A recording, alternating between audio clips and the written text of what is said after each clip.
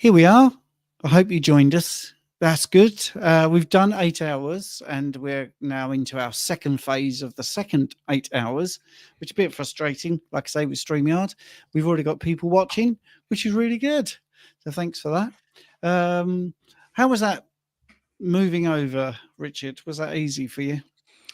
Yes, a few little behind the scenes tweaks in regards to streams and logging in, but yeah, all good. Yeah. All good.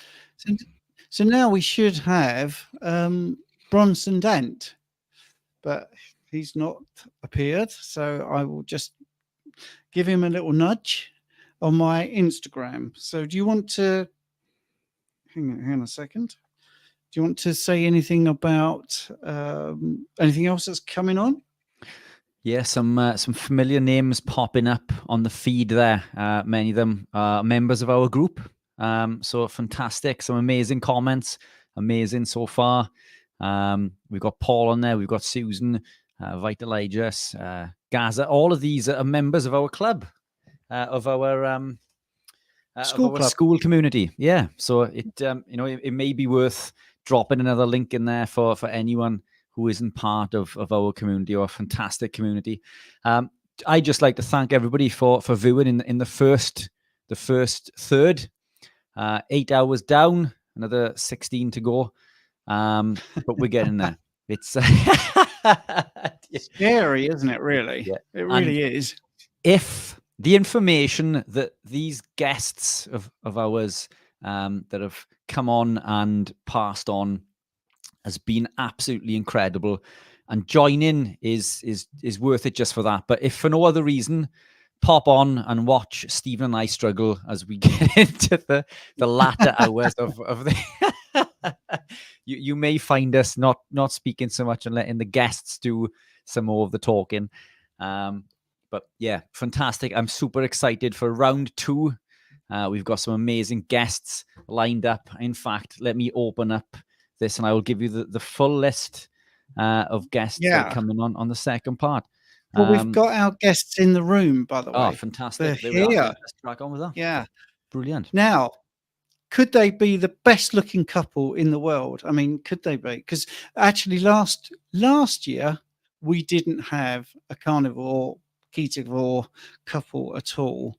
And yes, I'm stalling because I'm watching in a little screen as they press buttons, but let's put them in and let's see if it's because they're not on our thing. Hang on, let's put them in. Let's put them on the stage. That's it. Are we happy? Hey, what's going on? Can you hear us okay? All good. We can hear you guys and hear see you, although your head's missing. Yeah, your head's missing off there. That's better. There we are. Hey, there we go. Wow. Hold on. We're having some link issues and mic issues, and okay, it's crazy. Well, that's fine. Yeah. Right. Okay. So for people that don't know you, you could always swap the mic in between each other. For people that don't good. Can you hear us? Yeah, we can hear you. Yeah. Can you just give us a little introduction of who you are? All right. Who are you? I am the Keto Bikini Pro. Gotta hit a flex when I say that. Coach Nat, the Keto Bikini Pro. I have been competing in bikini bodybuilding for over 8 years now. Went pro in 2019, and I'm a coach for women who want to improve their health, improve their lives, improve their body composition, not just become smaller versions of themselves. So that is what I do full time now for the last 2 years, 5 years or so. Yeah. And I'm Coach Bronson. I've been doing this for almost 14 years now. Just general helping people improve their body of life, focusing on a holistic view of what it means to get healthy, and not just fitness, not just nutrition, not just weight loss, but kind of bringing in the fitness, nutrition, and mindset aspects of the whole process to help people really figure out what it is they're actually trying to do when they think it's just weight loss that they're trying for. Yeah. Yes. So, and what are they normally trying to actually do? if it isn't weight loss? Improve their freedom, improve their physical ability, improve their quality of life. Get to a point where they are confident in what their body can do and how they can experience the things that life has to offer. We think a lot of us, we get overweight and we're told and we're sold that weight loss is the answer to all your problems. And unfortunately, most people lose weight and still have a lot of problems. And understanding that it's about function, it's about what you can do, it's about how your body works, not how your body looks. Yeah, absolutely. Fantastic. Yeah, sorry, Rich, go on. It's the other way around, isn't it? I think the weight loss is a side effect of being healthy, but people think that they become healthy because they lose the weight, but it is in fact the other way around. And I believe that when we stop trying to lose weight through calorie counting and stupid means, that we find optimal health and well-being through living an ancestral appropriate lifestyle. We heal and repair the body, we block inflammation, we heal insulin resistance, and we just become a lot fitter and healthier, and then the weight begins to fall off. So I think it's we've got that completely the wrong way around, haven't we? It's the health comes first. Yeah, absolutely. And the thing that I like to talk, I actually did a video about this recently, is that healthy doesn't have a weight, right? When you're healthy, your body's going to weigh whatever your body weighs, and trying to reach a specific number on the scale in many cases promotes more unhealthy behavior and unhealthy metabolic function, and just doesn't actually meet the goal of what we're trying to do. So there can be a focus on a weight, but that shouldn't be the only focus, right? We need to be looking at the big picture, like what are the things that are actually impacting my life? What are the things I have to say no to every day? What are the things I can't do or that I don't want in my life? I don't want to pay $600 a month on insulin. I don't want this. I don't want to go to the doctor all the time. All these different things. And you like to talk about the why nots. What are the things you don't want to do? Well, the thing is, most people think that they are chasing weight loss because they think that they will receive something. There's something they're searching for that they think they'll get from the weight loss, and they don't really know how to express what it is that the weight loss is actually going to do for them. So that's what we guide people to is, okay, in reaching this weight that you think is the magic number for you, what will your life look like that is different than the way your life looks now when you achieve that? So when you think you achieve the magic number, how does your day look different? How does your body feel? How are you feeling throughout your day? What is different about your life? And how are your relationships different? How is your career different? How are your finances different? And usually that is very difficult for people to answer. Well, I don't know how it's connected. It seems totally separate. It's not separate. Everything is connected. And so I like to use the why not, meaning if you think ahead to, if you don't make the changes, if you don't lose the weight, right? If you don't do the things you need to do to get to where you want to be, then what will your life look like? And essentially what that brings people to is, what do I hate about life right now at this weight I don't want to be at? Aches and pains, my joints hurt. I can't get up and down off the floor and play with my kids or my grandkids. I can't go up the stairs without being winded. I'm never in the mood. I don't want to have an intimate life with my spouse. I don't like looking at myself. Here's the thing. So there's nothing wrong with wanting to feel more confident in the way you look. It's okay to want to look different. It's okay for that to be a driver. I'm not going to be the one telling you, you shouldn't care about what you look like, only worry about your health. Because the truth is that the way I look in clothes, the way I look in the mirror, the way I avoid the camera when I'm with my friends and family. I like it when you look good. It matters to people. And if that can be the trigger that gets you to do something different, that then improves your health, that then improves your life, okay, so be it. It's okay to want to feel confident in your clothes. Well, there's a difference between, and I like that you said this, there's a difference between using that as a motivation and basing your decisions on that. If you're basing your decisions based on how you look or how you feel, how you look, That's different because that is often going to send you in a way that goes the opposite direction you really want to go. That as a motivation, as a driving factor, why you're making choices and why you're even looking at these things and talking about these things and wanting to improve anything, fantastic, awesome, go for it, have a blast. But there's a difference between the motivation and then using that as a filter to make decisions. Ooh, I love that. Right? Distinction. Yeah. Yeah, That's I golden. think the world has gone a bit crazy because everyone's scared to say something about yeah. And you know, I'm finding it with my coaching. Someone the other day said to me, "Look, I went to a nutritionist. Now I don't want to be rude, and I really don't want to say this, but the nutritionist was huge, like 22 stone, you know, big." And I said, "Look, you're not saying anything bad. You didn't say she was a horrible person. You're saying you found it difficult to believe her advice on nutrition because she clearly was not able to control her nutrition." And I think that's the thing. We've just got, I think, going back to being a bit more honest about things, not being derogatory, not shaming people, but saying, you know, this isn't healthy for your joints, for your heart. You know, it's just facts. If someone is feeling optimal and happy and healthy and they're a little bit overweight, then fair play. If that's their decision, that's fine. But if they're secretly thinking, I want to lose a bit of weight, but I'm scared because I don't want to join that community where I've shamed myself, well, that's wrong. And there are people that are actually saying, I don't know if I should lose the weight, if that's politically the right thing I should be doing, because it's like that. Well, that's ridiculous. If you've decided that losing a bit of weight is going to help your health and you're going to live longer, and let's be honest, you're a father, so you want to see your kids. I mean, what's wrong with that? Anyway, right, I didn't want to have that rant, but I've had that rant now.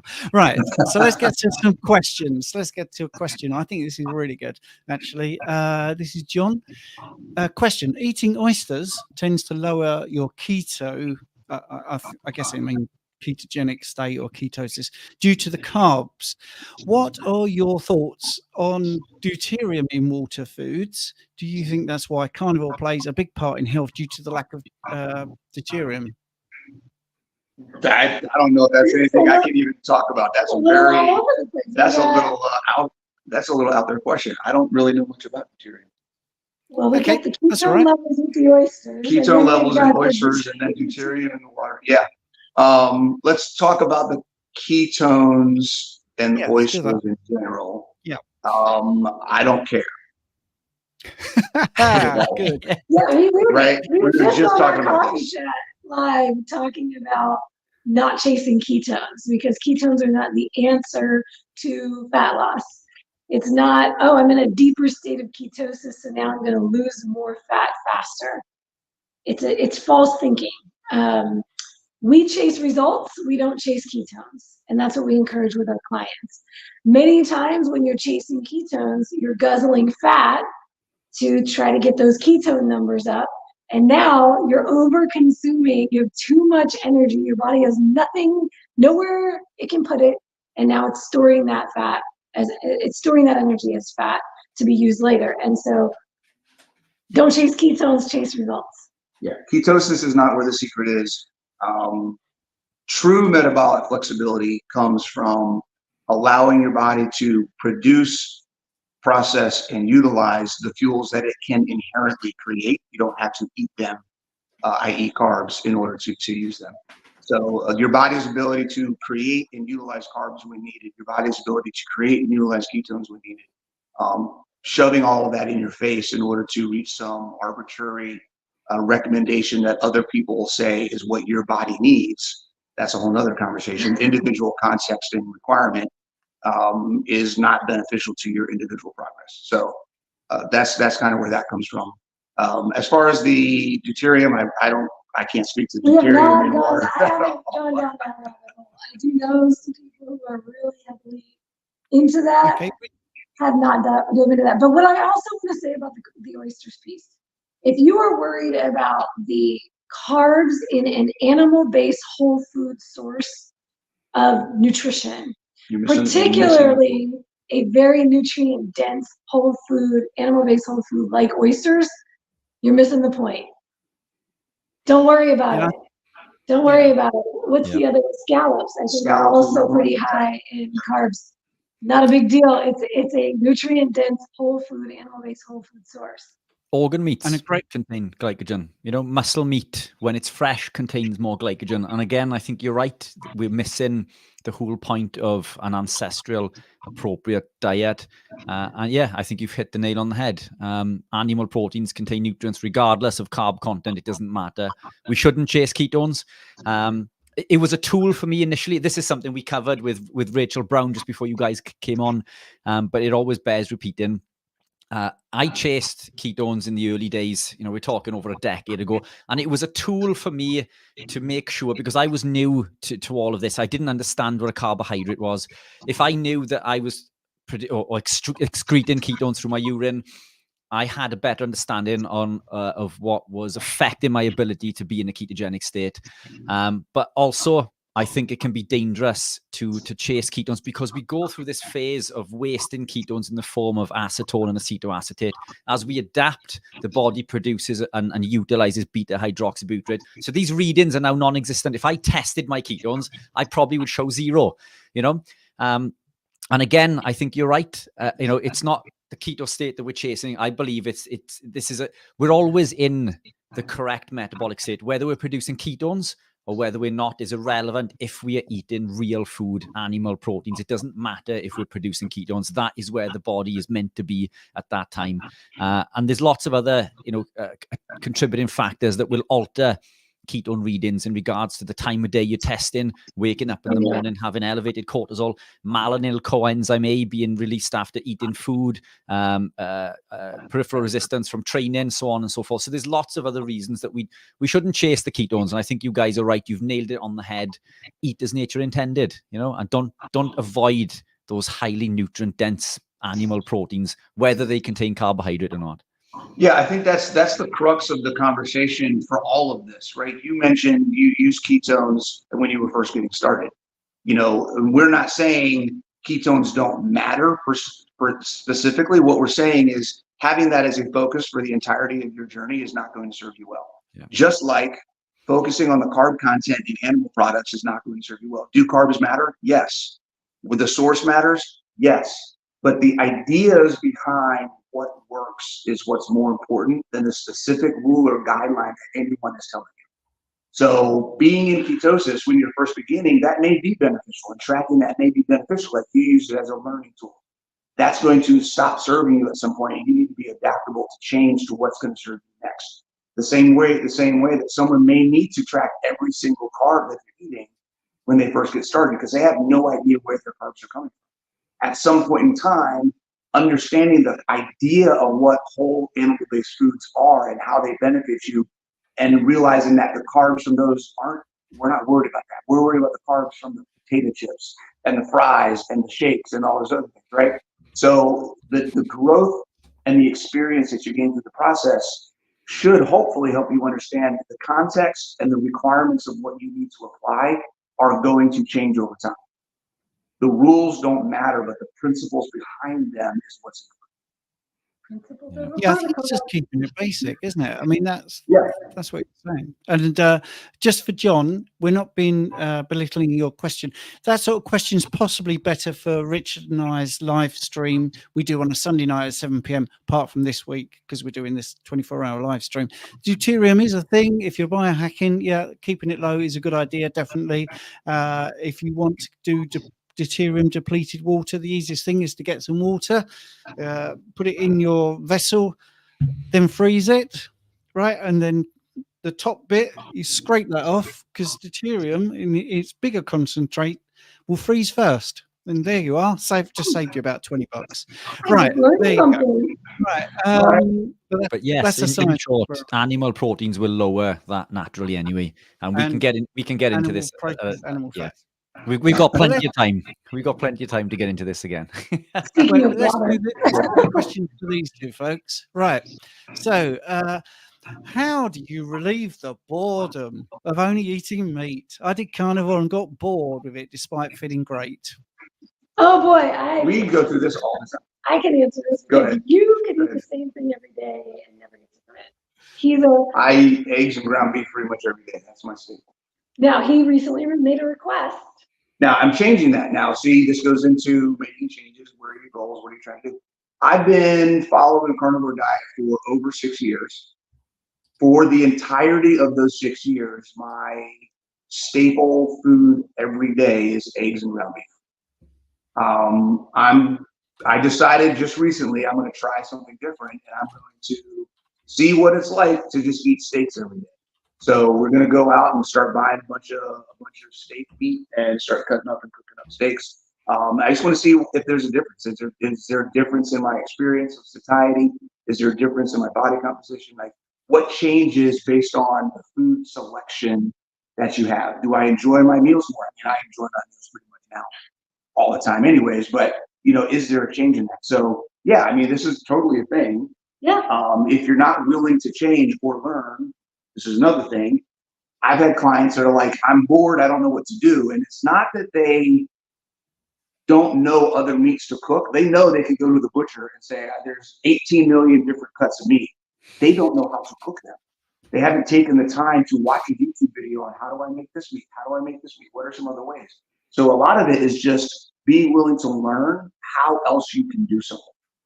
Yeah, and I will say you have to know yourself too, right? Like, you can eat the same thing every day. I like variety. So I will eat 3 different types of animal-based meals a day. I'll have a different breakfast, a different lunch, a different dinner. I like to mix up seafood. I like to do meat. I like to combine them. Sometimes I do a ground wagyu with mahi-mahi or another whitefish. So I have some fatty, I have some lean. I've got different flavor profiles in there. I love lamb. I love salmon. I will do lots of different textures. This is another thing. Sometimes it's not about the flavor. Sometimes it's not about the type of meat. Sometimes it's about the way you cook it. So I love to do some things in the crock pot, slow cooked pulled lamb or pulled beef. Sometimes I like to do it like a stew or a soup. I do a lot of air frying. I love the crunch and the saltiness of a salty, crunchy thing. We get the shabu shabu, the thin sliced New York strip that we get from Costco. It's very thin. We make our own carnivore snacks out of it, put it in the air fryer. Lots of salt. Depending on the person and why they're carnivore, right? If they're very sensitive to spices, they may have to go more lion diet, simple, right? We don't need to do that. So we do a lot of different seasonings. He loves Slap Your Mama. It's got that spice to it. I love to use rosemary and thyme and oregano. I love to use dill on my eggs. So I will do all kinds of different flavors, truffle salt, different types of salts. It's only as boring as you choose to make it. So explore, try new things. And I do all of this without recipes. I just play and try things. But some people really need recipes. And if that's the case, there are so many carnivore channels and carnivore cookbooks and carnivore websites. You can go and get all kinds of cool ideas. Just join some groups and ask people, how do you make stuff, right? The biggest thing about somebody asking, because we get this from fitness, we get this from nutrition, we get this in every aspect of how we work with people. It's asking the questions that they could answer themselves if they just cultivated some of their own curiosity. Ooh. Right? Just go out and look. Like, what variety is only a problem if you haven't gone out to see what else is out there. We talk about this all the time. Right? So go play, like you said, play with it, experiment with it, have fun. How much variety do people get in their standard American diet? In standard American diet, they're eating the same 5 things all the time. Yeah. And so a lot of the time, this thing about I'm bored with just meat, it's really what I always talk about, this limbic brain, this emotional brain that is trying to justify going off plan, trying to justify going back to the junk foods you ate before. You didn't have more variety in your standard American diet. You just ate French fries and fried chicken and pizza all the time. And you had taco night, and that was probably it. Friday pizza night, right? I mean, that's a great thing to talk about, because like I know when I was eating standard American crap, it was pizza, burgers and fries, pad thai, and coffee. Yeah. Sugar with some coffee. A lot of sugar. Right, sugar with some coffee. That's what I ate. Basically 4 things consistently every day of the week. And if I went off of that, it was maybe to get some nachos one time, or to get some tater tots, some loaded potatoes. Like it was, I it was have a lot the same more thing. now than I You used eat something to. different. You're always making Always, something. always. It used to be pasta for the week. With Right, you maybe make up a bunch of different- pasta and then you And then portion that it was it out. for the week. Yeah, and stir fry, rice, stir fries. That was like it. Yeah. Maybe We pizza. actually have more now. I don't, because I've actually reduced what I eat because I'm lazy and I don't like to cook. That's one of the benefits for Carnivore for me, guys. Is I don't have to So worry simple. about what I'm cooking. I'm a dude. We live together, but I live bachelor when it comes to my cooking. We do our own separate cooking Right, most of I'm the a time. bachelor who doesn't make a lot. Like I cook a bunch of meat in the crock pot, or I cook a bunch of meat up on the frying pan, stick it in the fridge, and then scoop it out of the bowl every day. Every day. That's my prep. Excellent, excellent. And I just want to plug, I have a Carnivore cookbook with over 100 recipes in, and I do a meal plan with over 150. It is really easy. And and it's really strange because I'm fit right in the middle of these two, because when I started coaching, I thought everyone will be intuitive. It doesn't matter. You don't need a meal plan. You don't need a cookbook. I really did dig my heels in. You will become intuitive. But some people just don't. And so they need... So you can fit in anywhere. So yeah, the guy who asked the question, thanks us for the answer. But all I would say is, to broaden it out, you can make it as interesting as you want. You can definitely do that.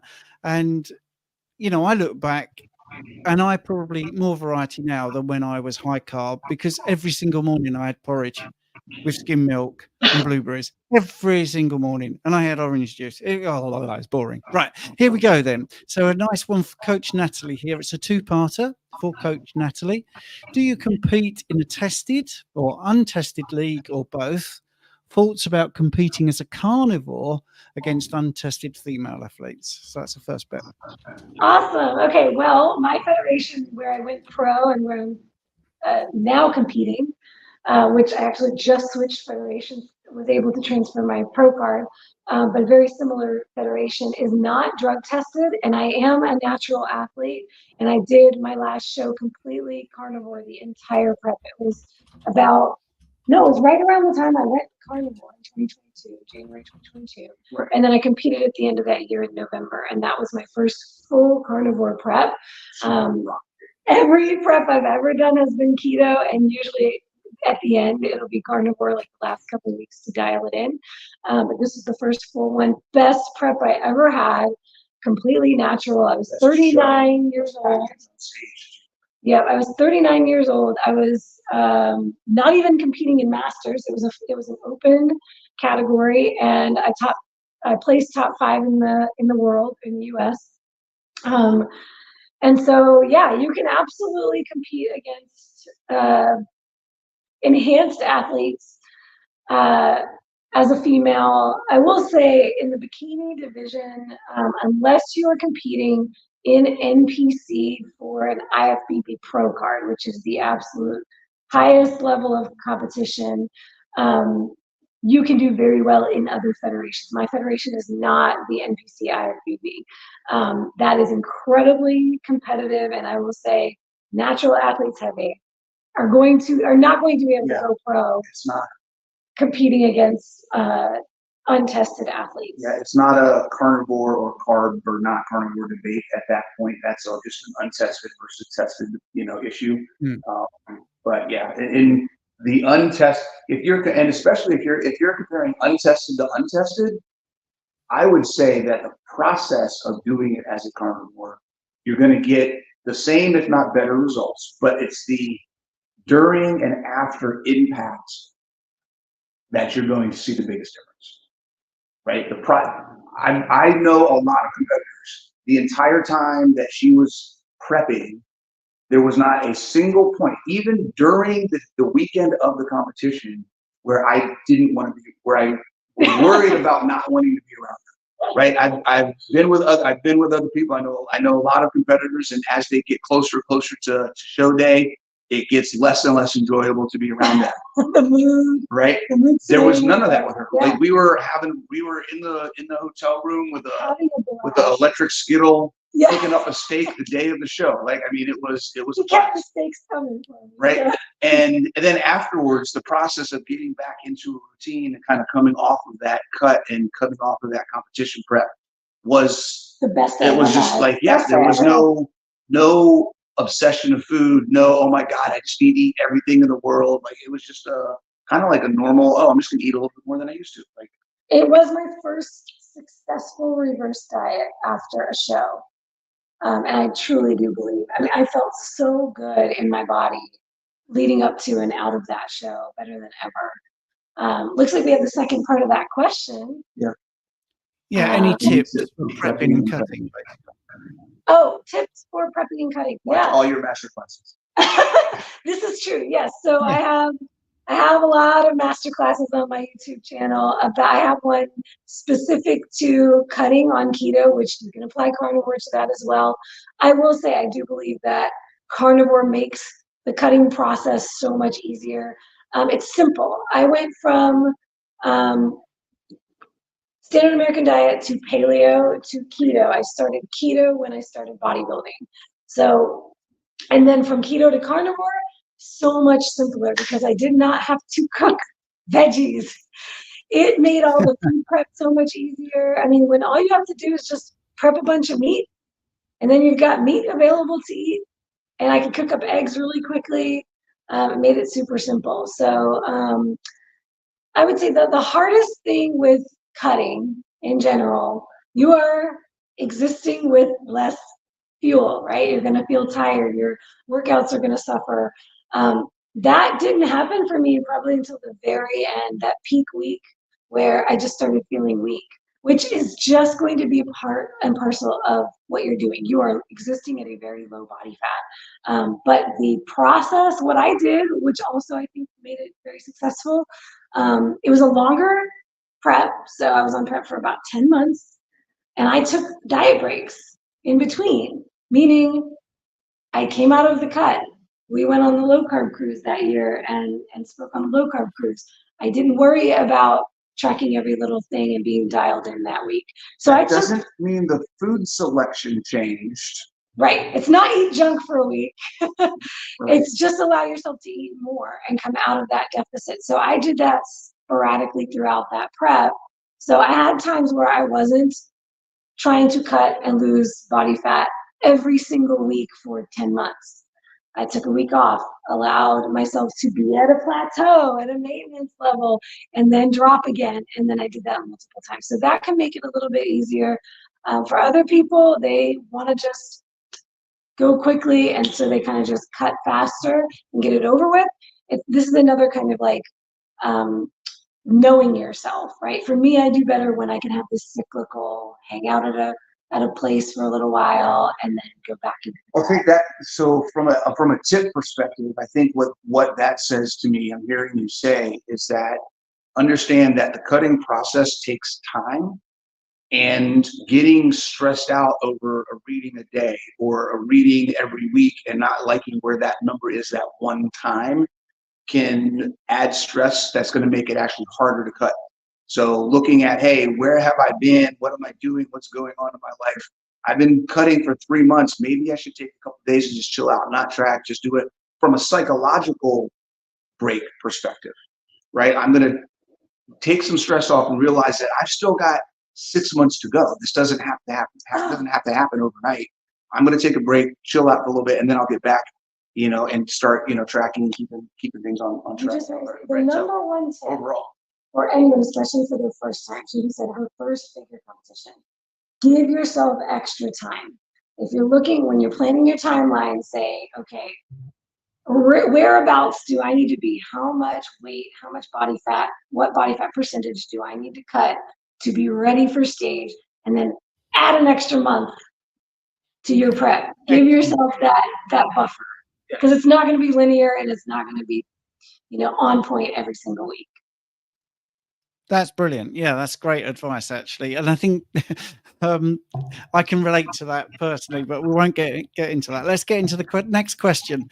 Giving yourself a strange question here. I don't know if this is for you, really, but what are your thoughts of cooking at medium heat versus medium high, especially with tallow or butter. I've started carnivore and I'm concerned about smoke points.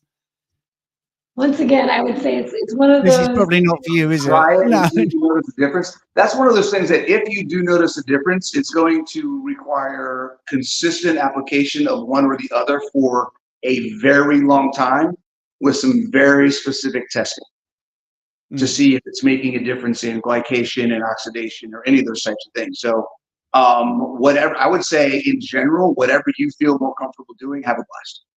Yeah, I don't think that that's one of those big, like low-hanging things on the tree that I would be focused on if I was working with somebody. If there's a bunch of other things that they could do that are more closer right in front of them that they could address. Yeah, it's a spectrum, right? It's like, now we're getting into the nitty-gritty. The healthiest way you can cook is lowering the oxidation, lowering the glycation, right? So boiling your meats, but who really wants to do that? Let's be real, right? No, or raw. Just eat everything raw. Right. If you're worried about that, then just eat everything raw. Lightly searing, right? So, I mean, if you're not charring things on the grill, then you're in a comfortable place. Then I would say now you're getting into majoring in the minors. If you're there and that's the next thing for you, cool. You know, yeah, try it. But it's not the biggest. It's not the low-hanging fruit. Yeah, I agree. There's one of the questions here, or it's actually a statement, but I want to actually put this up and just put my 2 pence in, because this is a thing that I actually say to people that I coach. So the Iron Lady is saying, isn't social life about spending time with people? ? Food is only a small part of it? ? Right. Yeah. I always say this to people that are worried about social situations, and I do it to try and make them laugh. Now, if I go out and someone's invited me to a barbecue and they get hung up because I don't want a potato, I just switch it around and I say, is your life so hung up on what I eat that if I don't have a potato, you don't want me here? You know, it's how we look at it. If you go to a barbecue, you do not have to, there's no rules. You don't have to stuff yourself with carbs. You don't. You're still the same person. You can still have a dance. You can still be embarrassing. You can still tell bad jokes. You can tell stories. The fact you don't want a bit of bread and a bit of potato is ridiculous. If anyone doesn't want you at the party because you don't want to eat a slice of bread, really, you need to be looking at better friends. Because I'm just switching it around. Life is not food. Food is not it. So here's the thing. Right.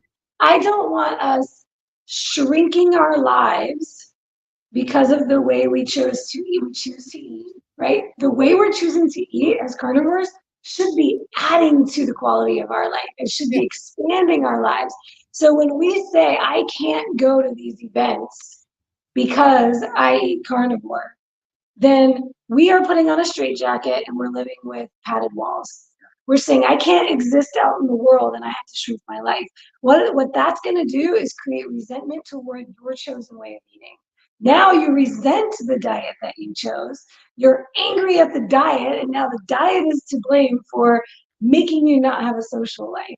You're choosing to stay away from people you love simply because of the way you eat. And you can go, if you recognize that you have the power over your choices, you can go be in these spaces and you can still have a blast and be present. And for me, before I went paleo, keto, carnivore, when I ate junk around family and friends, I could not be present with my family and friends because I had such brain fog, headaches, stomach aches.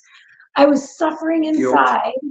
And I could not enjoy my time with my loved ones. Now I enjoy the time with my loved ones because I'm more present with them and I'm not even thinking about the food. Yeah, I want to add to what you said about power. And that is, if we go to the reason we're on this journey, why are you doing this in the first place? Because part of that discussion, part of that motivation is to gain control and take ownership of your life. You cannot gain control of your life and your journey if you're giving it away to other people's opinions. Right? So worrying about what anybody else is thinking about the choices that you're making is immediately putting a wall in front of your progress. Absolutely. And this is the thing. I think we need to look at food differently. So the follow-up remark there is 3 of us in the family. And I'm not having a go at the person, Iron Lady. I'm really genuinely not. I'm just trying to expand everyone's way of looking at this. 3 of us in the family are gluten-free, and this is limiting when you go to the restaurant. Well, No, it's not. firstly, I'd sort of disagree with that because gluten-free stuff is pretty much everywhere. Secondly, there are tons of alternatives that don't have gluten in. And if you go into a restaurant and it's basically all bread based and pasta based and everything's got gluten in, then you need to pick a different restaurant. You know, Yeah. I know that sounds very harsh, but that's not. I mean, I had a meal out. I had a present bought for me, and the meal was disgusting. You know, I didn't want to eat any of it, and I felt obliged because it was a gift, but it was awful. It was absolutely awful. So anyway, sorry. So Well, just I- just to jump on that. How limiting is it when you eat gluten if you're not eating gluten, you're probably not eating gluten for a reason. I know that the way I used to feel when I was eating gluten and dairy for me limited my life more because I was in so much pain and discomfort. That's limiting. That limited what I was capable of doing and how I was capable of showing up. Not eating it is actually much more freeing. And there's also a whole bunch of mindset. Like there's about 4 different things in this conversation I'm thinking about: mindset, limiting beliefs, and perception, right? One of them being is if we're acknowledging that community and social engagement doesn't have to be surrounded by food, why are we focusing on doing it around food? Where your focus goes. We just had my entire family over here yesterday, and we were sitting around in our living room talking about different stuff, and we were like, you know what? We don't host that often, but when we do, compared to what used to happen in the past, we would have hors d'oeuvres and drinks on the counter and all these things ready for people to snack, and most people stand in the kitchen. We had no during food parties, out. right? We had no food out. We don't drink anymore, so we had no drinks. And we went out to go outside and walk, and then we went to dinner. So the majority of the time that we spent together was in the living room talking and engaging. There was no food involved, right? And that's what social engagement can be. It doesn't have to be food related. And to your point, where your attention goes, your energy flows. So what are you paying attention to? We went to a restaurant with the family. Yeah. We ordered what we would normally order. Yeah. Chicken thighs and salmon. And salmon and steak. My no salmon, side.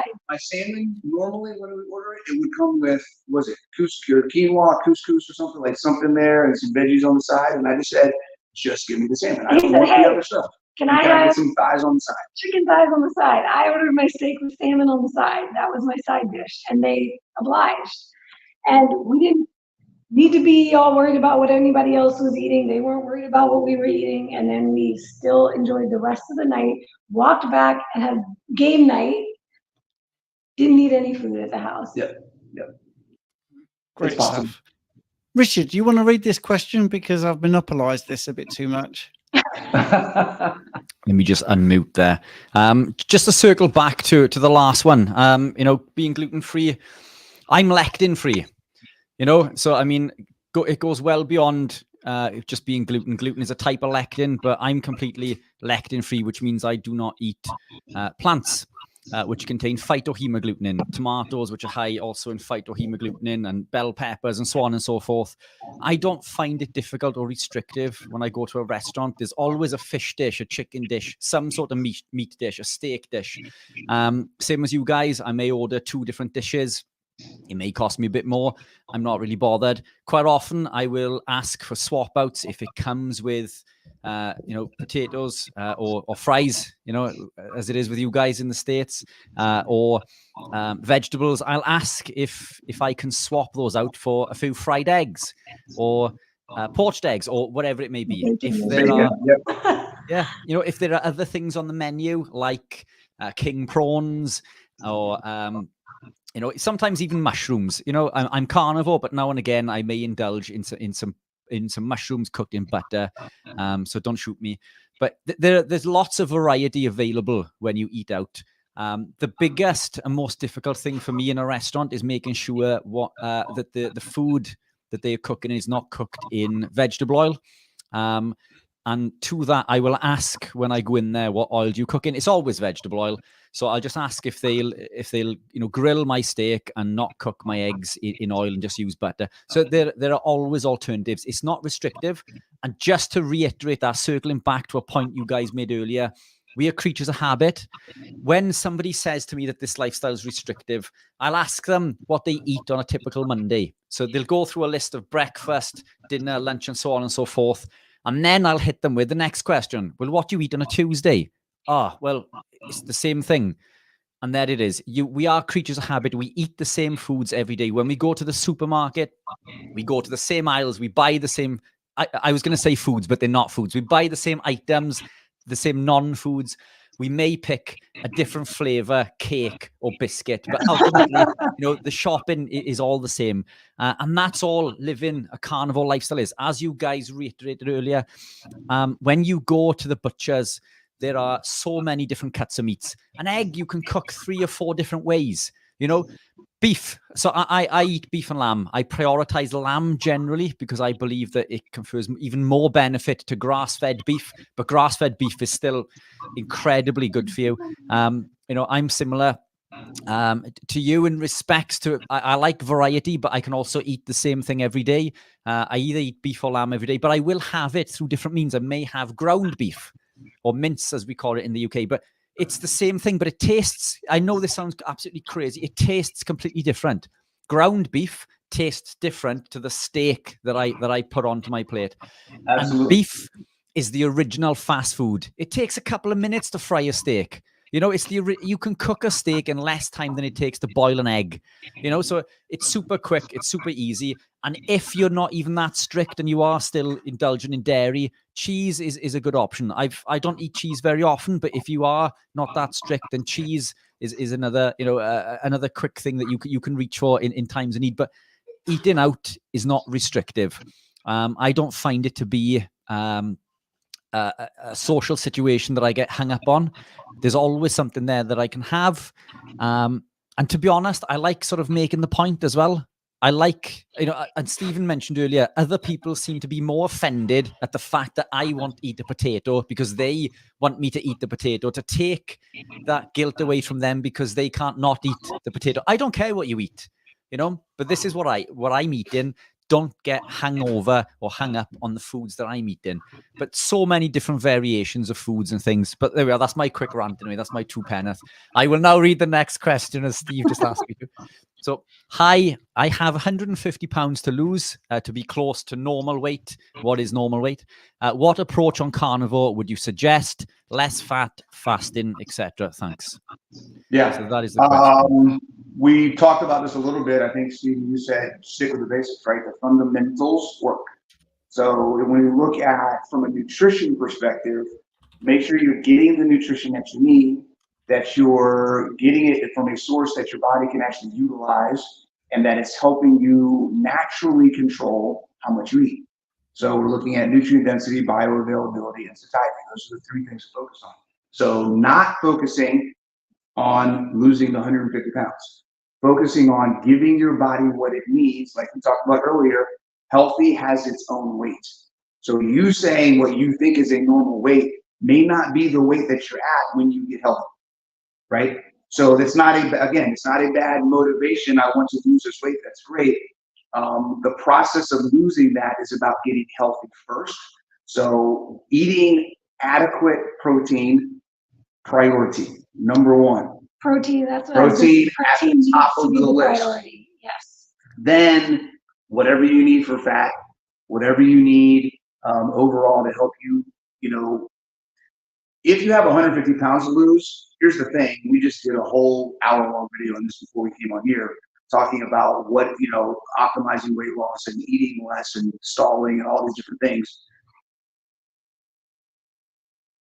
I'm trying to figure out how to get into this without taking a whole nother hour. When we talk about macros, when we talk about food intake, we have to understand that protein is not a primary source of fuel.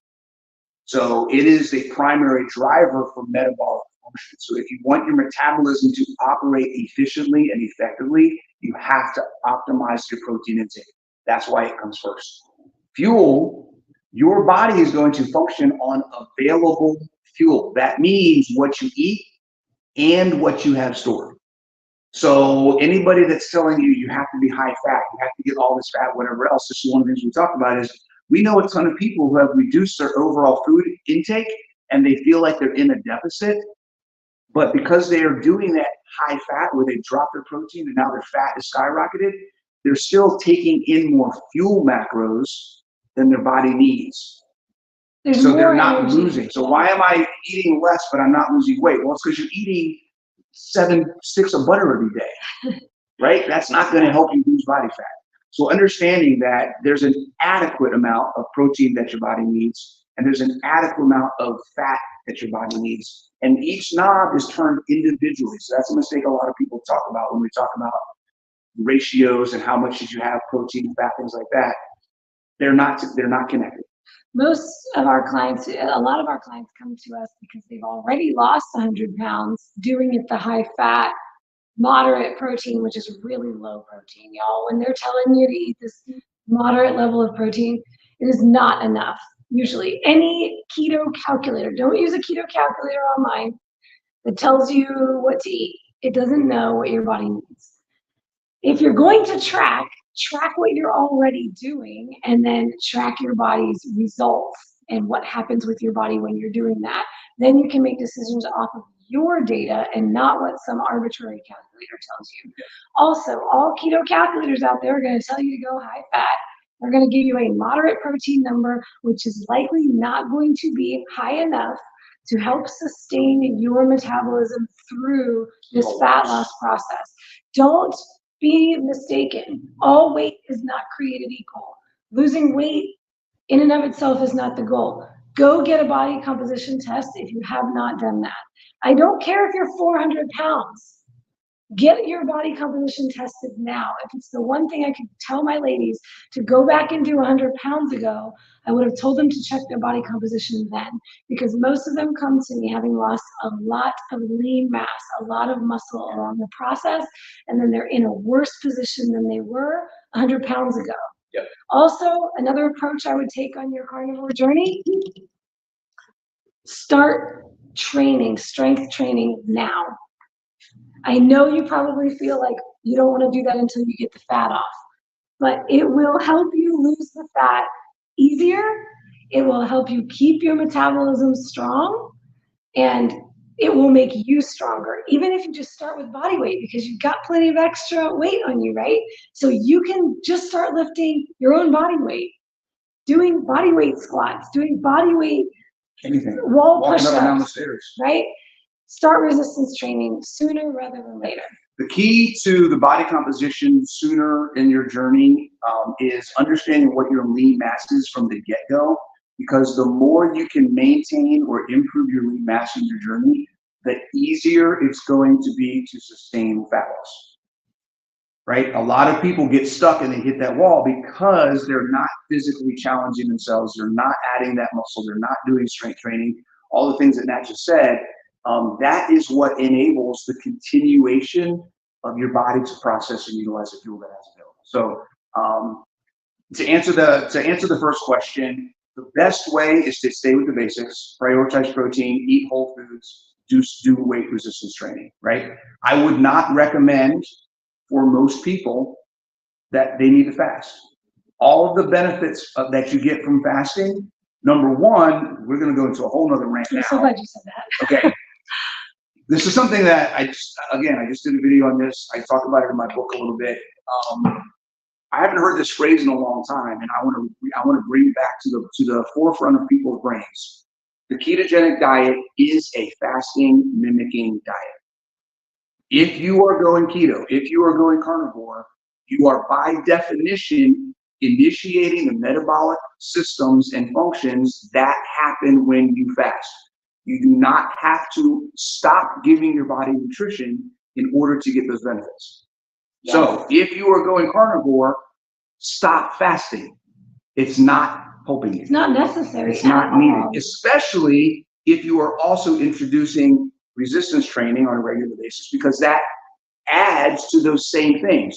Autophagy, mitophagy, BDNF activation, I mean, immune system function, all of the benefits you get from going ketogenic or fasting and working out are just expounded on top of each other, and you're improving metabolic function in general by building lean mass, increasing mitochondria, all the things. So don't fast. just stick with the basics. The basics Give your take body care of the nutrients. 95% of all of the things you're trying to do with all these hacks. Brilliant. Brilliant. So we got our last question, and just a quick plug for who's coming up. Dr. Sarah Zaldivar in the next hour, and after that, Dr. Shawn Baker, and plenty more guests later on. Dr. Philippa Vardia, Lisa Wiedemann. Oh, they're everywhere. Dr. Sabrina Salt, all the big hitters from America. So final question from Matthew, and does Coach Bronson, but I mean, we can also ask Natalie this as well. He doesn't know anything. Does Coach Bronson think low or high volume resistance training is best for building muscle?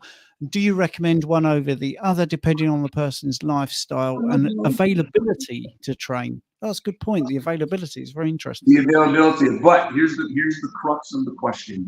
What do you mean by building muscle? And what do you mean by high and low volume? Right. You have to So clarify. the question is, are you trying to improve strength or are you trying to get bigger muscles? And there's a balance between the two. You can do both, but there's going to be a focus and there's going to be a priority. So if you're doing lower volume, your muscles will get somewhat bigger.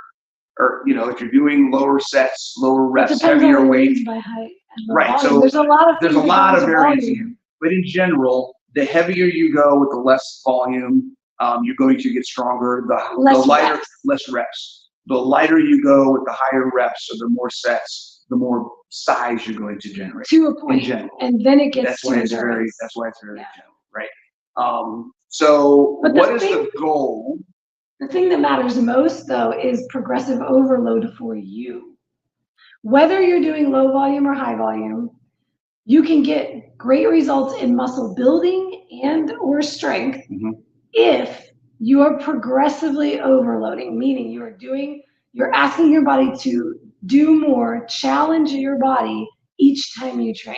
And this is what I was going to say. If you add in the component of the time available, then what you're looking for is do any of it as long as you're challenging yourself and you're progressively challenging yourself over time with whatever time you have available. So if you only have 30 minutes a day, 3 days a week, lift as hard as you can for those 30 minutes and try to lift more each week over time, and you're going to see some progress. Yeah. That's really what matters. It's about what can you do realistically with progressive overload over time. That's what we're looking for. Something that you can do consistently and sustain. That's great. That's great. It's a fantastic hour. The reason I picked up on availability, just so you two know, is very often people ask us on our Sunday lives, when's the best time to train? And I always answer, when you can do it. When you can, yeah. Yeah, because if we say 6 a.m. Monday and Wednesday and Friday, and you're working at, going off for work Monday and Friday, but at 6 a.m. you can't do it. So anyway, that's brilliant. Rich, did you have anything else you wanted to ask? Let me just unmute. No, fantastic. I think I agree with everything that you guys have just said. As you say, I think fasting is a fantastic tool, but we don't need to, just by being ketogenic, as you rightly say, we are eliciting all of the benefits of autophagy, mitophagy, increased lipolysis, brown fat activation, and so on and so forth. When people ask me, do I fast? My answer is no. But then I do go 16 to 18 hours quite often without eating. But I'm not forcing a fast. I eat intuitively, and I think that's really important. That's the key. Yeah. Eat intuitively. I eat when I'm hungry. If I'm not hungry, I don't eat. When I do eat, I eat a lot. How many meals do I eat a day? Some days it's one, some days it's two, some days it's three. There's no set rule for me. I eat as my body, as and when it requires. But I think you've hit some really important things on the head there. I mean, I too prioritize protein. Protein in nature comes with fat. So by default, as long as you're eating, the protein as nature intended, we get in the protein and the fat. And as we mentioned a couple of times earlier today, if we look at the cell structure, 70% of it's water, around 18% is protein, 5% is lipid, and only 2% is polysaccharide. So the predominators there are protein and fat. So I think it just comes back to eat as nature intended. Eat when you're hungry. You don't need to force a fast. I think fasting does have benefits. I think it is a tool that you can implement. But I do find that fasting can impede some performance, and especially with women. I feel that women don't do very well with extended fasting. Men seem to cope better with fasting or eating one meal a day. I find that You know why?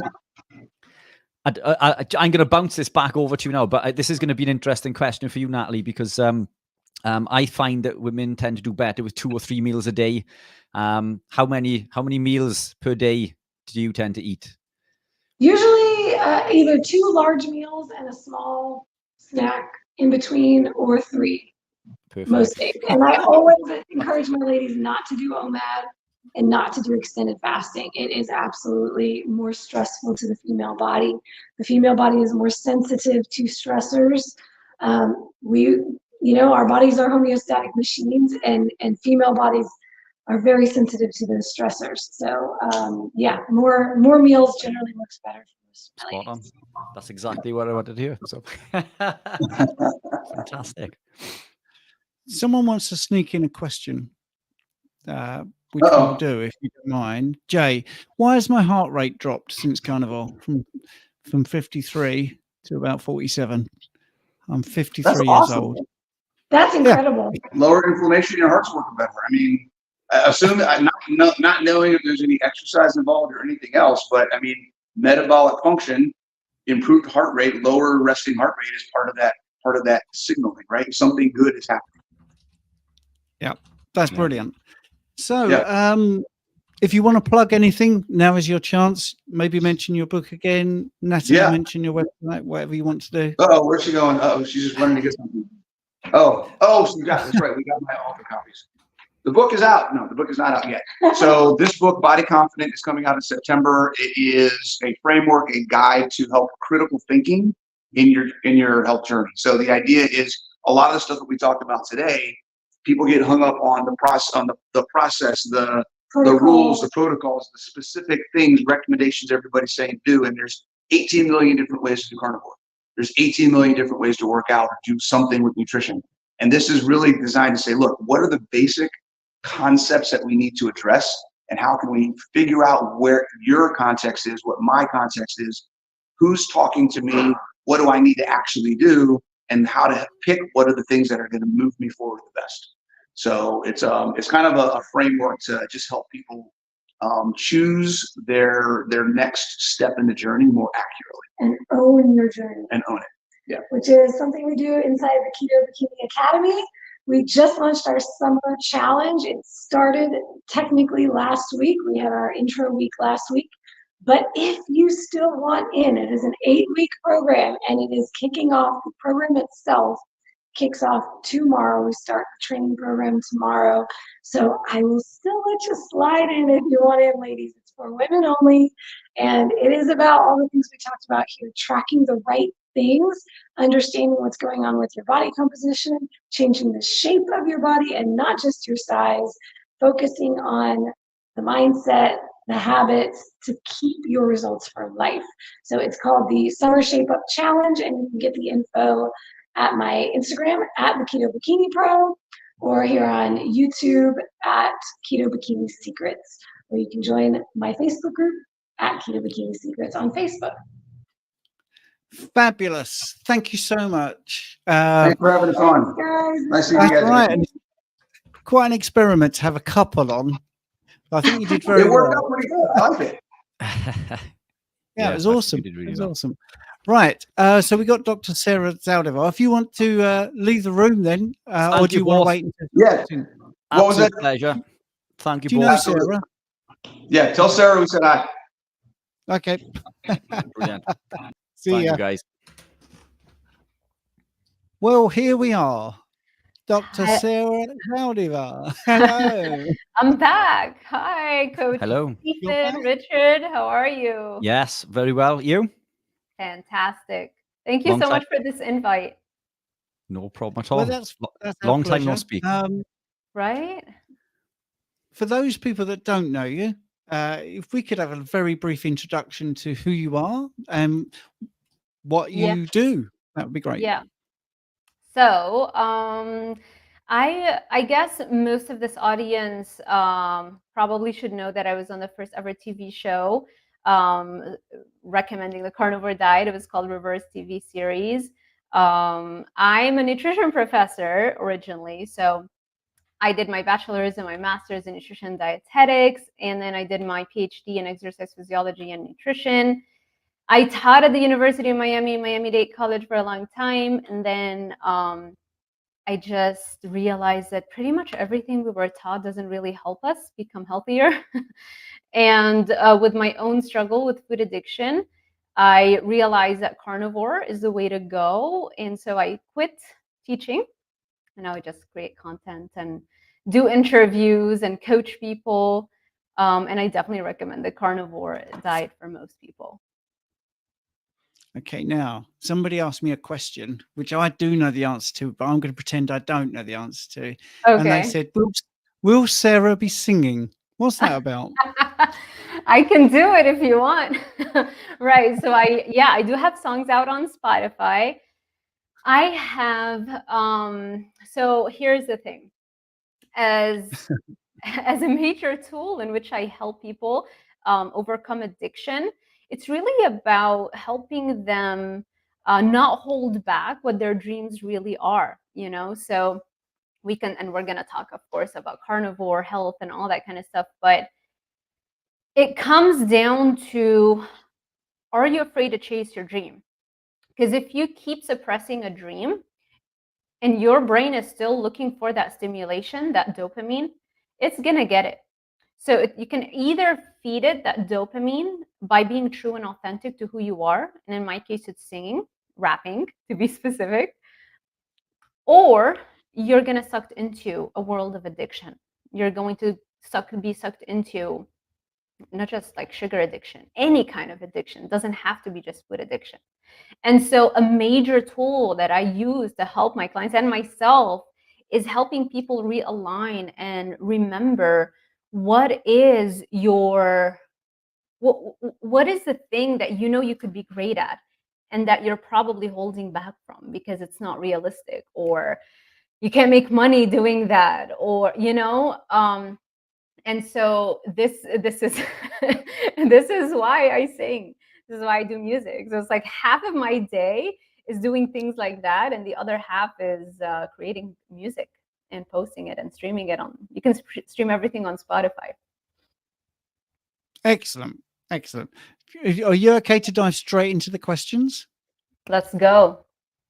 Let's go. Richard, do you want to read the first one? Where are we? So what have we got there? Larchfield Property Investments. Me again with a smiley face. Any advice on tackling lipodema and cellulite? Yeah. So a lot of cellulite and lipodema really comes down to your body fat percentage. Oftentimes, as you get leaner and leaner and leaner, it's very, very difficult to have any iota of cellulite left. And you might think, well, are people that are pretty, they look lean, but if you really pay attention to their body composition, it's more like they're skinny fat. They don't have muscle tone, right? And so they just look smaller, but their body fat percentage isn't really as lean as it could be. It's just because they also don't have fat, they appear to be super lean. And so I would say just drop your body fat more, put more muscle on, and that's going to tone your body. And it's very, very difficult to still suffer from cellulite if you have that low of a body fat. Cool.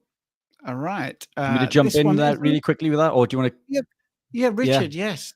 Yeah. Only really quickly. I mean, when it comes to lipodema, I mean, carbohydrates are inflammatory to the lymphatic system. Dietary fat fuels the lymphatic system. It generates new lymphatic vessels and increases the transport capacity, which will allow for better draining. Dietary fat and ketones are preferential for the lymphatic system. So again, it comes back down to eating an evolutionary appropriate diet, if you like. Well, restricting those carbohydrates and eat as nature intended. And it is in 3 or 4 sentences. It is as simple as that. Right. Now this one. And I'm going to add, make sure you drop, because a lot of people will just go carnivore, right? Or just do keto. And it's like, I'm not eating carbs. but I'm still not losing weight. You still have to put a plan in place to drop your body fat percentage. And we can dive into that if you guys want.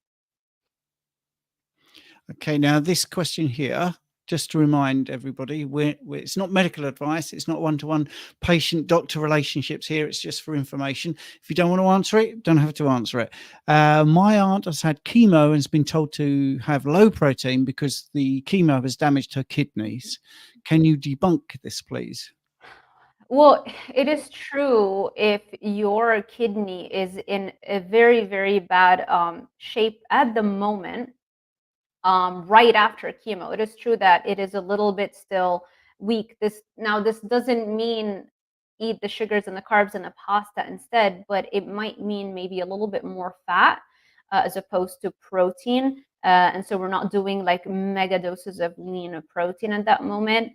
But it is true that chemo unfortunately does not discern between healthy cells and unhealthy cells, and just everything is demolished at the same rate, unfortunately. So I do have interviews with Dr. Thomas Seyfried. I was so happy that he gave me that interview maybe a year or two ago, so people can go and put Dr. Sarah Zaldivar, Dr. Thomas Seyfried, and check out his work using keto for cancer, and all of the fantastic things that he's showing, the rates of remission and the results he's getting, and taking a completely different approach, a metabolic approach to curing cancer. It's really really inspiring. Yeah, I mean, if people want studies about kidney being protective actually of the kidneys, then just email me and I can send you some studies about that. And also I've got success stories where people have gone from dialysis to normal function. So the kidneys can repair. Definitely they can repair. Right. Matthew's got another question. He snuck in a couple in the last hour. Hi, Sarah. Do you believe resistance training and the carnivore diet are the ultimate life hacks for increasing dopamine? Are there other useful things you suggest to healthily increase dopamine? Yes, and yes. Okay, so carnivore diet, strength training are the ultimate for raising your baseline dopamine. And it's really important that we differentiate between just dopamine and baseline dopamine, because a lot of things can raise dopamine. If I have a cookie right now, I'm going to increase dopamine. If I go shopping, I'm going to increase dopamine, right? I mean, there's so many quick forms of dopamine that you can get. So I don't care about that. And that's unfortunately like 99% of the content on the internet. You go to blogs, you watch interviews, you watch podcasts, you read books, how to raise dopamine. It's like, I know how to raise dopamine. That's not the problem. The problem is the baseline dopamine. From the moment you wake up to the moment you go to sleep, where is your dopamine at? And so, like Matthew said, the carnivore diet is powerful because it removes the things that drag dopamine down, which is usually carbohydrates and processed foods. So you want to stop destroying your dopamine centers in the brain. And so carnivore allows the destruction to end. Now, how do you raise your baseline dopamine and you fix the destruction of the dopamine centers that you have accumulated over a lifetime of food addiction, whether you're aware it was a food addiction or not? Anything uncomfortable, so resistance training, but also sprinting and running outside your comfort zone. That's also going to raise baseline dopamine. But I have also added one mega tool into the toolbox, which is visualization, manifesting, whatever you want to call it. It's a form of meditation that's actually not very comfortable for people to practice. And if you're very comfortable practicing it, you're probably not really tackling the scenarios or the visualized scenarios you should be working on. But if you get good at visualization, that is going to help you also raise your baseline dopamine. And as you become a better visualizer and you can draw up scenarios of what you want in your life with more specificity and they become more vivid, that raises your baseline dopamine higher and higher and higher. So I would say training hard and visualization. And I have found probably that visualization is far more powerful even than the training hard part, because it allows any scenario that you want in your life that you're struggling with. It allows you to get those reps in your head, to practice them. And so okay, let me not confuse everybody. Why is visualization so important? the main part of visualization is that, yeah, it's going to raise baseline dopamine. So we talked about that, right? You can strength train, you can work out beyond your comfort zone, and that raises baseline dopamine. And visualization can raise your baseline dopamine.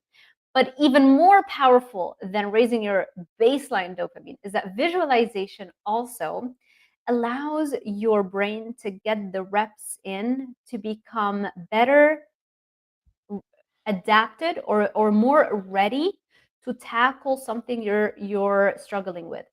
For example, every time you have an argument with a partner, right away you turn to sugar.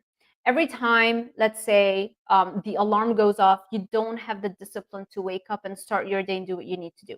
Okay, so those are two things that you're struggling with. You can use visualization not only to raise your baseline dopamine as you get better with the visualization, it's constantly raising your baseline dopamine, but on top of that, you are rehearsing scenarios that are very specific to you that you are struggling with a lot. And you're rehearsing them successfully in your brain. And so your brain, here's the thing, your brain doesn't know the difference between a visualized scenario and a real life event. So when you're rehearsing in your brain, not reaching for the sugar despite a very stressful argument with your partner, and you've rehearsed that in your brain hundreds of times, your brain believes that you are a person that every time you are stressed out and you fought an argument, your brain believes that it doesn't matter to you. You don't care about the sugar. Your brain believes that to be a true event. They've done multiple studies where they'll get, athletes, or let's say piano play. This is a famous study, right? The piano playing. They get, some of the people are taught how to play the piano piece. Another group of people are taught to rehearse the piano piece in their minds without touching a piano. And another is a control group where they don't do anything. And they look at the progress, or like when they test them on how they played that piano piece, and they all play it exactly the same way. So the people who didn't touch a piano but only rehearsed it in their brain ended up playing the piece just as well as the people who actually practice on a piano. They've done that with basketball players. They've done that with bicep curls. People just imagining training their biceps without touching a dumbbell versus people who actually touched a dumbbell. And they both get the same results. Now, there are some studies here and there that show it's only 50% improvement. But even if you look at the worst case scenario, only 50% improvement in the physical strength, that's still wild, because you can get as many reps as you want in your brain. You don't have to wait for this once a month or once a year argument with a spouse to get your reps in. You can compress the time it takes you to get better, because you can get all those reps in this morning. You can get 100 reps in. So it's just, it opens up a whole new avenue for, you can literally get anything you want if you put in enough reps under your belt. So yeah, that would be the answer, Matthew. Carnivore is great because it removes what is weakening you and what is destroying your dopamine receptors and the dopamine centers in your brain. That's great.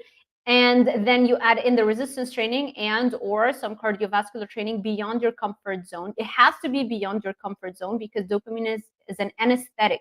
It means that only when you feel uncomfortable does it trigger your brain to create more dopamine machinery, so that you have more of this anesthetic that would numb out the pain of the exercise.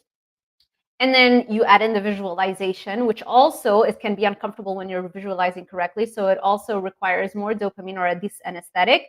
And on top of that, it gives you very specific training for whatever it is that you're working towards.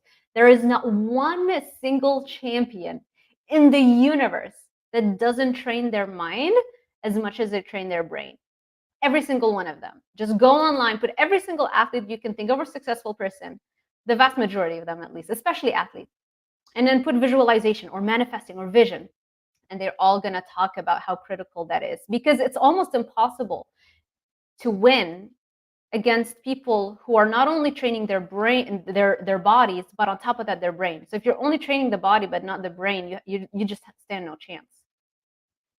That's mind-blowing. And I'm going to ask a question which sounds asinine, and it really isn't. It's just because this is new information for me.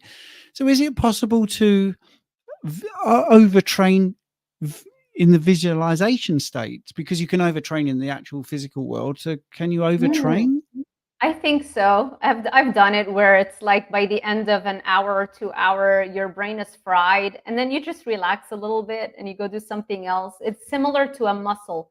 So yeah, in my personal experience, and if hypothetically, of course, you can get central nervous system fatigue. That would make total sense, right? But then you can. This is why, like, don't start with a 2 hour visualization session. Start with 5 minutes, right, to build up the machinery. Just like you don't go and you lift an insane amount on the squat rack, you build up to that, same thing with the mindset. Anyway, you're going to be so mentally drained after your first few visualization sessions that it's very impossible to last hours of that. You don't need hours of that. As you get better, you start drawing up those vivid visualizations instantly, as opposed to having to work your way up. And so as you get better at it, you don't need as much time visualizing. But in the beginning, your brain might wander a little bit. People who have meditated in the past are going to have a much easier time because they know how to bring back their focus back to the breath. So what we're doing here, if you've meditated in the past, instead of focusing on the breath, what's the use of focusing on the breath? Just replace that with focusing on what you need to work on right now. What is the sticking point that you're really struggling with? Focus on that instead.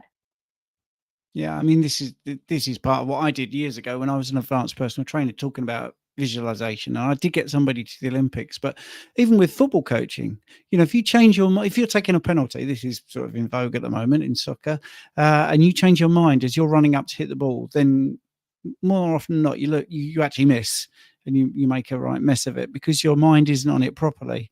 And whereas you visualized, I'm going to run up, I'm going to hit it there, I'm going to run up, I'm going to hit it there, I'm going to run up, hit it there, and then you actually run up and you go, no, you completely ruin that rehearsal. So, you can even know that it's worked in your brain before it translates into your life. So for example, what most people are struggling with food addiction, let's say, or reaching out for carbs.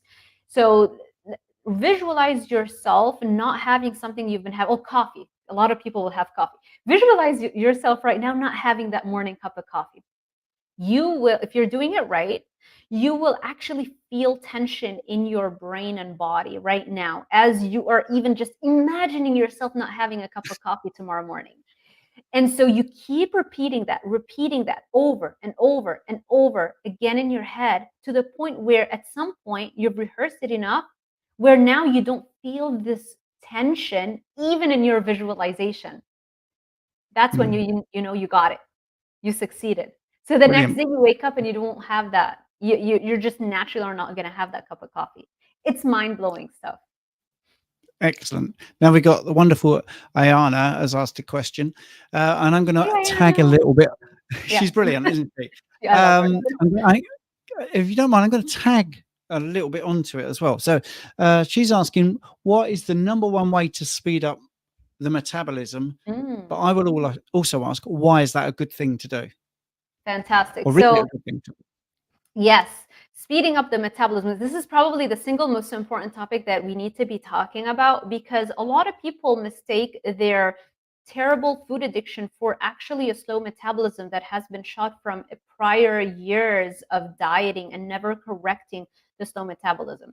So every time you create a caloric deficit, every time you drop body fat, your body freaks out because it doesn't know that you're intentionally trying to lose weight. What it thinks is that you're in a famine, or it thinks, just like what happened to the prisoners of war that were taken in Japan. And they were given 300 to 600 calories a day, plus gruesome, like just terrible physical labor all day long. 50% of them survived after years. How do 50% of those prisoners of war remain alive after years of these conditions? That's because the body is very smart, and it starts to slow down the amount of calories that it burns per day. So things like your mood, you don't need to have a great mood for survival. We need to keep your heart ticking and beating. So that goes away. Your just everything that is not absolutely necessary, like fidgeting, unnecessary movements, all those things slow down. Your movements slow down. And those things happen because your thyroid levels drop, testosterone levels drop, cortisol levels go up, because cortisol is your stress hormone, and it leads to the breakdown of muscle tissue, and the body needs to break down your muscle to get rid of this expensive tissue that it's keeping. There's no need to keep all this muscle on your frame. If you're in a state of famine, it's just, why are we maintaining this very expensive tissue? So all those things happen to save your life. This is great. So every time you diet and your metabolism slows down, rejoice. Your body is working perfectly the way it's supposed to work to save your life. So while we now know your metabolism is great and it's functioning exactly the way it's supposed to, what we need to also do is, by the end of any diet that you do, we need to fix that. So a lot of people go and they do the diets and then they crash their metabolism, and then they think, oh, I just need to heal. And I just I need to do all those things to heal. It's like, you're not broken. Your metabolism did exactly what it's supposed to do. It just slowed down, it adapted to the lower calories. And so now you can just train it to adapt to higher calories. So you do that via a process called reverse dieting, which is what Ayana is asking about. Was the number one thing we need to do to reverse diet. So how do you speed back up your metabolism? There are three very important things. Number one is a gradual increase in calories. You can't, end a diet at low calories, which is what, a lot of people who diet at the end, they have to keep dropping calories to keep seeing the weight go down. You can't go from those very low calories to just go back to maintenance, because we don't know what your maintenance calories are. Your maintenance calories are probably just 200 or 300 calories higher than what the end of your diet calories were. So if you ended your diet on, let's say, I don't know, 1,200 calories, your new maintenance calories, the amount of calories that you would need to eat to not gain body fat, is probably 1,400, maybe 1,500 calories. Okay, so what people do is they think, oh, I damaged my metabolism, I'm gonna go and eat and not track anymore, just eat all the meat. And what happens? Everybody's blowing up, they're gaining weight, and then they come to me and they're like, I tried to do all the meat that you can eat, and I added 40 pounds in 2 months. I literally had a client like that. She was tall, but still 40 pounds in 2 months. It took us a whole year to peel that back off again. I literally just got off a call right now, right before I jumped on the live, with a client of mine. She has gained 75 pounds because she worked with this very famous, I'm not going to say his name, very famous doctor, put her on keto, and the idea was, oh, let's just fix the hormones, let's do this, let's do that, but never any mention of calories or tracking or anything like that. She gained 70 or 75 pounds in a year and a half. And she followed everything to a T. Never, she didn't deviate, she didn't cheat or anything. And so it is really important that we understand, as much as I love keto, as much as I love carnivore, as easy as it makes our lives and our health, there are still some basics that we need to talk about. So how do you speed up your metabolism? Number one is a gradual increase in calories. We don't know what your maintenance calories are, which is why we go very slowly.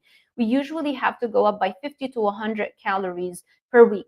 In my personal experience, because most of my clients tend to be carnivores, I can go up sometimes 100, sometimes 200 calories a week. So I can speed up their metabolism a lot faster because they're keto adapted, because they're carnivore.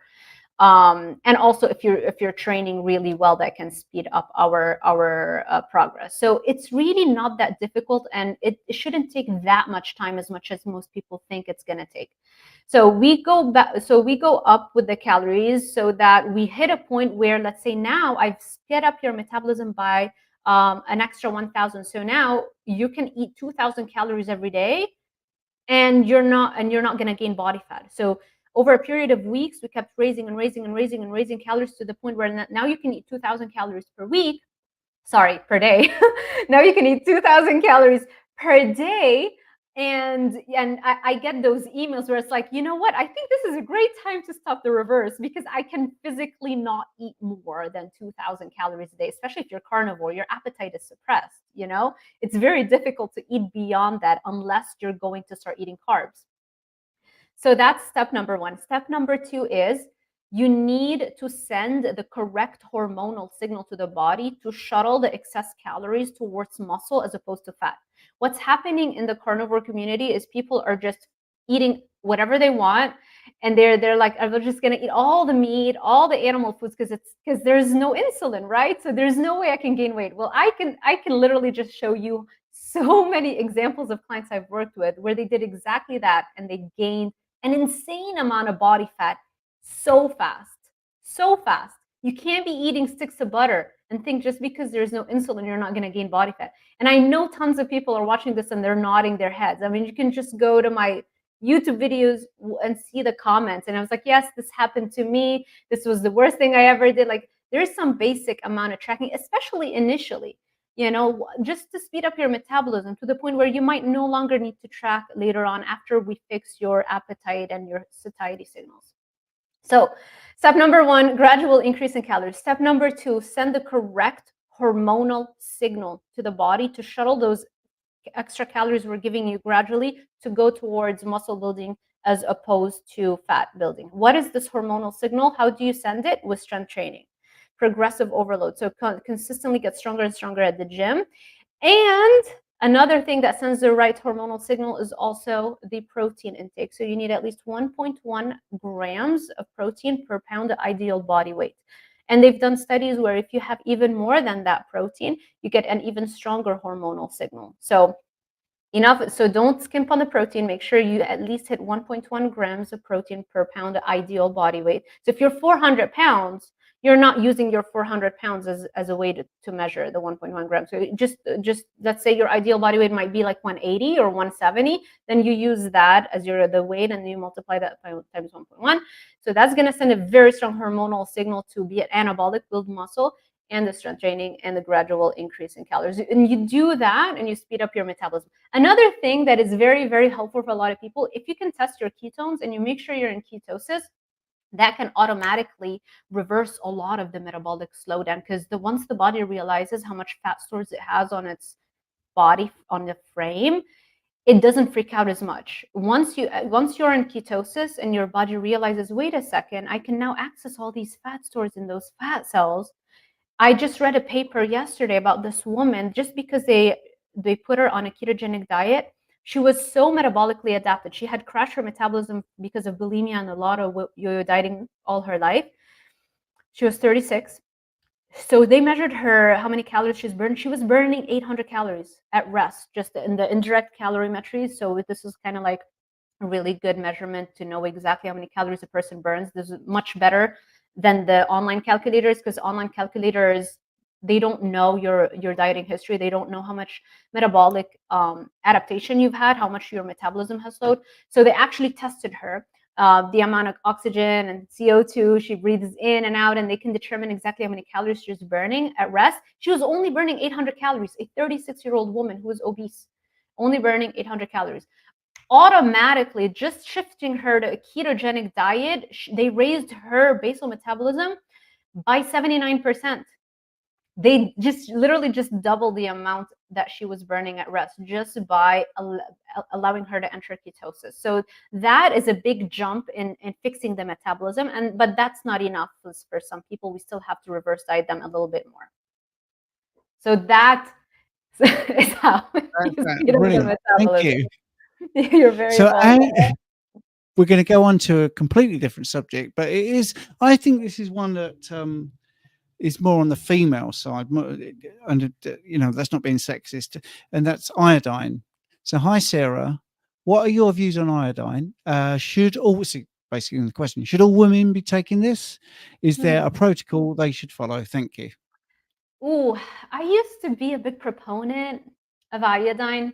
You know, there's no parasite, there's no virus, there's no bacteria that is resistant to the powerful effects of iodine.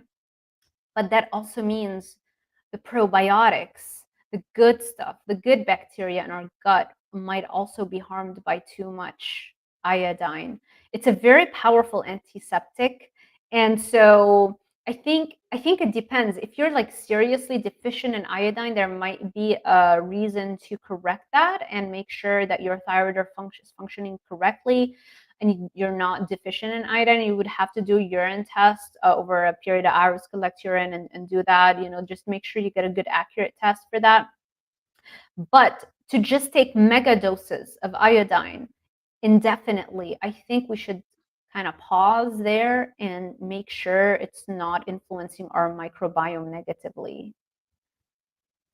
Yeah, I think the iodine clearance test is under mentioned as well, because I mean, just for people that don't know what that is, it's really simple, and I'll use just a fictional unit. So if you've got you have a drink, you have 100 units of iodine in it, and you drink it, and then they do urine analysis over 24 hours. Now, if your urine then has 100 units of iodine in it, you're not iodine deficient. You're basically clearing it. That's why it's called the iodine clearance test. You're basically drinking it and getting rid of it. So you can actually work out whether you're deficient.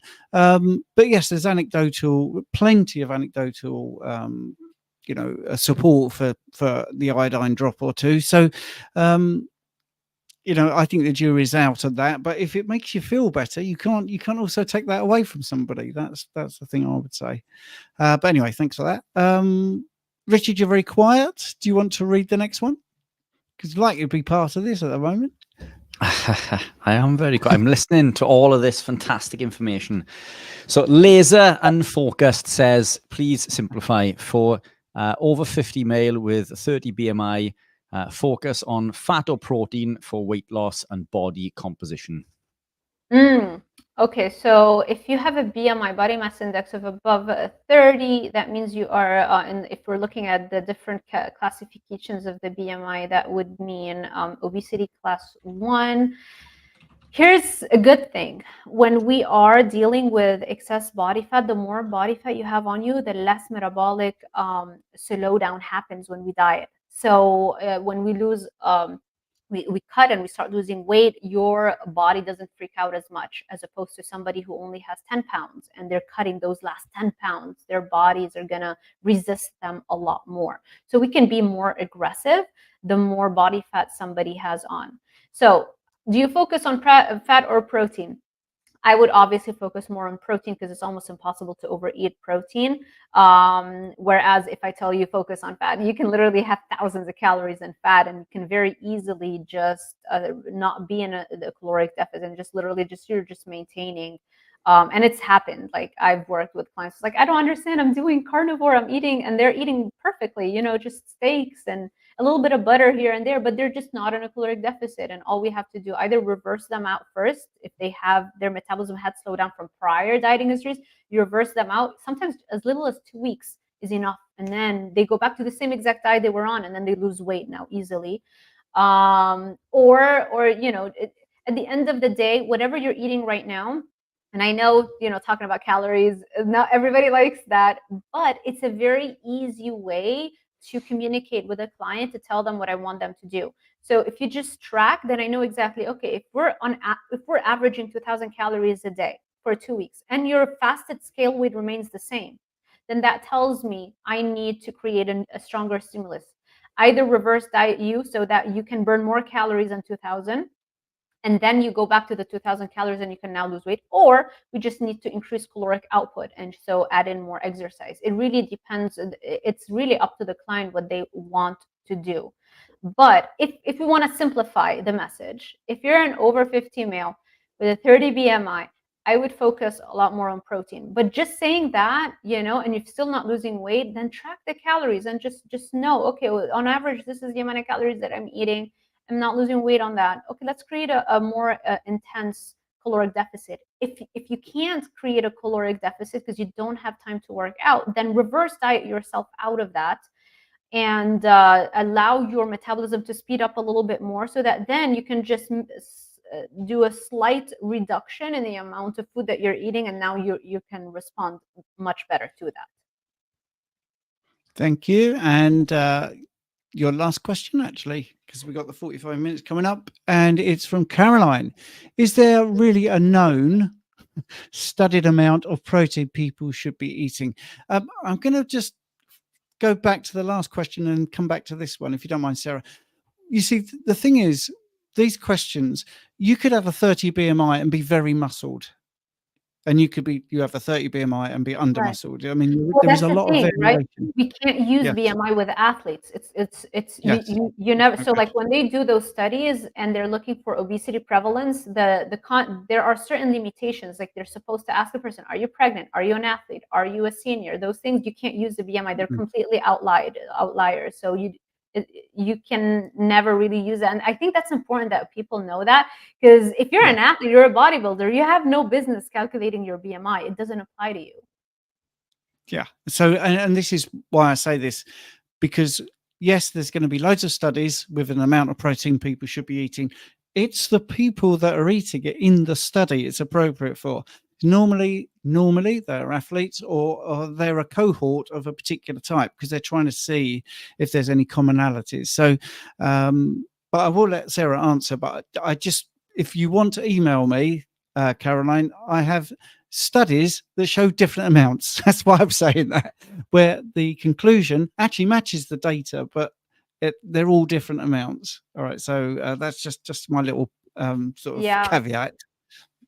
Yeah. If I just want to be very like general, I would just go with the 1.1 grams of protein per pound of ideal body weight again. Yes. That seems to work and it's not easy for people to hit that. You really have to be kind of carnivore to be able to hit that, or as close to carnivore as possible. People think it's like, oh, it's not a lot, 1.1, but it's actually, the moment you start deviating, start adding plant foods into your diet, it becomes a little bit trickier to hit that minimum amount. Brilliant. So, Richard, have you got anything you want to add?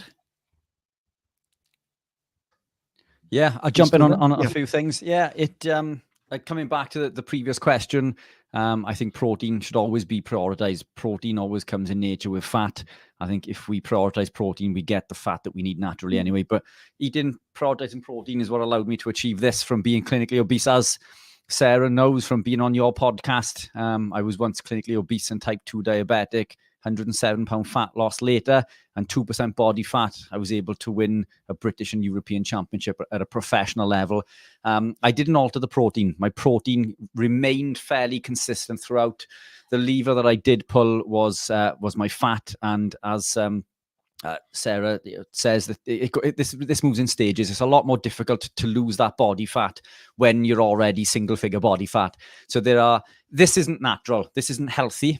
And I would never tell someone that this is natural or healthy, but it was fit for purpose. But in order to heal and repair your body, we need the protein. Fat is the lever that we can pull there. But this isn't to say that fat is unhealthy also. And I need to be careful when I tell people this, because when I say to prioritize protein, they gravitate towards the leaner cuts, which is also not always the best thing to do. We need the fat with protein. As Dr. Kiltz mentioned earlier, eat as nature intended, but fat is the lever to pull. Come into the metrics, 1.1 per ideal. I like that analogy. That plays in a similar context to the ones that we tend to use quite often, Steve. It's pretty close. So, I mean, the metrics I would use from a scientific standpoint is we need a minimum of 0.5 grams per pound in order to maintain. 0.82 we can grow, heal, and repair. And this is by lean body mass, which is very difficult to gauge because we never know. So as a round figure, we call it 1 gram per pound. And if we aim that at the current weight, which isn't the ideal, but then if we look at the ideal weight being this much, the difference between the 0.1 is going to be incredibly close to the numbers that you have just given there, Sarah, isn't it? I think it is very difficult to overeat on protein, and that is the one that we can consume more of. So, I mean, always prioritize the protein. If we aim for that metric as a rough figure, we're never going to be far wrong, because protein is so important. It makes every cell in the body. Bone is mineralized protein. 40% of the dry weight of bone is mineralized protein. Every cell in the body is made of protein and lipid. So protein is the key there. So have I missed anything else? There was so much information that Sarah was throwing out that I've tried to make mental notes to jump on at the end, and I feel that I'm missing a few things, but I'm sure that they'll come back. Well, we've got an excuse. We've been sitting here for a fair few hours doing How many are this. we? Like nearly 10 hours. Yeah, nearly 10 hours, Wow. yeah. So yeah. Yeah, not even halfway. Not even halfway. Kudos. Right, so That's Sarah, amazing. Yes. do you want to finish with just information on where people can get you? Yes, of course. So it's very easy to find me, drsarahzaldivar.com. If you do /shop, you have the guides there. So the visualization, I talk more in depth in that in my guide, Monster Mindset. Page 13 is where I start talking about the visualization and how to do it effectively. The different types, I devised 3 different types of visualizations: energy visualization and training visualization, relocation visualization. I talk about the differences between them and when to use each one. And then also the dopamine brain guide that I have talks about the brain rehab protocol that I created, which was based off of my 7-year doctorate dissertation at the University of Miami, where I used exercise to heal the damage to the dopamine center, so the dopamine secreting cells, the D2 receptors, all that dopamine machinery in the brain.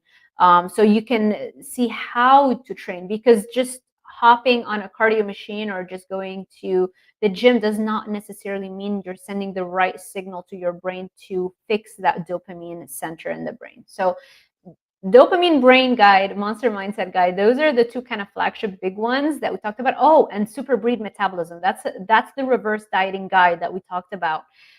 Super breed metabolism teaches you how to implement a reverse diet to speed up your metabolism. For some people, it can be up by thousands of calories a day if they were that depressed with their caloric, if they had shot their metabolism that much, which, by the way, is far more common than you would think. So yeah, and other than that, Instagram at dr.sarah with an h.zaldivar, Facebook, YouTube, everywhere. It's easy to find me. Excellent. Now, the reason I've asked you a little bit early, because what I've noticed is when people wrap up, there's always somebody gets in with another question. So you have got a little bit of time, like a couple of minutes. Great. If you don't mind, this final question, which I think is actually a really common one. Losing weight, but having some saggy skin on arms and belly, what's the best way to get rid of that for mainly women?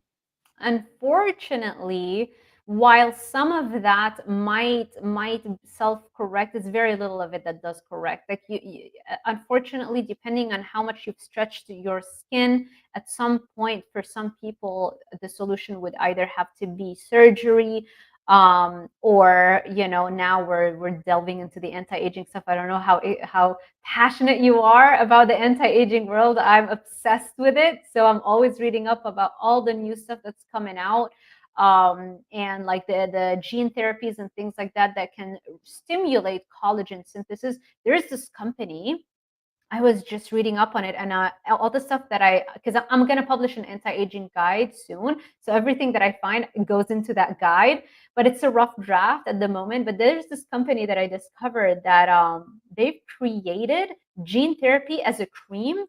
And it's FDA approved now for people who have a rare genetic diseases where they cannot make collagen. So they have a wound that's open for months on end. And so they were all enrolled in the study for that company, and the results are incredible. Literally, you put the cream that has that gene therapy on it, and it stimulates the collagen to be produced, and the wound literally heals in record time, something that has been open for months on end. So it's quite exciting. And now they have a spin-off company called Jeune, Le Jeune. I think Jeune, because Jeune in French means young, Jeune. Jeune means young in French. And so that's the name of the company. That's a spin-off, which is going to be focused more on the aesthetic side. So people, instead of doing Botox and things like that, they can just get those creams and rub them in, and it stimulates collagen. And yeah, so those are exciting things. You just stay tuned for all that kind of stuff to happen. But yeah, until now, I wish I had better news for you. But we can work on everything else, make money, so that we can afford all of these treatments in the future. Excellent. Sarah, thank you so much. I'll let you go off, and thanks for going over time a little bit. That's great. Really appreciate it. Thank you guys for throwing this. This is so exciting, and I'm just so proud of you, both of you, for doing this, every year. And our community is growing, and my heart is full. So thank you for doing this. Thank you, Sarah. Absolute pleasure, Thank you. as always. Thank you so much. Bye. Bye. Oh, I don't know if we'd do this next year. What do you reckon? Do you reckon we'd do this next year? What do you think? Who knows? Who knows? Right. There's a question for you, actually, before we get on to Shawn Baker, who's here in 9 minutes' time. Where has it gone? While you're If looking not, for that, just to circle back to the saggy skin, I've got a slightly different in opinion when it comes to surgery to cut the saggy skin off. I think it's very important not to remove fat cells. So, and when we do that, we may remove an awful lot of fat cells from the skin, like liposuction. The thing with fat cells, they grow and become smaller, and that's how we lose the fat. The fat cell releases the fat. Now, if we have less fat cells within the body, when we start, if we were to go back to eating maybe the wrong way, we have less vesicles, if you like, less containers to store the fat, and they grow to the point where they can't grow any longer, and then the fat begins to seep out of that vessel, and it can cause lots of issues, lots of oxidative stress. I'm not a fan of surgery when it comes to the skin thing. Just my opinion. Collagen, I think, is really important. We can get this through supplementation or diet, or as Sarah said, topical skin creams. And this goes sort of against what I've said all day in regards to women and fasting. But fasting does help reduce stretched skin. During fasting, the amyloid proteins and plaques are used and recycled, and this allows even things like cellulite and stretched skin to become tighter over time. It's not to say that you're ever going to be vacuum packed, but it can work to a degree. But again, this is sort of counterintuitive to the advice that I've been given all day in regards to not over fasting, and especially for women doing prolonged fasting. But it is a tool. I would opt for that option over surgery initially. But and Steve's done a runner again, left me on my own. I'm sure he's there in the background. Yeah, no, I was moving the camera, and I didn't want people to see my thumbs and loads of movement and stuff like that. I'm sure people don't mind seeing your thumbs. Yeah, but what are your thoughts? What are your thoughts, really quickly, on surgery, or fasting over surgery? I just don't think that removing fat. I'm not a fan of surgery. Surgery, right? So someone like Laura Spaff, who was a brilliant influencer, lost a ton of weight. She could not get rid of her sort of overhanging belly, and she did, to her absolute credit, a complete sort of transparency. I'm going in for surgery. I can't get rid of this. And don't forget, that was her role, was to be talking about health, and she's fantastic, and I'm not saying anything bad about it. So, if you've got an informed consent, if you go in thinking, well, there could be complications, this might not be the answer, but it still works for you, or it makes you feel happy, I'm not anti it. I'm not. To be honest, one of the things I want to say to everybody is, we have guests on that people want to see. We're not here to have an argument with any of the guests about anything. If they've got experience and an opinion and a qualification and they can back it up, then we will listen. Doesn't mean everything we agree with. So someone might come on and say, I drink 4 gallons of water and it makes me feel great. I'm not going to argue that that's too much water. People know that. I will think that. But if that person has turn their life around, then I'm not just going to argue about it, because it's what happened. It's a fact. They changed their way of life by drinking gallons of water, and it made a difference. So I think it's difficult when a guest is on to sort of say, well, hang on a minute, because that's not what this is about. It's 24 hours. It's loads of guests. There'll be some people coming on who love, well, look at Richard. I wouldn't do what Richard's doing exercise-wise. I don't want to do endurance training, but I did it. So we change. We all change, and we all think something else is better for us at that moment and what's appropriate. And also, when we talk about language, when someone says, a few people have said this mimics fasting, right? Well, actually, it doesn't. but it mimics fasting from carbohydrates. Absolutely. But I'm not going to have that little semantic argument about that, because fasting actually is not eating. Yeah. So you're not mimicking fasting because you are eating. You're just taking out, and again, look at language. We're taking out a macronutrient. Well, actually, it isn't a macronutrient. It's only a macronutrient if you eat a large amount of it. So carbohydrates are not a macro. And in my life, they're not even a micronutrient. So I think we need to stop getting hung up on language and look at the message. So if someone's saying calories, just take that out of your head and think they're talking about volume or mass. Exactly. But some people don't talk like that, you see, and that's a thing. If I had coached someone and they don't understand anything but calories, I would not spend my first 30 minutes telling them, can you stop talking about calories? I would come to that eventually and say, I think we should talk about mass, or the when you talk about calories, the calories from protein are different to those to fat, different to those to carbohydrates. But, you know, even in 24 hours, we haven't got enough time to cover everything.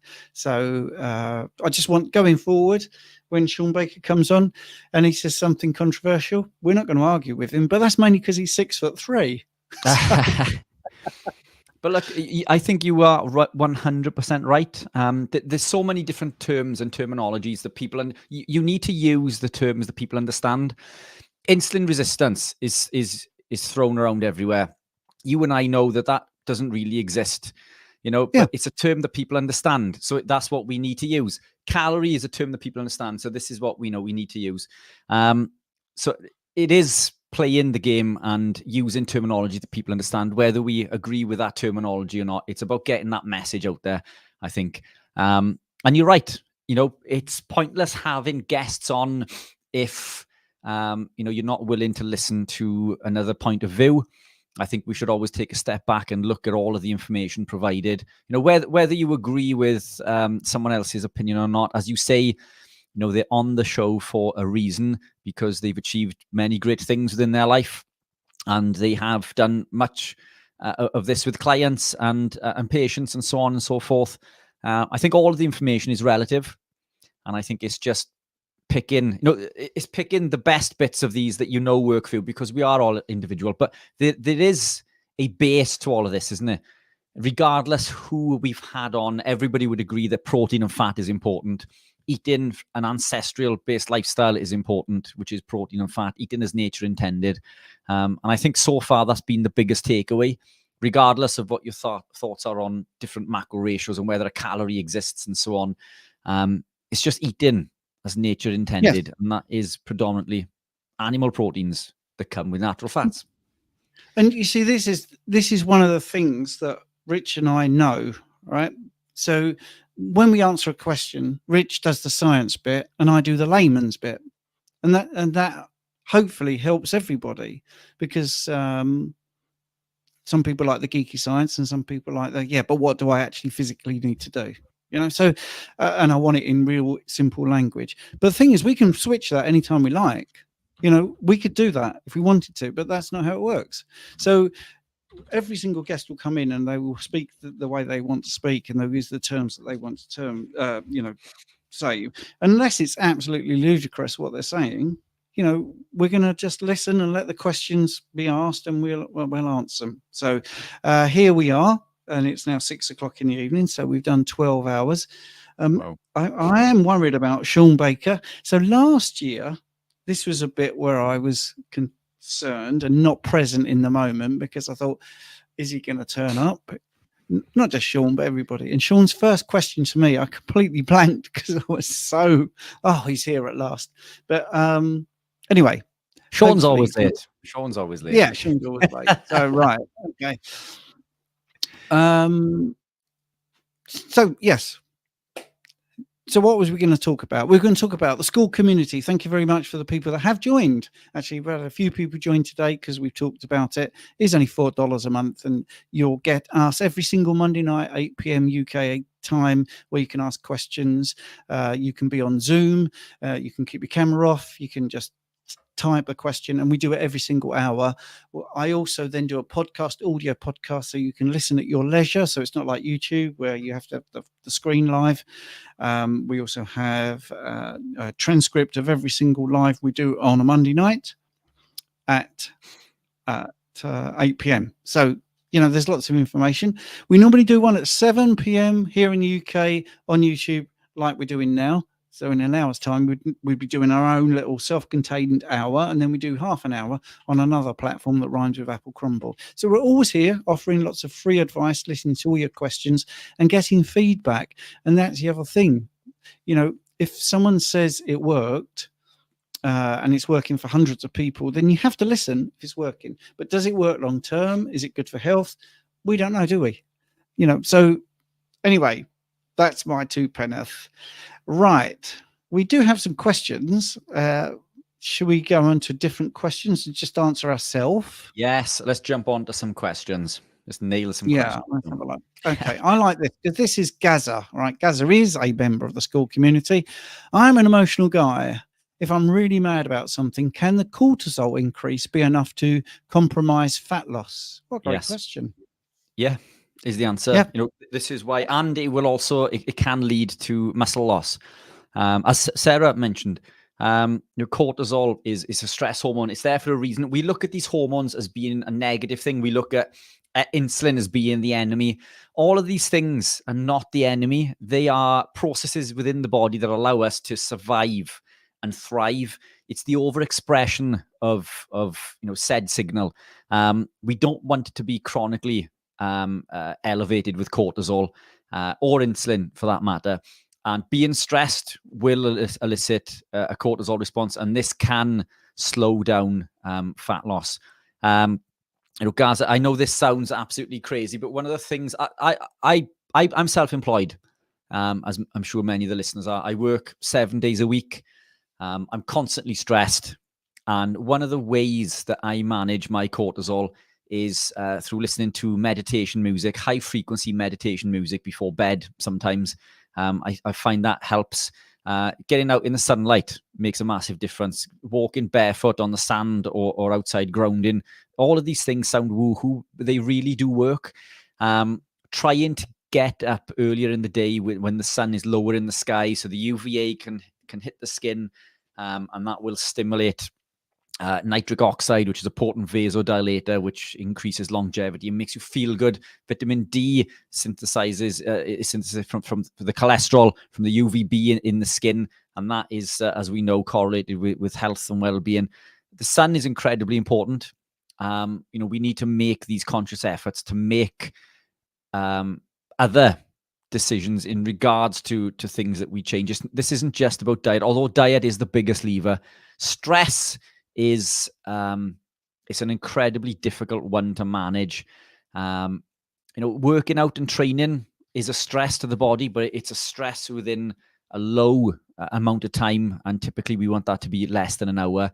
But sometimes putting your body into that stress will alleviate the stress that you are feeling. And as Sarah mentioned in regards to running or endurance work, the harder you push yourself on a run, for example, the more dopamine that you get after the run, and it's called runner's euphoria. So when I'm running, I'm telling myself, I hate running. Why am I running? I'm never doing this again. The second I stop, I'm thinking, when am I booking the next race? And it is a real thing. And you don't have to do an awful lot because all of these things are relative. What I find hard in regards to running is going to be different to somebody else, and so on and so forth. It's just about testing yourself and pushing your body, to these limits, to your limits. And it is important not to do too much of this too soon either. Somebody recently asked us which was better, sprinting or rowing. There's lots of science behind sprinting. If you're not new to sprinting, if you haven't done any sprinting or running for the last 15 or 20 years, if you hit the track and start sprinting, you're going to injure. Therefore, rowing may be a better tool to gravitate into that. If I just began sprinting every day, I would injure, and I run regularly now. So it's all relative, depending on where you are and how much of these activities that you have done. But cortisol, certainly, we need to keep that down. Yeah, brilliant. There is a question actually, which just alludes to what you're talking about, which is, do you carry water during your half marathon? Thoughts on just sodium tablets instead? Live in Southwest Florida and hate carrying water, although heat is a killer now. How much is too much sodium? Yeah, so great question. I don't. I ran the Swansea half in the UK last year when we had like record heat that day. There are water stations on the run, but I don't drink it. I don't drink the water. I use the water in the water station just to pour over the back of my neck, just to lower my core temperature. But I don't drink anything during a half marathon. I've run further. I've been on long cycle rides where I've consumed very little water. Now, water is important. Hydration is very important, but I tend to load up, and we have lots of water within the body stored within cells, which is there to be used, which is how dry fasting works. And you know, that's probably a talk for I was going to say another day, but maybe later on. I stock up on electrolytes. You know, I feed them into my body leading up to race day. And I find that I don't need to take anything during the race.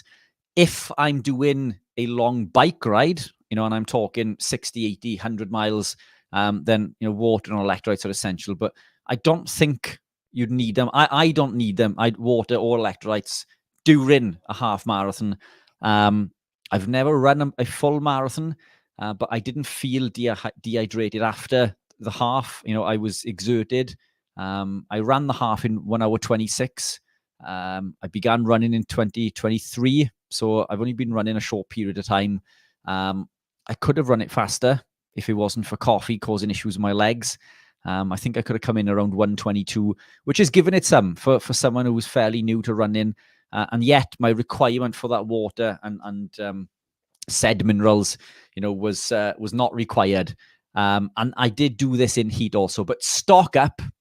Get the fluid and the electrolytes in a couple of days leading up. Just enter the race hydrated. But I'm not a fan of carrying anything with me. Marathon may be a different story, you know, but a half, I think you'd be okay. Yeah, and I think interesting in the chat, by the way, people talking about whether guests resonate or not, and whether we should disagree or not. Like I say, we do debates, but this isn't that's not this forum. You know, if Rich and I were invited to go and open a fete because people liked our 24-hour live stream, and we signed up to open a fete, and we cut a ribbon, and then we got harassed by all the crowd about some of the things we've said, we would say this is not what we agreed to do. We came to open your fate because you like us as influencers. We didn't come for you know, to be argued with. So this is a 24-hour live stream, all different sorts of influencers with all different opinions. That's it. That's all we're doing. Right. Could you guys please elaborate why it takes so long to start burning fat? That's a good question. I was reading on the screen then, and there was a different question. Yeah, I've put it on. So can I just really just take this to a sort of silly example, right? I'm 60 and I've been eating low carb for 10 years, keto for 7, and 5 of those is carnivore. So that means 50 years I didn't. Right. So if you do something for 50 years, that's a big habit, and your body gets used to all this stuff, and it works out how to make the best out of the food that you're sticking into your mouth and the drink that you're drinking. And it works out that this isn't optimal, but we will make it optimal for this human being. And that's a lot of work. It's a lot of structure, and it's a lot of exercise, and it's a lot of everything. And then all of a sudden you go, right, we're changing all that. Well, it's got 50 years of experience of you not doing that. So it does take a long time. And that's because all the mechanisms change, all the gut microbiome changes, everything. And it can take a long time. It can take about a year, it can be 26 weeks, it can be 7 weeks. And people can be off their meds and reverse diabetes in 7 weeks. And that's great. But sadly, that isn't the case for everybody. There's also, when you change, did you change in a slow transition way? Did you jump in? Or very often people say, well, I did carnivore, I did it for 4 weeks and I fell off the wagon for 2 weeks and then I did another 4 weeks and stuff like that. So you're constantly putting yourself back. So there's many different factors.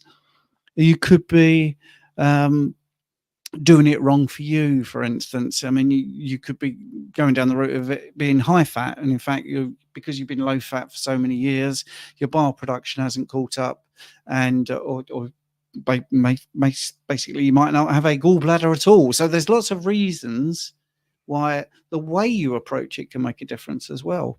So you could say, right, well, I start off low fat and I'll slowly over the weeks introduce fat. So many different variables and environmental reasons, what your current state of health is, any medications. There's so many things that can make it difficult for you to adapt to this way of eating.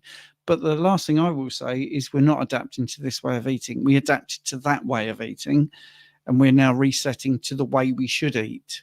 And I know I'm big on what we say in the language, but that is one of the things that we let go because we're constantly talking about adaptation, fat adaptation, but that isn't what we're doing.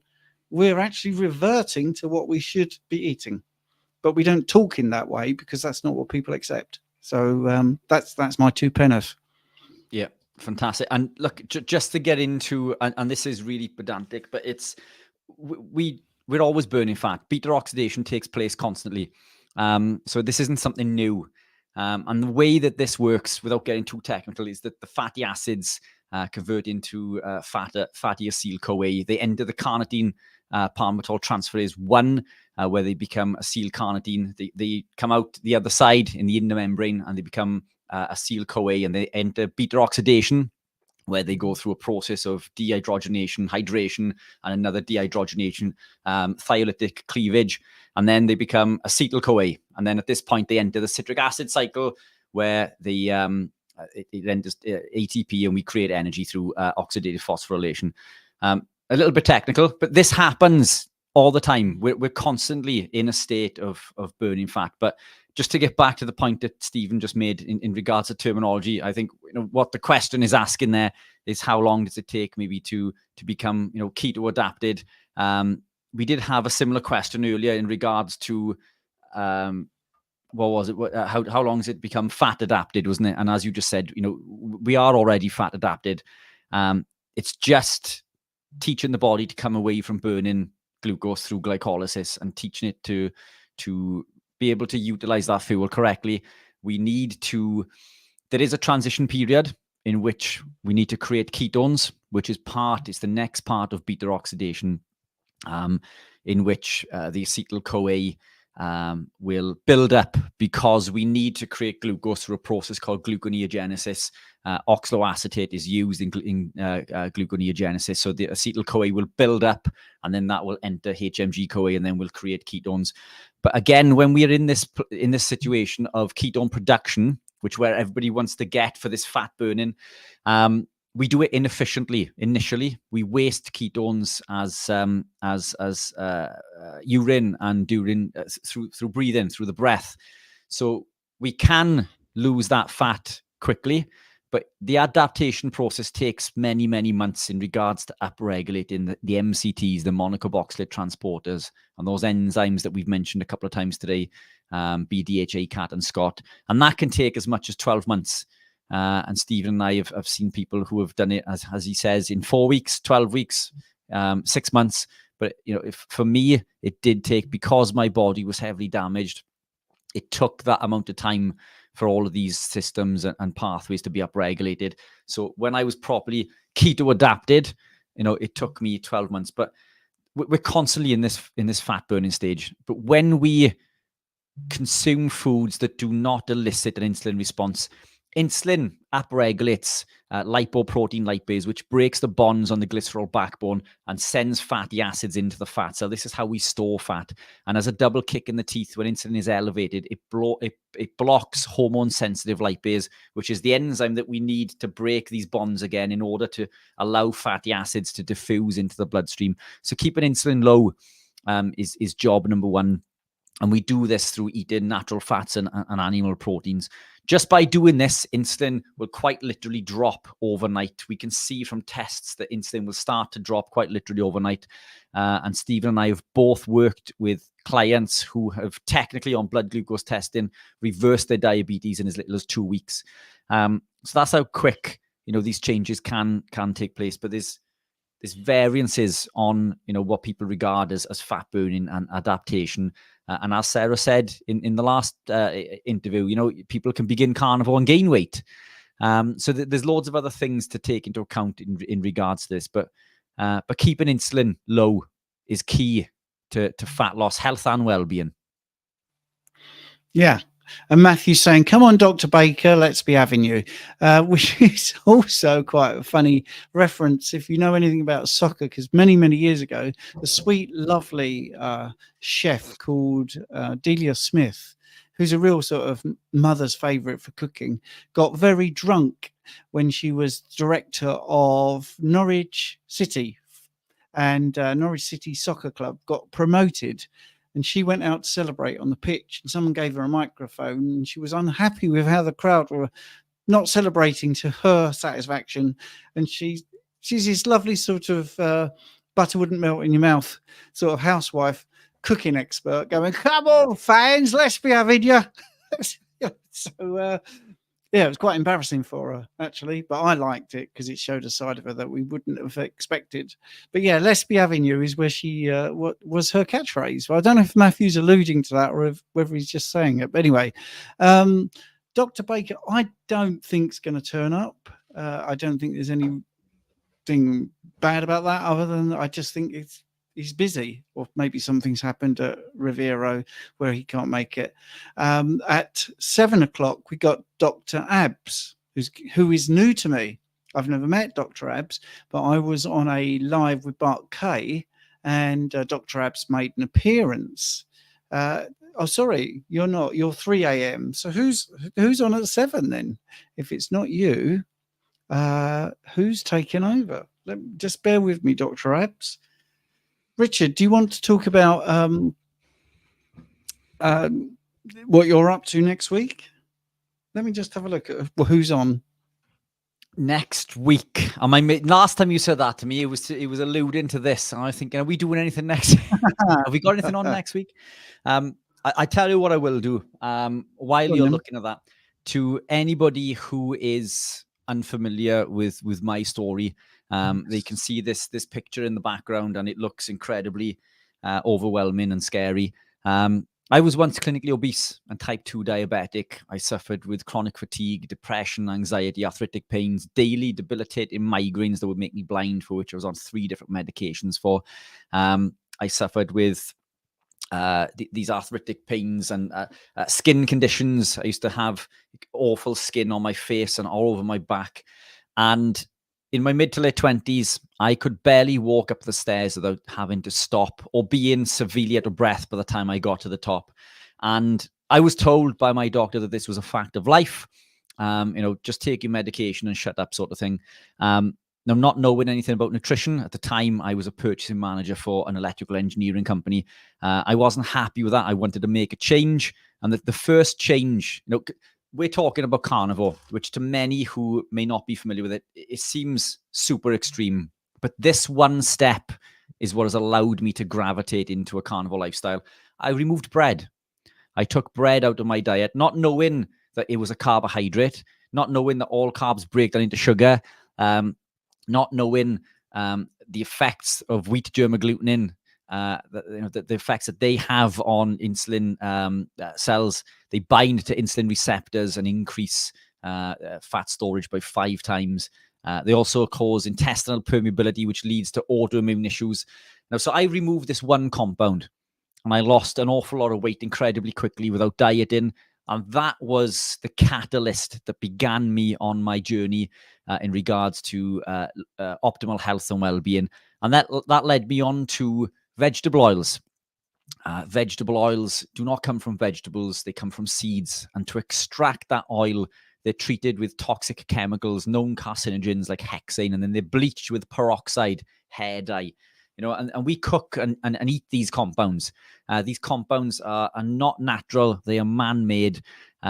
Every item in the supermarket that is in a shiny packet that is not a single ingredient food contains these compounds. And for anybody new to this, there is a mission for you. Next time you are in the supermarket, pick up some random item of non-food, because they're not foods. Look at these items, and you will find some form of vegetable oil or sunflower oil, or safflower oil, canola oil, so on and so forth. One of these compounds will be in there at a high percentage. These compounds are toxic. Again, they're not natural. They're man-made. They were invented during World War II, I believe, to lubricate ships. So it was invented as machine lubricant. And when the war finished, there was no route to market for this oil that they created an industry for. So they created an industry by putting it into our food. And now we consume this food. You can fuel your diesel car on vegetable oil. Would you cook your food in diesel is the question. And the answer to that, I'm sure, is no. So why are we cooking in these vegetable oils? But again, whether you cook in vegetable oils or natural fats, these oils are everywhere. They're in almost every compound in the supermarket, and they're detrimental to your health because they're high in an oxidized omega-6 called linoleic acid. Linoleic acid causes more insulin resistance than carbohydrate do. So this leads to more insulin resistance than carbohydrates. So they're more damaging. When we consume carbohydrate breaks down into glucose. Glucose is used within the body, and it's used pretty quickly, in the right circumstance. Once it's out of the body, that damage has been done. But these oxidized omega-6s will stay in the body for 2, 3, 4, even up to 5 years, causing oxidative stress, which can lead to all sorts of downstream deleterious effects like tumors and cancers and so on and so forth. It is one of the main contributing factors to cardiovascular disease, yet we are told that it reduces cardiovascular disease. And again, I mentioned this early when we began the 24-hour live, probably close to 12 hours ago, that these oxidized omega-6s, phytosterols, they are a foreign body. The body tries to excrete these, and it tries to keep a level to around 2% within the body because it's a toxin. And you can search this through any search engine. If you search for cytosterolemia beginning with an S, you will see that this is an inherited condition in which the sufferer loses its ability to detox this phytosterol. And by doing so, has a massive increased risk in cardiovascular disease. So these oxidized omega-6s, these vegetable oils, they are one of the main causes of cardiovascular disease. The saturated fats are not the cause. And I've gone off on a tangent now where we've waited. Dr. Abs is with us, so I've just filled a slot for 5 minutes. That was great time filling there, Rich. Great time filling. I'm sure we'll carry on with that. But welcome on board. Thank you very much. It's amazing to be here. I feel like an imposter. I'm not going to lie. First I was replacing the great Bart K, and now I'm replacing Shawn Baker. I'm not sure I'm up to those names, but I'll try my best. Well, if Shawn Baker comes, we'll just kick straight back out. If that makes you feel better. No problem. So yeah, Dr. Abs, great name by the way. Should have been a PT. If you'd like to tell people a bit about yourself, that would be very handy. Of course. So I'm here, I guess, because I think, Steve, obviously you did that live stream with Bart K recently. And I was very, very humbled to have Bart K compliment me and say that everything I said was correct in what I talk about. But essentially, in terms of my background, way back when, I actually started off as a dentist. But now obviously I'm here and I started there. Now I work in cosmetic medicine and longevity medicine as well. And it started because as a dentist, I was taught certain things in dental school, like this is what a patient should eat. This is how they should brush. This is what the teeth should look like, et cetera, et cetera. And even during dental school, things just didn't quite look right. I remember one day I saw this young guy, just plaque everywhere, like obviously did not brush his teeth, but he had no tooth decay. And then I saw other people who would always follow the advice, and I can tell they're trying because I can see the sort of wearing away their gum because of how hard they're trying to brush their teeth, and yet they had decay everywhere. And I thought, what something is not right here. I didn't know at the time, but it was a question mark that I always had. And then I started to try and understand what was causing that. I stumbled across the work of people like Weston Price, who I think people in the carnivore community hopefully will have heard of. And then I realized that there's things in diet which aren't quite right, don't quite link to what we're being told.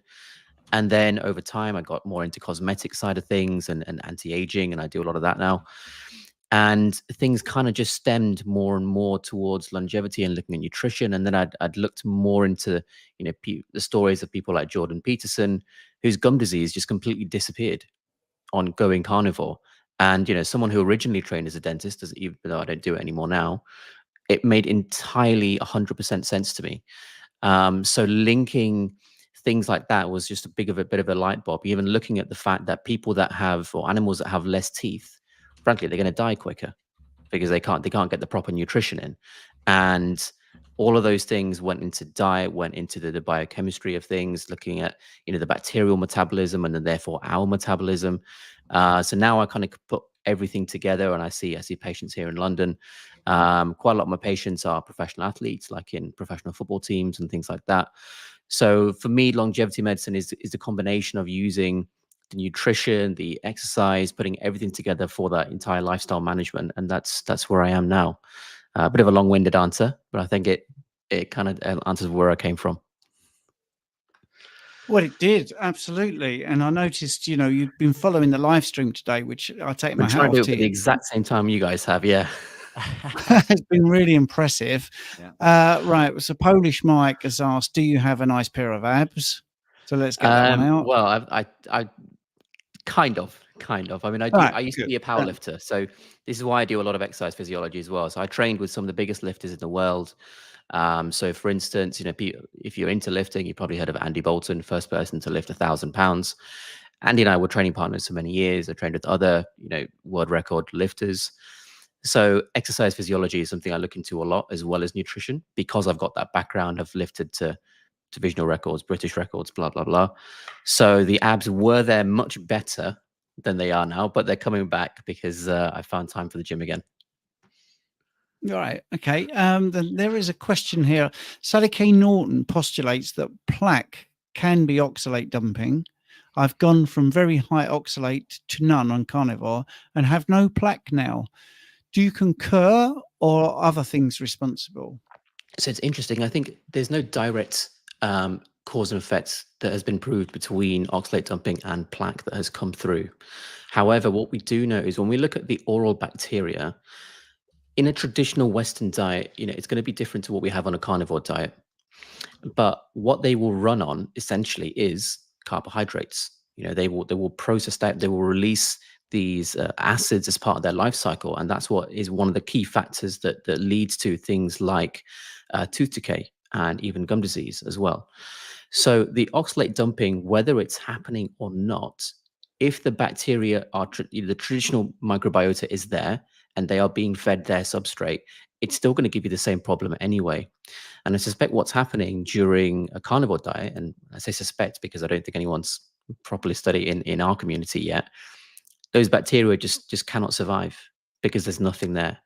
And also when we eat less frequently because we listen to our hunger signals, again, even if they are being given the right substrates, there's not enough there to sustain them actually. So I think the plaque is reducing mainly because the substrate that they require is not there. So if we look at the case of someone like Jordan Peterson as an example, he specifically was talking about gum disease. And one of the main bacterial species responsible for gum disease is Porphyromonas gingivalis, or P. gingivalis. And this absolutely requires carbohydrates. So when he said, my gum disease just disappeared, and my dentist couldn't believe it because it doesn't happen. I mean, first of all, it does happen. It's not impossible. So I've seen it even when I was a dental student, but it's rare. It's not happening every single day. But again, it's not surprising just because you're not feeding them what they need. The reason the plaque is not able to cause so much destruction or be there as much, I suspect, is the same reason that when you switch to carnivore too quickly, you get gut problems because the bacteria there are not being given their substrate either. And so there's not been enough time for things to switch over to the new microbiota in the gut as well. Cool. And I think that's one of the things that ties into an answer earlier. We were talking about adaptation. There's so many other things that need to adapt. It's not like, get rid of everything. Here's the new set of everything. It just doesn't work Absolutely. like that. Yeah, Yeah. my patients, One I of- generally try and take them about 2 to 3 months to completely switch their diet over. Yeah, and you definitely need that time. I mean, one of the reasons I have the mic covering my mouth is because my teeth are atrocious. I sadly was brought up in a house that believed in, low fat, no red meat, skim milk and all that, and then sadly lost both my parents very young, colon cancer and stuff. But my teeth were absolutely terrible. What you just said there, I clean them religiously. Every single tooth is filled. I've got, what's the word? Overcrowding. I had 4 taken out. I still got a wonky tooth. So it's too late for me at 60 to do too much about it unless it's cosmetic. Oh no, it's not. Trust me. Really? Go on then. What could Absolutely I do? not too late. What could I do to get rid of this wonky tooth? So first of all, you have to understand that whatever you do decide to do, you're probably going to have a better opportunity at making it last a longer time because of the lifestyle that you lead. So you're not eating rubbish, you are eating less frequently, etc., etc. And so if you were to do something like moving the teeth to create the space first, then you could put something in that gap, which is really not that big of an issue nowadays. I've seen patients in their 80s do exactly the same thing, and they've had no issue. The biggest problem that people face in things like that is making sure things are very clean all the way throughout. And in our case, in the carnivore community, yes, it's clean, but it's also not giving the opportunity for the opportunistic bacteria to thrive and ruin the treatment plan partway through. So don't ever feel like it's too late. You're absolutely nowhere near too late whatsoever, and it absolutely can be done. Okay, right. Well, where are you in the country? I don't do dentistry anymore. I'm based in London, but I still know lots and lots of dentists, and I know who takes shortcuts and who doesn't. So we'll get in touch, and I'll sort it out for you. Right, brilliant. There's a question that's for Rich and I. I'll just quickly get this out of the way. Hey, how is your coffee-free 24 hours going? How are you feeling, Steve? Well, I'm not on it as I was last year, which I think is really interesting. I full transparency. I stood for 22 hours before I needed to sit down. I'm sitting down this one. I don't know why that is the case. I still feel pretty on it. It might be because I've been stupid and ruined my voice shouting at the football. But I'm loving having no coffee. Right, absolutely loving it. Less joint pains. There is a kicker to this. It will make you laugh out loud because we tell people not to do what I'm just about to do. So yeah, my knees are better, my feet are better, my soccer's better. Oh boy, if I could have a coffee now, I'd love it. So this is what we're dealing with. Emotions, human. Yeah. It's not a checklist, guys. We're not perfect. So that's me being full transparency. When Jane's just walking the dog, when she gets back, I might message and say, can you do me a decaf coffee to get me through to 8 o'clock in the morning tomorrow? That's the truth. So I'm not going to lie to the guys out there. But in saying that, it also proves what I tell my coach clients. It's not a tick box, and it is more about emotional than intellect. No one's ever said to me, I've taken up smoking because it's for my health. No one's ever said that, right? Nobody who is smoking says, I'm going to carry on because it's great for my health. They all want to stop, but it's really difficult when you're addicted. So you have to understand all these things, and it's situational. I've only ever done one 24-hour live stream. That was last year, and the coffee helped me. So my brain is going, that helped last year. That helped last year. So, I could fight it. Of course I could, but I might just make the easy route so I can get to 8 o'clock. I don't know. Anyway, Rich, how is it going for you? Do you know, I respect that. You could make a cup of coffee and drink it and pretend it's something else, but you've openly just said that, you may in fact have a cup. I'm 4 weeks coffee free. So far, so good. I've always been a big advocate. I don't know what your views are on coffee, Dr. Abs, but I've always been a big advocate of the benefits of coffee because I was so addicted. Caffeine is a fat mobilizer. It's a known ergogenic aid. It blocks the adenosine receptors. It doesn't actually give us energy, but it blocks our body's ability to tell us that we're fatigued and tired. And it's been a tool for me. Unfortunately, I've abused that tool. I've gone to drinking 4 to 5 cups a day of 2 double shots in each cup, which is the equivalent of 20 cups per day. Unfortunately for me, that acrylamide has taken a negative turn. The acrylamide found within the coffee, and you can get similar effects through the mycotoxins. But Stephen had these effects also, but he uses mycotoxin free. Acrylamide is a potent neurotoxin. It's a known carcinogen. In 2018, I think it was California that put a label on, a Prop 65 warning label, which deems it to be extremely hazardous. Acrylamide isn't only created during the roasting process of coffee, it's created during many other things as well, but it's a known contributor to things like motor neurons disease. And those were the symptoms that I was suffering with. I had pain in my legs, both front and back. My nerves in my legs were twitching, painfully twitching constantly, not just, periodically. They were constant. It affected my gait, so I couldn't walk or run properly. I was tripping upstairs. I had to physically lift my left leg in order to change the clutch in my car, which I'm sure is illegal, so don't tell anybody. But it scared me. And coffee was the only compound that I could think of, that because my lifestyle is incredibly clean. So off the back of that, I dropped coffee, something that I'm highly addicted to. And I'll be honest, I have not given it a second thought since, because the way that it made me feel scared me so much. I never want to feel that again. But having said that, during this, what are we, 13 hours in, close to, caffeine would alleviate a lot of issues. I'm not feeling fatigued. It's just being on the screen, trying to be completely focused 100% in the guests. There's other things going on the screens with comments and things that we're replying to and so on and so forth. It is mentally taxing. I feel like my brain has been firing on all cylinders 100% since 7 a.m. this morning, because Stephen and I started this before. We didn't just come on and, we were up earlier, prepping and getting ready. Am I noticing a difference? So far, I'm feeling wired. I'm feeling excited because the guests that we've had on have just fueled that intellectual side, I think, and fueled, my need for more information. Well, the bar's set high now. The bar is set high, and it's but you've already delivered. So I mean, it's all of the guests have brought something unique, and I feel stimulated. I will, for full transparency, I've got ketones in my cup, and it isn't coffee. I'll tip that as you guys can see. This is ketones. As you guys know, I'm a manufacturer of exogenous ketones. Whether you're for them or not, I think they're a fantastic tool. Instant clean energy to the brain, the body, and the heart. And so far, that is what is keeping me firing on all cylinders.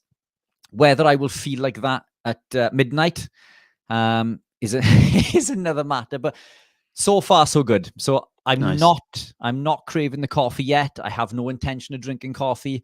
I remember, several times through the 24-hour period last year, I started to flail a number of times in and out, and I could feel myself doing this, and my eyes were getting heavy. And it's not because, the speakers were boring. It's because it's so difficult to stay hyper-focused.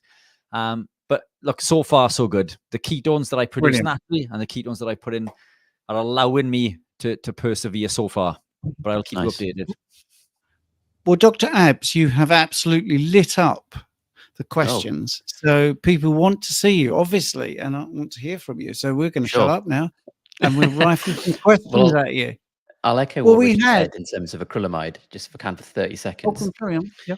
So I think it also has reproductive harm to people. Some animal studies have shown that high doses of it can have negative effects on reproduction and development. We do need more research on it, but from what we can see so far, it's entirely detrimental to that as well, and even genotoxicity. So certain findings have shown that acrylamide can cause mutations and damage to DNA. Now, the lab studies, they're not in vivo for obvious reasons, but there's enough there to suggest that it's more than just a neurotoxin, and it's horrendous. Interestingly, I've never had coffee in my life or tea. Well done. Cool. Fantastic. Right. Okay. Yes, I'm fantastic. Now, let's have a look at this. Avoid the acrylamide. My gum disease has disappeared. since going keto or carnivore and switching to a hydroxyapatite toothpaste, which is just a mineral toothpaste. Yeah. I use salt, by the way. So a salt toothpaste. That was just a statement, but here we go. What is the best way to prevent plaque teeth stains in addition to eating a carnivore keto diet? Sure.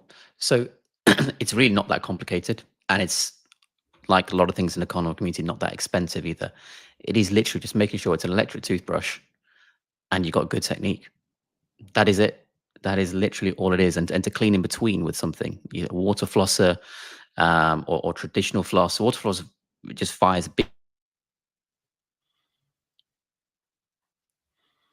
burst of water with the arm. You can get it probably for like 15, 20 pounds on Amazon. You can do the whole mouth in 30 seconds, something like that. But I do want to stress, I'm not actively practicing dentistry. I left it because I do so much more now in the realms of longevity. I just advise on dentistry now. Just for the record, so people know.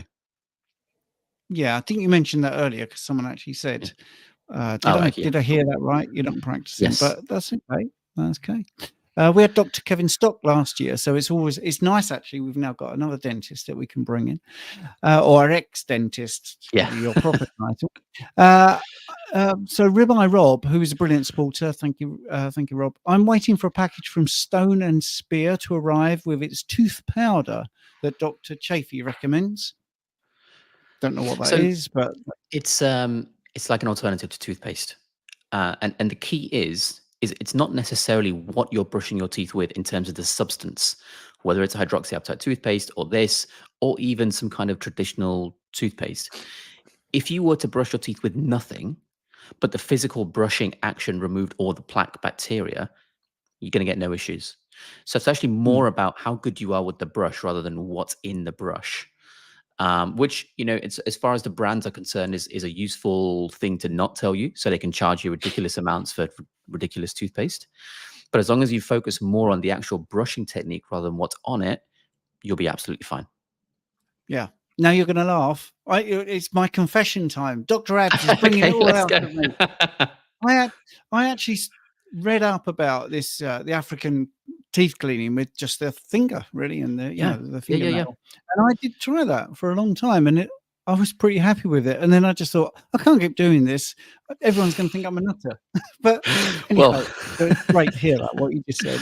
I mean, everyone in the dental world, the medical world, thinks I'm a nutter as well. I mean, to give you an idea, I think it was around April, I was speaking at the Royal College of Physicians, on the topic of longevity, and specifically the aspect of nutrition in longevity, which I think is what we're all here for.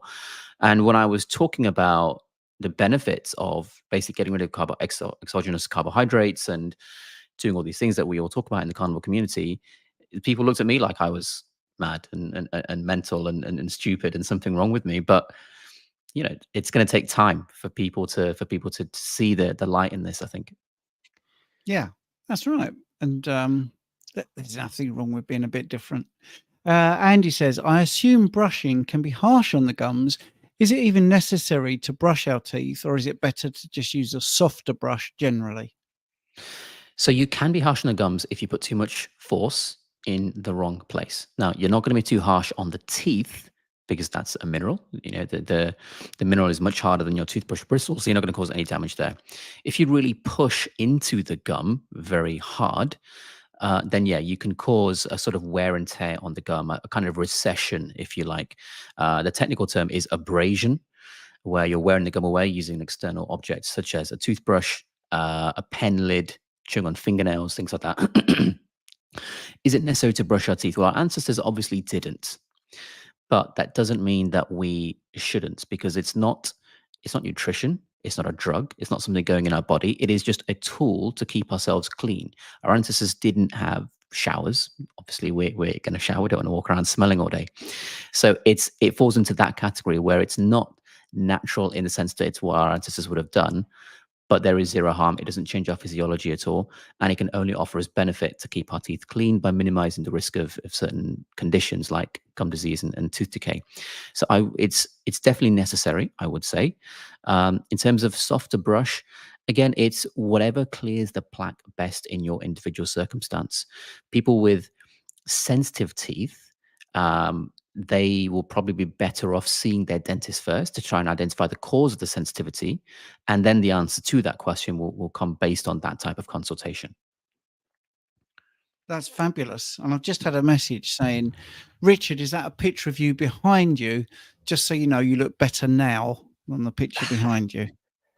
Well, Thank there you. you go. I don't think so, but yes, it is. That was 2 years ago, just after winning the European Championship as a professional men's physique bodybuilder. I've gravitated into Ironman training, so a complete 180. And interestingly, Dr. Abs, you mentioned about powerlifting. I was going to go into powerlifting. When I came away, I decided to gravitate into running and cycling because I tore my pec. I'd never trained for power before. It was all aesthetics, but it was on bench. But just to give you, and you may have a much better idea on this, but when I checked against all federations in age and weight, so at 75k at the time, being 40 years of age, my bench was 165k. My squat was 190 and my deadlift was 230, which put me in a very competitive position. And I'm sure that it put me in like the top 3 in that category in the UK between tested and non-tested. And I don't delve into anabolics. I'm completely natural in regards to competing and healing and repairing my body, which I thought was astonishing. But maybe that's something I'll go back to. But I tore my pec. Yeah. I was unable to lift. So one of the guys from the local clubs that I work with, one of the athletes, laid down the gauntlet and said, well, if being ketogenic and carnivore, etc., was so good, come and show us what you can do running and cycling. So I've gone into that. So I'm half the size. I'm 20k lighter than I was at this time of. So my normal body weight would have been around 90k. And I'd compete sub 70 so this was 2% body fat. But yeah, I'm incredibly smaller now. I prefer the way that I look there, but I know that I'm much healthier and fitter now. And coming back to what you mentioned about abs, I mean, I had veins running through the abs here, but I know that I'm fitter and healthier now, but my abs are a little bit washed out. There's nothing wrong with that. Exactly. And this is it. We look at these physiques aesthetically as being healthy, but for me, I know that, if I'm around 9 to 10% body fat. If I gravitate any lower, then that's not a good place for me to be. I can push lower and compete to be lighter, but I always bounce back to this. I always bounce back to 9, 10%. Abs, but washed out. So they're not the type of abs that I ever show anybody, because I don't think that they're worth showing compared to this. But it's funny how, our perception of how we see ourselves changes. But I appreciate the comment, appreciate the comment that I think I look better there, but thank you. Well, there's a lot to be said about what that can do for your life. Because if you train appropriately in the right way for your particular age, capability, training status, et cetera, we can't prove it, but I think it's pretty obvious you're going to have longevity benefits. And once you are able, so one of the things I do now is I'm a consultant in biotech research. So we look into basically mitochondrial function and really, really heavily into amino acids. So from that, we understand nutrition, obesity, cancer, et cetera, from the metabolic viewpoint. Now, when we look at what happens when people put on muscle mass, we find immediately that their immunity increases. We find immediately their ability to cope with all the metabolic requirements increases. So when you have more muscle mass, this is preaching to the choir here, but for the viewers at least, one of the studies that we looked at, we looked at this particular supplement, okay, and it's just this certain stoichiometric ratios of amino acids, because we know that when you have amino acids in specific ratios between them, in specific combinations, of which there is an infinite combination, obviously, then you create certain effects in certain parts of certain cells. So when we looked at this particular supplement that we use, this is why you have BCAAs in a particular ratio, by the way. But this supplement, when we gave it to a hospital first of all, they're in hospital, so they're already sick. Second of all, they're elderly. Third of all, they were quite frail. Just by giving them these particular stoichiometric ratios of amino acids, which was designed to prevent sarcopenia, the entire hospital's infection rate slashed by a third. no adjunctive clinical intervention whatsoever. But that was just because we maintained the muscle mass. So people that are on carnivore, I find that they have this excitability to go and train, which they may not have had before. Of that, go through cycles in their life where they build the mass in a hypertrophy cycle, which I help them design, but then also now and again go into a strength style like you did with powerlifting as well. Now, I would say there's a difference between strength and powerlifting, because powerlifting technically isn't power. Power is the speed at which you can move a mass, not the size of the mass. So it's really strength lifting. And then we cycle between those. And that is going to have a huge, huge benefit going forward, especially if you combine it with carnivore as well. Absolutely. Every so often, by the way, Dr. Abs, your Wi-Fi drops out very momentarily. Yeah. This is the problem with living next to Chelsea Football Club, where they haven't put fiber optic in yet. All right. Okay. Now, there's a few people complaining that, not from you, from me, that we're not covering longevity enough. But I have got questions, and I'm doing them in the order that they've come. So, if we talk about teeth, we will talk about teeth, and then we'll get on to longevity a little bit more. Right. So, yes, Matthew, Dr. Abs, What a big question here. It is, isn't it? So, what are your thoughts on dentists? Keep saying that fluoride is crucial for healthy teeth and gums. How did our ancestors survive without brushing their teeth and without toothpaste? Yeah. I mean, it's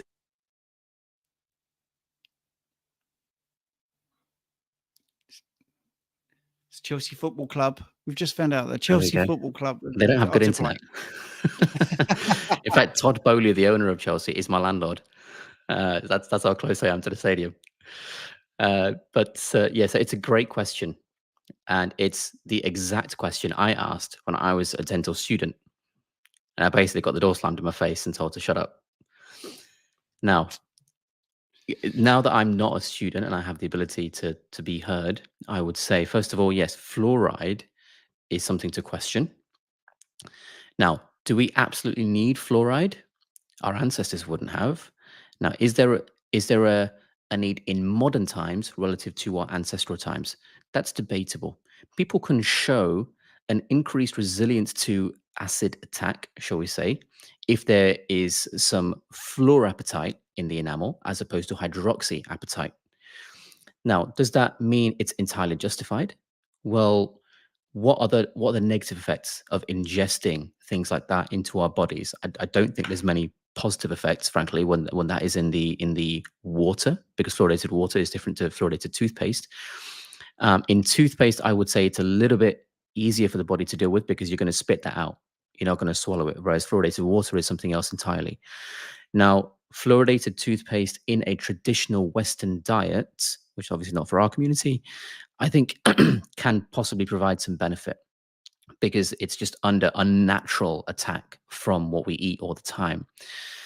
If you're carnivore, however, and there's basically zero external carbohydrates hitting the teeth, do you need that extra level of shielding from acid attack, from mineral dissolution? I would suggest from personal experience and from my patients, probably not. And I think we've heard stories from people in the chat already today saying when they went carnivore, their plaque disappeared, their gum disease disappeared.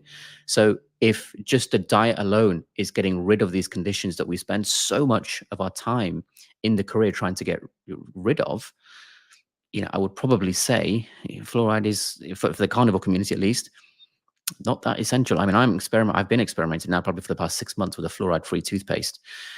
Let me tell you, it's made no difference. I still have no plaque. I still have no gum disease. I still have no decay. And you may say, well, how do you know? Well, because I'm trying to recognize those things. I give myself a checkup every morning when I brush my teeth. So as long as your brushing technique is good on a carnivore diet, that's really all you have to worry about, in my opinion. I have no evidence. But it is just an opinion. Cool. Yeah, it's a shame about that dropping out a tiny bit. But anyway, right. So Polish Mike now is saying no sign of periodontitis. Periodontitis, yes. But my dentist, I need to get my teeth fixed. But my dentist said my gums are shifting up. and that may be irreversible. Am I brushing too hard, or perhaps my gums are lacking some minerals? Another great question. You've got some great questions coming here. So That's good. traditionally it was thought it was irreversible if your gums recede. I am privy to certain research which is not out to the public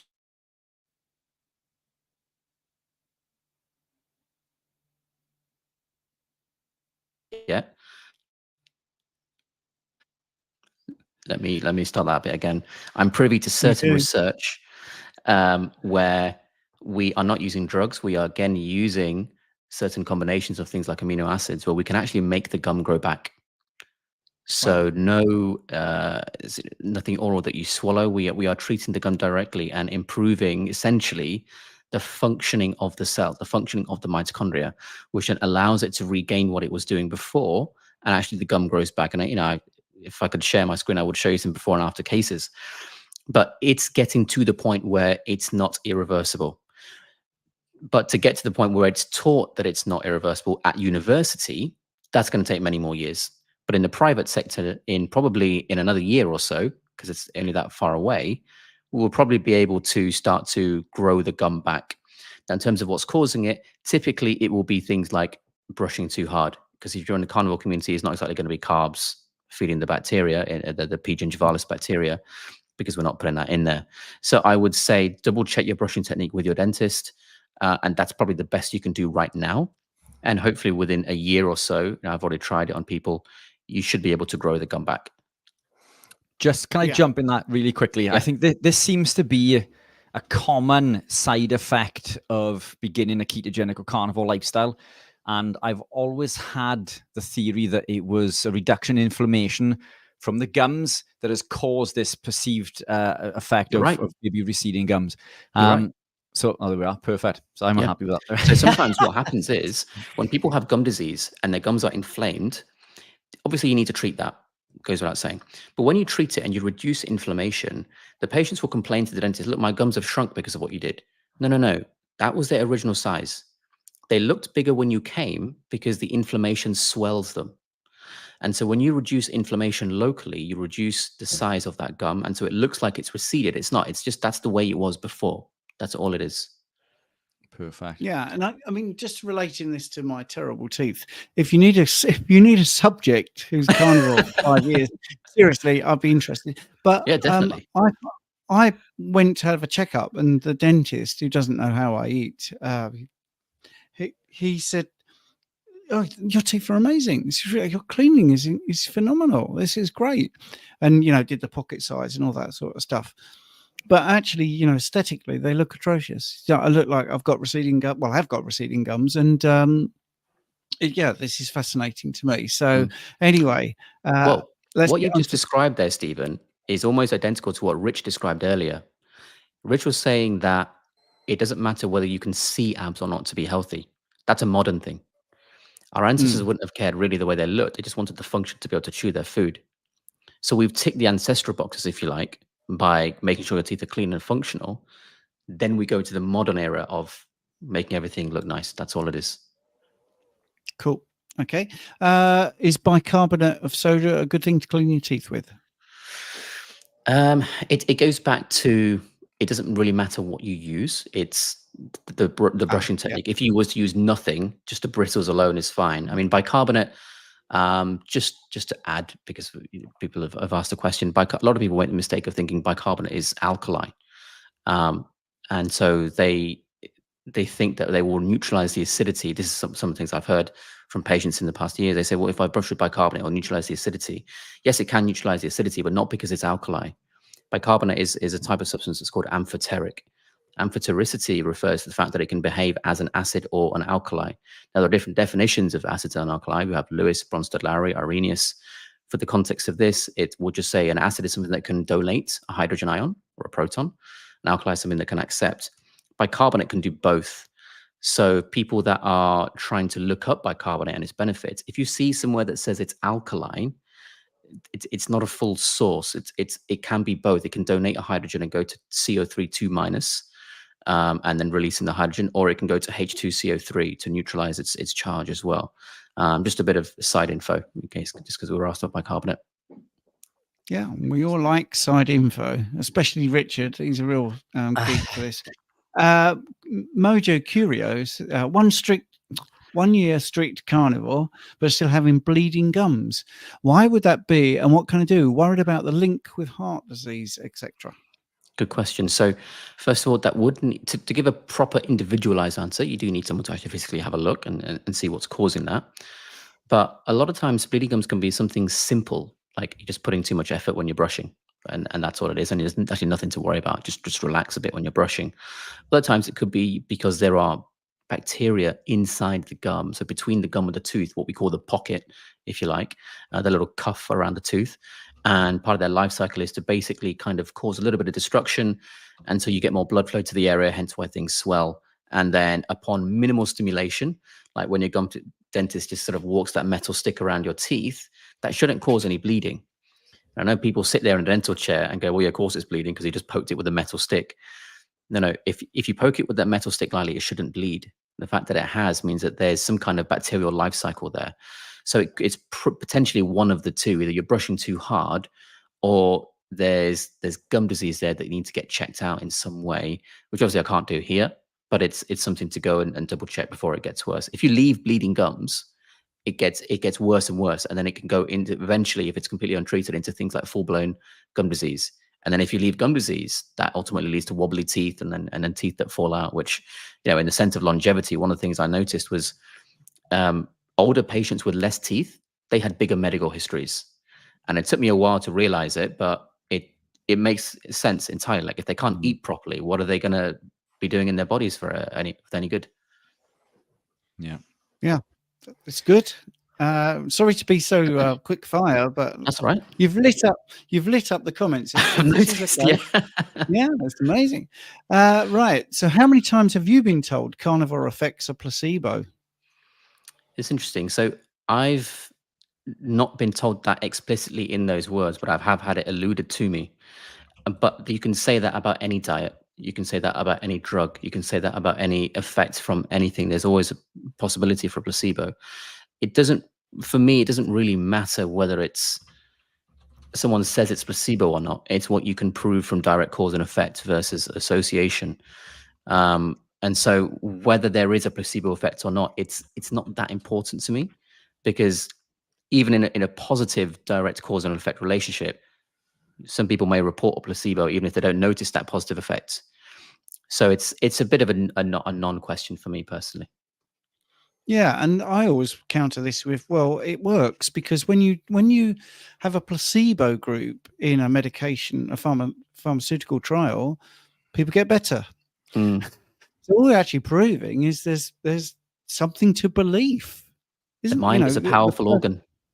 Yeah, and so I never really get that myself, actually, because I think I used to have this in rehab many years ago. I did a rehab clinic, and people come in, say, my back's hurt for 6 years, say, and I would give them some manipulation and tell them what was wrong and what I was doing and how the cavitation worked and all that, and then they get off and and I've got videos of this on YouTube because it's great clickbait, and they're like, "Wow, I can't believe it," or moving their arm, and then they'd say, "You just telling me, was it placebo?" And I went, "Do you care? Do you actually care? Exactly. You go out and do your shoes up and go up and down your ladders and stuff. It doesn't matter, does it? As long as you're better, really." I mean, it's interesting to know why, but anyway. Yeah. Right. This is a great question as well. For a non-smoker, does nicotine gum offer any advantages or risks? Interesting question. I think we should split that up into the nicotine portion and the gum portion. Nicotine, I think we would all agree, is obviously not something required for human physiology. It is vestigial to human physiology. So in terms of any advantages, if you're a non-smoker because you're coming away from being a smoker, I suppose, it can smoothen that curve for you. That's about it. In terms of the gum, it's an interesting one. I mean, one of the problems, or one of the effects that gum does, chewing gum does in a traditional Western diet, is it reintroduces remineralization of the teeth because it stimulates the salivary glands. You've got a parotid glands here, sublingual, all these things here, and they will release saliva. And when your teeth have had an acid attack and some of that, those minerals have come out of the teeth because of what you've eaten, when the saliva comes back into the environment, the oral environment, and it coats those teeth, the minerals can then go back from the saliva into the teeth. That's why I don't do it now, but I'm sure we've all had a can of Coke at some point in our lives. When you feel your teeth with your tongue, it feels a little bit chalky after the Coke. That's literally the dissolving of your teeth. You're feeling with your tongue the minerals coming out. So if you chew gum after that and you let the remineralization process occur, there's an advantage there because you're minimizing the damage that the Coke did. But in the carnivore community, do we need that? Probably not, because we're not having things like Coca-Cola all the time. But there is another physiological effect, is that it primes the stomach, right? So when you start to chew, you start to release hydrochloric acid in the stomach. And if you're chewing but eating nothing, I don't think anyone's done a study on this specifically, but I would guess it's not the most natural thing in the world for acid to just be released and do nothing. So if you're chewing gum all the time and you're constantly releasing acid into the stomach, you've got to question, what good is that going to do, if any? I would suggest that's not going to do any good for you at all. Yeah, great answer. We're going to do the last one now about Sure. teeth, and then we'll move on to longevity, if you're okay with that. Of course. Yeah, great. How to restore receding gums? I know, and again, I know we've touched on this earlier, but Sure. I'm just trying to give everyone. I can add some things. Yeah. fairness. Yeah. So obviously before I touched on what is coming in the future, but this person said how to restore them after having braces before going carnivore and etc. So now, what can you do now versus what's coming in the future that I'm working on now? So there are certain procedures. So sometimes what you can do is just add a little bit of filling material to the teeth to fill out the gaps in between where the gums were. Might make the teeth look a bit too square. That's an individual thing. You've got to have a consultation to check whether it's for you. Another thing you can do is potentially kind of pull the trousers up on the teeth. You can just take a scalpel, kind of loosen up the gum, pull it down a bit, and then stitch it back in place. You're only really going to get a millimeter or two from that. You need to see a periodontal surgeon or a periodontist specialist for that. Another thing you can do, you can actually cut out a window of gum from the roof of the mouth and drape that over the teeth where the gum line should be, and that will then integrate to become the new gum line. So there's a few options that you can do now. Generally, they're not, the surgical ones aren't an easy thing to do. It's not, you just go in, 2 minutes later, you're done. So you do need a consultation. You do need to see a specialist gum surgeon or a periodontist. Cost-wise in the UK, you're probably looking at something like 1,000 to 2,000. And if you look after it, that could last decades. But then in the future, obviously, you've got technology to regrow the gum as well. And I wish I could show you the pictures, but it's extraordinary what we can do in the future. Oh, well, that is incredible. When you say you wish you could show me the pictures, are they confidential then? No one's explicitly told me on the team that it is confidential, but I could, when I come back later, if maybe I could email you the pictures. Maybe if you can bring them up on the screen, you can get a rough idea of what's possible. Okay, that's cool. So there's few people moaning about me not talking about longevity. Yeah, I'm here now. I'm talking about longevity. All right. So one question, Steve, before we get on to longevity. What are your thoughts, Dr. Abs, on the electric toothbrushes with red and blue lights? Oh, complete waste of time. So another thing that, as part of being a consultant in biotech research, I've actually invented some of the protocols used in LED phototherapy around the world now. And I've consulted for the engineering of those devices. I have taught quantum electrodynamics to the context of LED phototherapy and laser medicine. Now, what you need to look for when you're looking at those devices, and this, I guess, touches on longevity as well, because you can use things like this for the face and healing.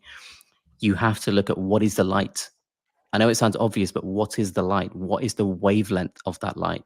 When you're looking at red, ideally, you want it to be around 633 nanometers. When you're looking at blue, ideally, probably around 415 nanometers. If you're looking at near infrared, it's around 830 nanometers. Then you need to ask, what is the range? Because nothing will be exactly 633, really, unless you're talking laser. So the range around that, how much this way and how much that way, is called the peak tolerance. Now, the peak tolerance needs to be as narrow as possible so that you don't waste energy producing wavelengths which are useless. The tightest we've got in the world right now is 2 nanometers. So if you're aiming for 633 in red, the worst you'll get is 631 or 635. Now, the next thing is power. The more power, the more biological change. And I'll explain that very, very simply. These devices are producing radiation, okay? In terms of the particle, they are producing photons. Some kind of say it's a particle or a wave, whichever makes it easier for you to think. It's called wave-particle duality. But a photon will be released. It will interact with a photoreceptor, which is the technical term. And the photoreceptor for, let's say, red is cytochrome C oxidase within the mitochondrial inner membrane of the oxidative phosphorylation process. And so 1 photon equals 1 unit of change, shall we say. Therefore, it stands to reason more photons equals more units of change. More photons equals more energy, more power.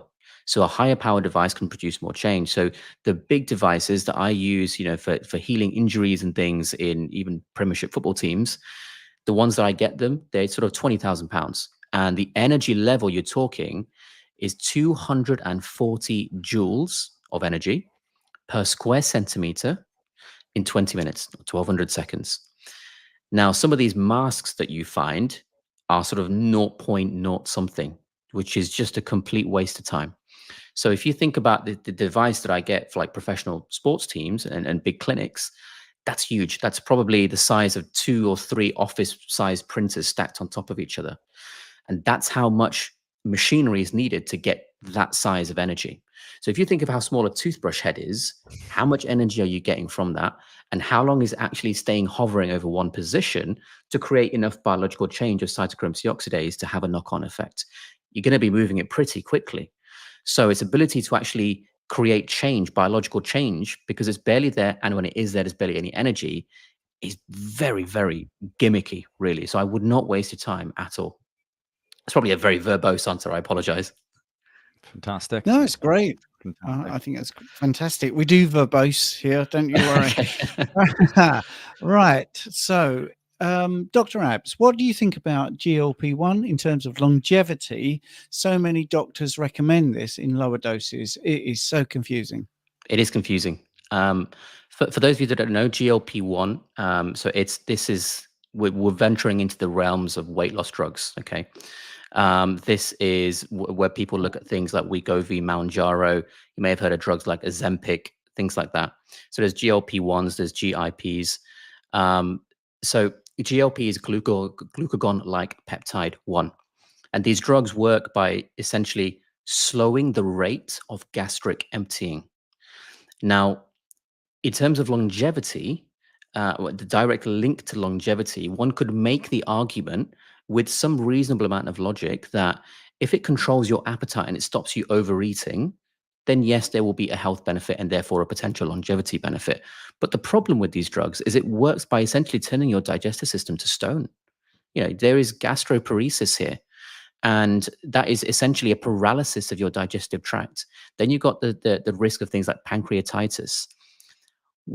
So who in the carnivore community or any longevity community has done intermittent fasting and had things like gastroparesis or pancreatitis risk? Basically no one. And there's a big difference between fasting and starvation.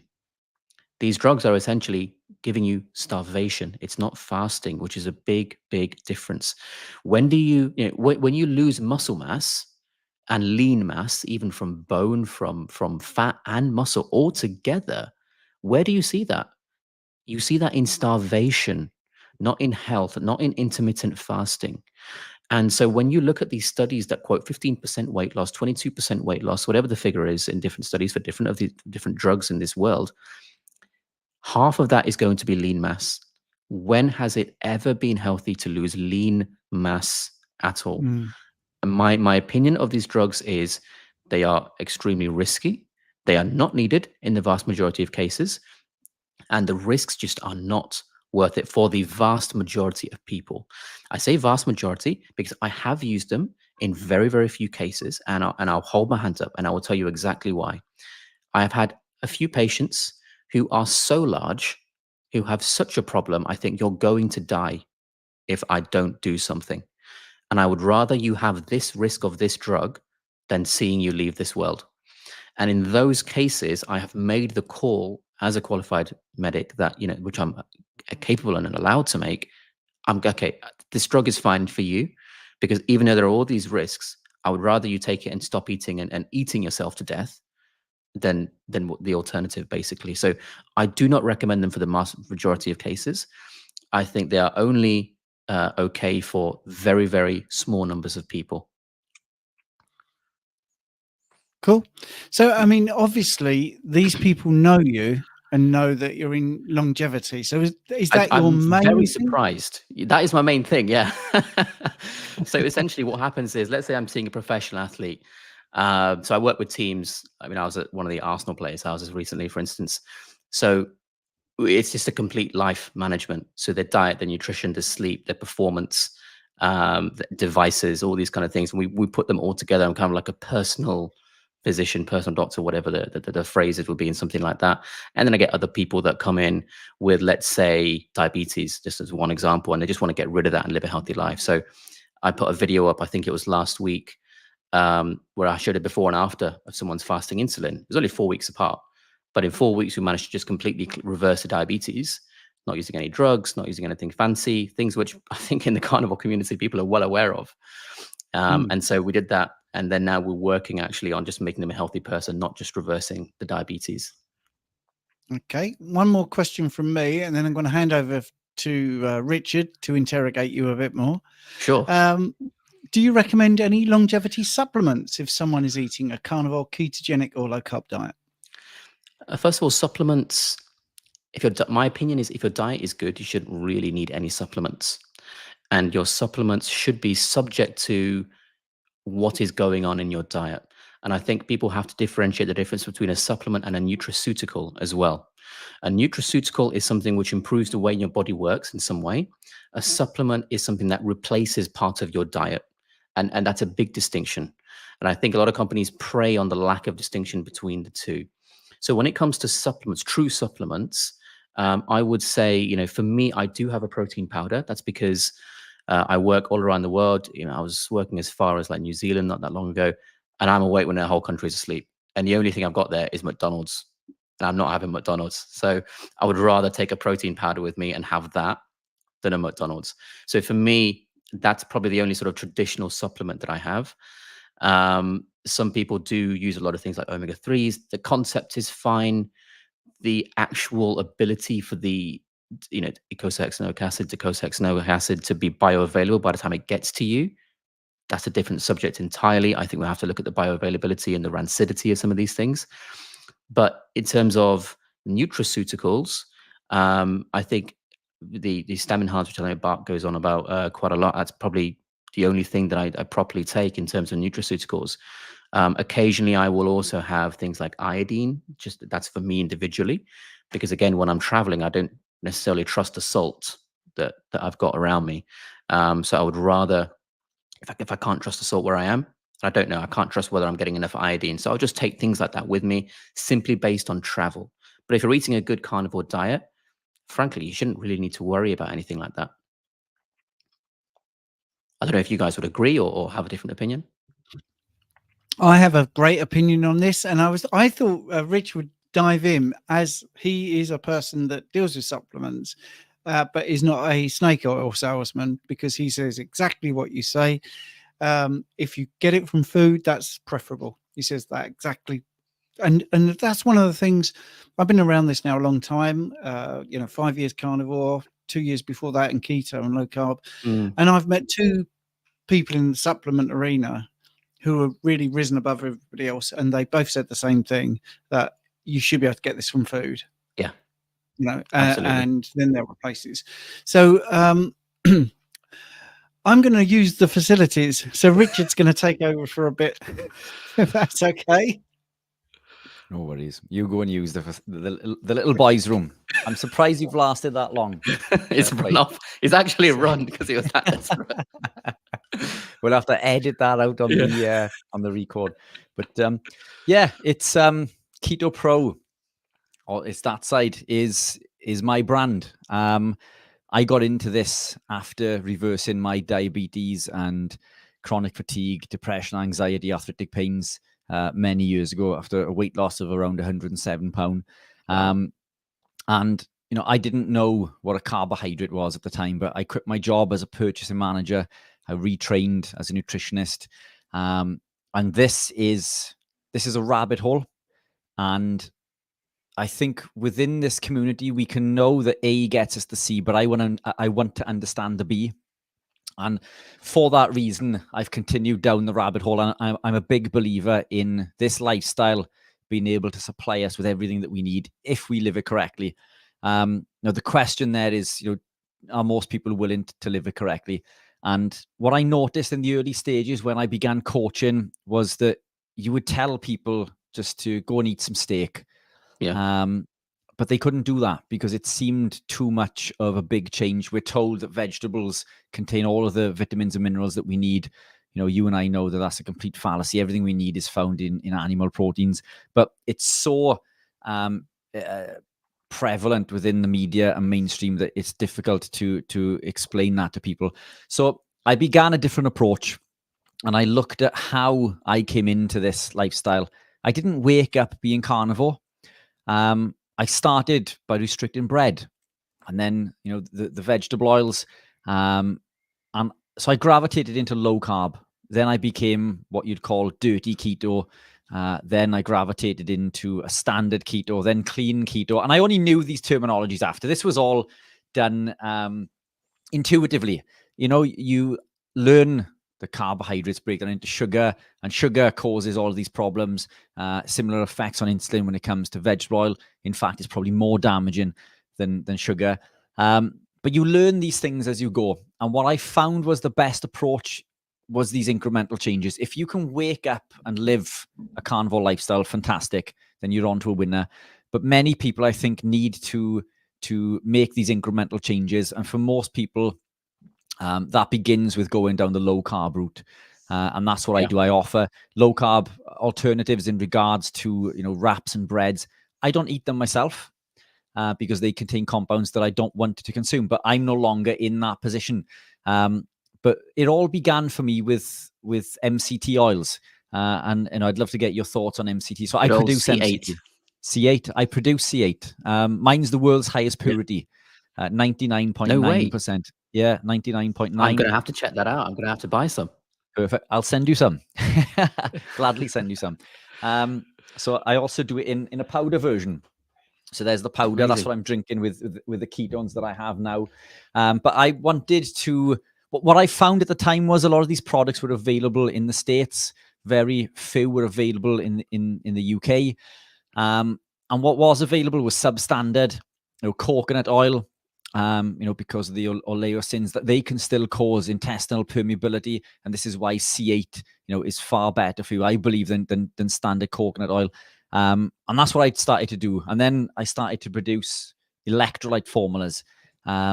Electrolyte formulas that I believe to be, you know, number one on the planet, devoid of all the crap that was in other electrolytes, and with the ratio that I believe is more beneficial. A lot of these others, I believe the ratios have been put in correctly with low bioavailable ingredients. And I've added things like molybdenum, selenium, and astaxanthin. And the astaxanthin, I'd love to get your thoughts on astaxanthin also. But it's, you know, when we look at antioxidants, most, if not all of the other antioxidants on the planet are pro-oxidants. And they overexpress the NRF2 pathway, whereas astaxanthin doesn't. It doesn't begin its journey as a pro-oxidant. And I believe the benefits there to be unparalleled. And this is a version, and I gladly send you this as well. This is the unflavored version, but this is for the elite. This is the unflavored version. The taste's disgusting because even though there's no nasty, so there's no stevia in this, but as you can see, it's got like an orange or red tint, and that's the astaxanthin. But it tastes incredibly strong. It tastes very fishy. It tastes like the seaside. It isn't just salt, and many can't handle it. But the other version then, which does contain a little bit of stevia, is this one. Now, regardless of your thoughts on stevia, most people would use that, you know, and again, if we live an ancestral based lifestyle. If we crush the bones and eat the cartilage off, the end of the bones and the connective tissue, and eat organ meats, then it's quite possible that we will obtain all of the electrolytes we need from our nutrition. But many of us don't do those things. And it also depends on how hard we're training and working out. Anthony Chafee doesn't train that much and doesn't use electrolytes. Shawn Baker does, and so on and so forth. But that's what, in a nutshell, is what I try to do with the products. I try to bring the best to the market that I believe, while offering the less strict carnivore or someone who's new to the lifestyle an alternative.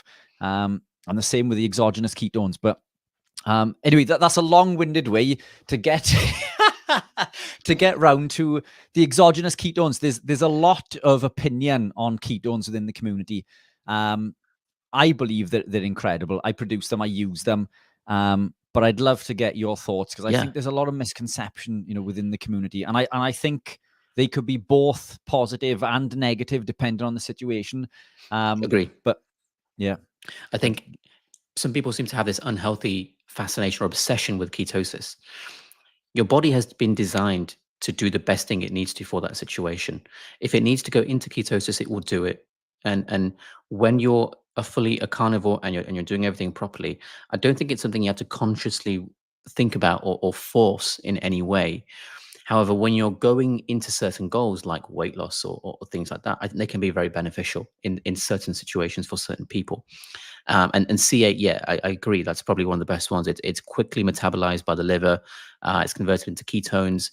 It gives you an immediate and also an efficient source of energy for both the brain and the body. You get enhanced cognitive function. You can help with weight management, lots of the gut health, anti-inflammatory properties, better physical performance, blood sugar regulation, all these things. I think when someone is in the journey and they're trying to get to where they need to be, it can be useful. But I don't think this is just a personal opinion. I think when you're fully carnivore, and let's say you're eating once a day, roughly speaking, you're probably going to go into a mild ketosis before your next meal because of the time it's taken to get there anyway. And I think your body slowly drifting in and out is what our ancestors would have had. And so for me, that's the most natural, if we're defining natural as what our ancestors had. So for me personally, that's generally what I try and get my patients towards. But on the way there, supplements like that, I would absolutely have a look at and say that can help you achieve your goals for you. What I am actually experimenting with now, because when I used to train to record level, I used to do also, I don't know any of the things I know now, but I used to look at pre-workouts and all this stuff. I'm experimenting now with just taking a little bit of C8 and some electrolytes before a workout, and that's it. And I tried it the other day for the first time, and it was brilliant. Absolutely. I mean, it might have been placebo, of course, but there was no negative side effect of not having the traditional big pre-workout and this drink and that drink all mixed together. So I think absolutely C8 should have a place in people's lives when they're getting towards where they need to be. And astaxanthin, you mentioned that as well. Yeah, I think as far as I'm aware, that probably has the highest ORAC value, ORAC, which is a way of kind of measuring the antioxidant stress of a particular ingredient, shall we say. So it stands for oxygen radical absorbance capacity. And I think it comes out roughly kind of 5,000 times higher than vitamin C in terms of that capacity.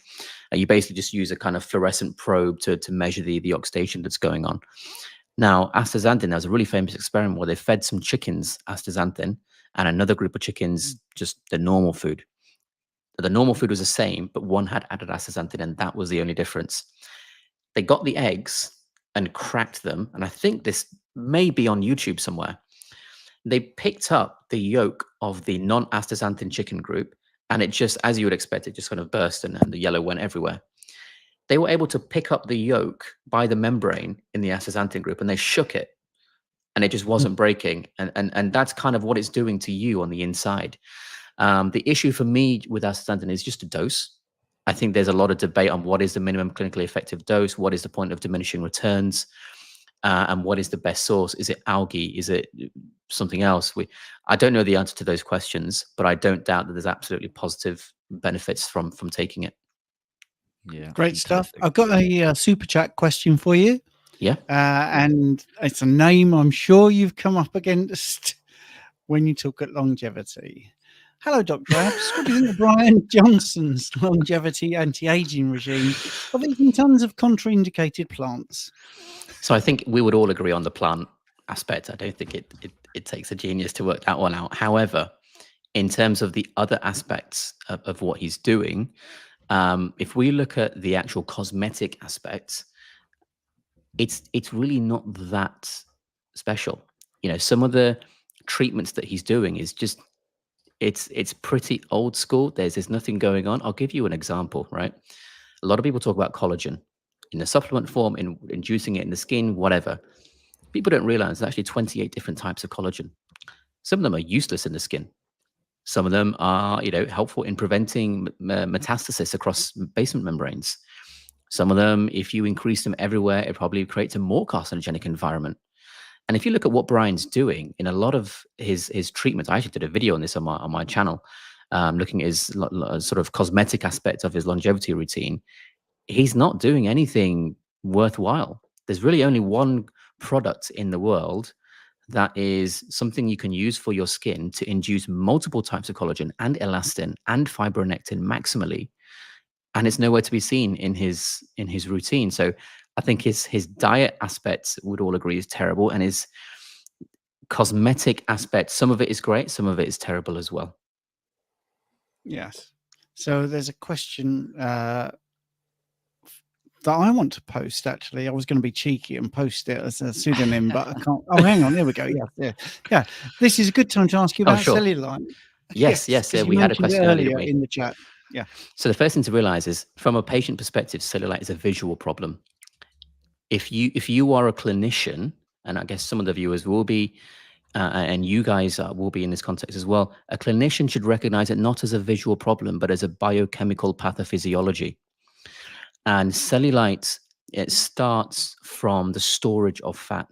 Okay, so you have to start all the way back from insulin, from Randall 1963, et cetera, et cetera. Once that fat is being stored, what happens is you have to look at the rate of storage. That's the key. It's the speed, because the adipocytes, just like every other cell in the body, need a blood supply. If you then create adipocytes very, very quickly, and the speed of that is quicker than the rate of creating blood flow to the area with angiogenesis, the creation of new blood vessels, then those new cells have been made without any oxygen supply. It's like trying to build new houses without any electricity or plumbing. What the hell is that house going to be capable of, and who can live there? And so these new adipocytes, they enter a state of hypoxia. And so they struggle. They're gasping for air. They're drowning. And so what happens is they become inflamed. And when they become inflamed, they cannot produce the correct extracellular matrix. So for those that don't know, the extracellular matrix is the bit around the cell. The bit inside the cell is the intracellular matrix. And in the skin, between fibroblasts, the bit just in between the cell is the intercellular matrix. So there's three different types. So when these adipocytes get hypoxic, they get inflamed, and then the ECM is dysregulated, dysfunctional. That then makes them even more hypoxic, because they still can't get any blood because of all the dysregulation. And so you get this downward spiral that just goes round and round and round and round. And so cellulite has to break that cycle. You have to stop the inflammation. And the problem is, when you exercise a lot, how do you know that there is no negative effect from the lactic acid that is being built up there? The lactic acid won't last forever, I know, but when it gets produced at some point, it will not be exactly the same pH as before. And what happens is, when you have inflammation in a tissue, from a biochemical standpoint, one of the things that you can define that as is the level of hydrogen ions. When things are very inflamed, you'll get more hydrogen there. So if you don't stop that, you can't change the physiology of that area, because even if you're trying to treat the area by bringing angiogenesis, by bringing your blood vessels to give oxygen and help the cells then normalize, that is reliant on the inflammation not being there. So the inflammation is what you have to stop. So when I treat cellulite, I treat it with the first product that was ever designed to actually treat it, not hide it. And the reason it treats it, again, we're using amino acids to normalize the mitochondrial function, and we are using bicarbonates. And I said earlier, bicarbonate is amphoteric. So it will neutralize it. It's not an alkali, it's not an acid, it can be either, but it's a dependent variable based on the environment. So those bicarbonates will take up the excess hydrogen, suddenly inflammation is stopped. And then the amino acids that we use in those specific stoichiometric ratios then go into this, or the extracellular matrix, and then normalize the cell function. Then you start to get a normalization of the area. Now, the reason cellulite has that appearance is because, to put it in layman's terms, fat is stored in like sections. Let's call each section a bag. Now, that bag is made of a particular protein called fibrillin 3. What happens during this pathophysiology is that we have an enzyme called MMP14, matrix metalloproteinase 14, which actually comes down and breaks down that fibrillin 3 bag. And so the integrity of that bag reduces. So the pockets of fat inside start to poke through. And so on the surface, you get this orange peel texture because some are poking through. And I'll put that into an analogy. Imagine you've got a carrier bag of food, of whatever food you want, and the bag is really, really thick. It's like a centimeter thick. When you squeeze that bag, it's just going to be round. Now imagine you've got a bag that's a thin piece of plastic, like a traditional carrier bag at a supermarket. When you squeeze that bag, all the food outlines show through. That's what happens when you lose the integrity of this fat bag. Things start to poke through, and that's why you see that appearance on the surface. So you will never treat cellulite unless you treat the pathophysiology and you reverse that pathophysiology, because it's a downward spiral. So the best you can do without treating it is hiding it. And hiding it is dangerous, because in the process of hiding it, you might make it worse by inducing something like fibrosis, depending on what treatment you go for. So it's important to break that inflammatory cycle, and then you can restore cell function at the same time. And the good news is it's very non-invasive. It's quick. I mean, usually it takes me one session to halve someone's, and I mean literally halve someone's cellulite. If people are interested, there's actually a video on my channel of me doing it, and you can see some before and after in the same video as well. So it's not difficult, but exercise alone is not going to treat it, because the inflammation is still there. The excess hydrogen, the lack of ECM, the hypoxia is still there. And that's a pathophysiology, not just a visual problem. Yeah, fantastic answers. And I think you're impressing a lot of people who have not even seen you before, which is good. You're getting a lot of questions, if that's okay. No, not at all. Not at all. Okay. Can I get my 83-year-old husband with Alzheimer's to increase muscle mass by eating carnivore, especially beef? I think then I could get him to walk more. Okay, good question. So first of all, it's good that people understand the importance of increasing muscle mass. When you increase muscle mass, you also increase mitochondrial numbers. And this is going to help you in many, many things. When you increase the mitochondrial numbers, you increase the number of, say, Krebs cycle happenings that go on in the body, because the Krebs cycle feeds into oxidative phosphorylation in the mitochondria. And what a lot of people don't realize is just the presence of, this is crucial, just the presence of the Krebs cycle happening, actually, so without even feeding oxidative phosphorylation, just it being there, and the intermediates within it, just those intermediates physically being present is actually a trigger for the immune system increase. So Krebs cycle intermediates correlate to immune system quality or strength, if you like. And so that's why it's so important. Now, it's good that you recognize that. In terms of increasing the muscle mass, there is really only one thing you can do to increase muscle mass, and that is hypertrophy. It's not something you can go into straight away, depending on the training status that you have.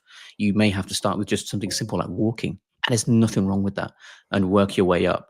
But in order to increase the muscle mass, you must break the muscle fiber. That is the only way. To increase strength, it's different. You're trying to train the nervous system to generate a larger electrical impulse.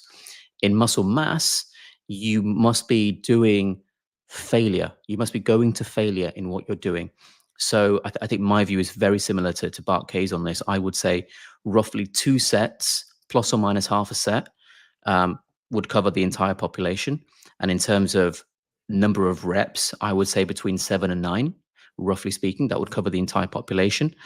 And once you do that to failure, that's the stimulus that will then increase the muscle mass. Now, in terms of just eating correctly, that won't increase muscle mass technically, because you're not breaking anything. Eating correctly gives you the opportunity to train and gain well from that training. So eat right, but then use the walking as a pathway to then get him to do more. because walking alone is not going to build muscle mass. There's nothing wrong with walking. That's absolutely fine. We're designed to walk long distances, but then you have to keep scaling up and scaling up and scaling up. If you can get him to do simple exercises to failure, then the muscle mass will start to crumb. And that is really the only way to get the muscle mass increase. It's not necessarily what you eat. You eat the same.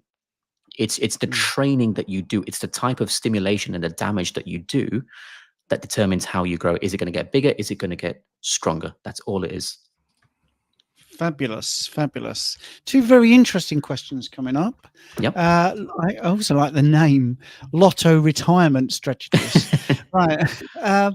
How do you remove lipedema with Carnivore? Yeah, because lipedema is a hard fatty deposit. So lipedema is sometimes confused with cellulite. So cellulite, you have different grades. If you have grade 0 cellulite, it's basically no cellulite. Then you get to 1, 2, 3, and 4. If you have grade 4 cellulite, you're not really reversing that, because one of the key characteristics of grade 4 cellulite is sclerosis. So the blood vessels have actually just kind of collapsed. You can't reverse that. It's done. Like you've got no chance of trying to treat that. When you get grade 4 cellulite, visually, it looks like lipedema to people who are not trained in the subject. Lipedema, no one knows the exact cause. There is no definitive treatment. There is debate as to whether surgical treatments are good in either the short term and or long term, but the whole thing is still a rough question mark. Now, you can differentiate lipedema from stage 4 cellulite or grade 4 cellulite, because lipedema generally is going to be, it's going to show a little bit of asymmetry, actually. And some people get it very heavily asymmetrically. One arm might look absolutely fine. One arm might look really, really big, or same for the glutes or the legs or something along those lines. But typically it's lower body. You're looking at areas like, let's say, hips, thighs, buttocks, legs, occasionally upper arms as well. You can get it symmetrical, but I think clinical experience, this is just my clinical experience, quite a lot of the time, if you look carefully, there is actually some higher level of asymmetry than there is in cellulite. The areas are sometimes a little bit painful to touch, a little bit tender. They may feel heavy, they may ache. And one of the key features is that, potential key features is that it happens because the lymphatic system is unable to then drain the fat. And so things start to build up. So in the early stages, physical therapy in the form of things like massage could help, because that's kind of stimulating the lymphatic drainage. But then if you leave that and there's so much there that you're not physically draining that, unfortunately, it's possibly, unless something comes about in the future, it's possibly a bit too late. There's also potentially a hormonal component. It's progressive. It can easily bruise. Certain things you can't get rid of in terms of risk factors, like genetics. Sometimes it runs in families. But at the same time, if you're eating carnivore, I suspect that is the best prevention that you can do. Just like this, the best prevention for cellulite, because cellulite, again, is storage. Storage is only going to occur depending on how your insulin landscape plays out. Absolutely amazing. So Penny's got a question, and then I'll shut up and eat my little snack that I'm sneaking in, and we'll get Richard to host for a bit, because I'm sure he's got a million questions. I've got one that's off the top of my head, and this is absolutely from my heart. Okay. Sure. Where have you been hiding, Dr. Abs? Because you're incredible. You got some great knowledge. Nice guy. Where have you been? I'm very flattered. I wasn't expecting to even be here. So to get so many questions and things, I'm really, really, really humbled. Thank you. I was in the medical world, just being told to shut up for a long time. Really, that's where I was. And then I started YouTube really not that long ago. I'm going to be honest. It must have been probably only about a year.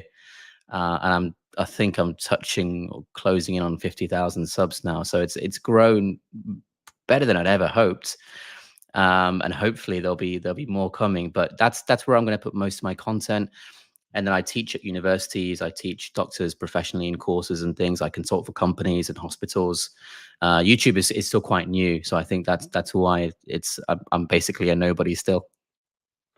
Well, I wouldn't say you're a nobody, but you know, I'm sure Rich is thinking, we'd have you on our live on a Sunday night if you I'd be wanted to honoured. do that. I'd be honoured. Okay, that's very kind of you. I've So, already Penny, DM'd Dr. Labs Oh, while amazing. we've been talking. Yeah, so you're cutting yeah. me out of the equation. Right, Penny, any tips for face psoriasis? 7 months on clean carnivore, but horrible face psoriasis on vitamin D3 and K2, selenium, magnesium, riboflavin, and folic acid. Interesting. So I think there's a few components to that question. Let's break them down. So in terms of psoriasis, for those that don't know, it's a chronic condition. It's autoimmune. It's a skin disease, and it kind of accelerates the growth of skin cells that gives you this kind of thickened, almost kind of like a scaly patch on the skin surface. And those patches we call plaques. They can be red, they can be itchy, they can be inflamed. It can be minor, it can be very severe. It can even look like dandruff in some cases, or it can be covering the entire limb in even worse cases. And I've seen both of those and everything in between. So you've got plaque psoriasis, guttate psoriasis, inverse psoriasis, pustular psoriasis, erythrodermic psoriasis, variety of symptoms. In terms of going on carnivore, nutritionally, that's the best you can do. I think we would all agree. Otherwise, that's what we're all here for. In terms of treating it, it's really not a big deal nowadays. I think carnivore diet will be the first step for anyone anyway, if possible. That will reduce the inflammatory load, and it is an inflammatory condition, and it is autoimmune. However, if you want to treat it directly, if you want to target it, there is probably the most non-invasive and easiest way, which is actually using LED phototherapy. Now, there is only one brand in the world, I believe, that actually has unless someone has come out recently that I don't know, I'll hold my hands up. But as far as I'm aware, there's only one brand in the world that has a medical license to use LED phototherapy specifically to treat psoriasis. Don't know if I'm allowed to say the brand because I don't want to look like I'm sponsored or yeah. So if people want to look it up, if people have this condition, look up something called Dermalux, DERMALUX. Just type in Dermalux psoriasis before and after into Google Images. You'll be amazed. And I've seen this in person. I've used this sometimes even after one session. There is huge, significant changes in the patient. So what that would do is utilize things like near infrared, which is 830 nanometers, which kind of photo displaces nitric oxide out of the oxidative phosphorylation chain in the mitochondrial inner membrane. Once you do that, you allow phosphorylation, the entire oxidative phosphorylation process to occur unhindered. And so you reduce the inflammatory process. And so the cells can function as normal, and things start to normalize visually as well. And so that's going to be one of the easiest ways. Now, if you're doing LED phototherapy for it, if it's really severe, I would avoid red in the first place. The reason being, red light in a phototherapy context, when it hits cytochrome C oxidase, it can accelerate the activity of that. And it can therefore accelerate the activity of the cell or increase the activity of the cell. But if the majority of the activity is inflammatory in nature, it could actually increase the inflammation as well. So if you have severe psoriasis or severe acne, you actually avoid red until it becomes moderate or mild, and then you put it back in. So LED phototherapy is going to be incredibly easy. You just lie there, you fall asleep. There's no injections, there's no drugs, there's no side effects. You just got to check your medical history, and that's it. You just lie there, and things start to disappear. So that's going to be a targeted treatment that will hit it directly. Now, in terms of the person saying they're on vitamin D3 and K2, well, first of all, D3, I do have D3. I don't take it every day. Again, it's really a travel thing for me. If I'm going to the other side of the world and I'm up when everyone's asleep, I'm never going to get any sunshine. So I will take it in that case. Second of all, you have to look at the dose of D3. There was a study in Norway. I can't remember the reference off the top of my head, but they were sunbathing outside for half an hour, and I think their body produced around 20,000 units of D3. So take that as it's a rough guide. The measurement obviously needs to be called into question, standard error, human error, etc. So the dose needs to be looked at. And in terms of the K2 is, it's a group of molecules called menaquinones, and they are differentiated by the size of those menaquinones. And they're basically used to control the movement of calcium in the blood. And there are cis and trans, which Richard is an expert on this. I'm sure he knows far more about it than I do, but essentially it's to do with the orientation of hydrogens around a double bond between carbon atoms. So if the hydrogens are on the same side, that is what you call a cis. And if they're on opposite sides, that's what you call a trans. So if you're taking vitamin K2, I did do a video on this a couple of weeks ago explaining the nucleation process with calcium phosphate that it does. But you ideally want MK7, menaquinone 7, in a trans form. There's not many in the world that actually state all trans on the back, which is interesting. One of them that I showed in the video was life extension. From comments on the video, I've seen that there are other ones available as well. I've got no obligation to any particular company, but try and get the MK7 as all trans, and try and get MK4 as well. So these are used in different places. MK7, I think, is more systemic. MK4 is more for things like the brain and the pancreas as well. So they work together very, very well. And this is something which Weston Price looked at in 1914 as well. In terms of the other things you said there, selenium, magnesium, riboflavin, folic acid, really those things, if you eat a good diet, a good carnivore diet, you're going to get those things from the diet anyway. Those things aren't things that you should take by default. You know, if there's some reason you're deficient, fine, go for it. If you're maybe having trouble sleeping, magnesium in the form of a bisglycinate or something can help with something along those lines. But those are specific issues. They're not a thing to take by default, if that makes sense.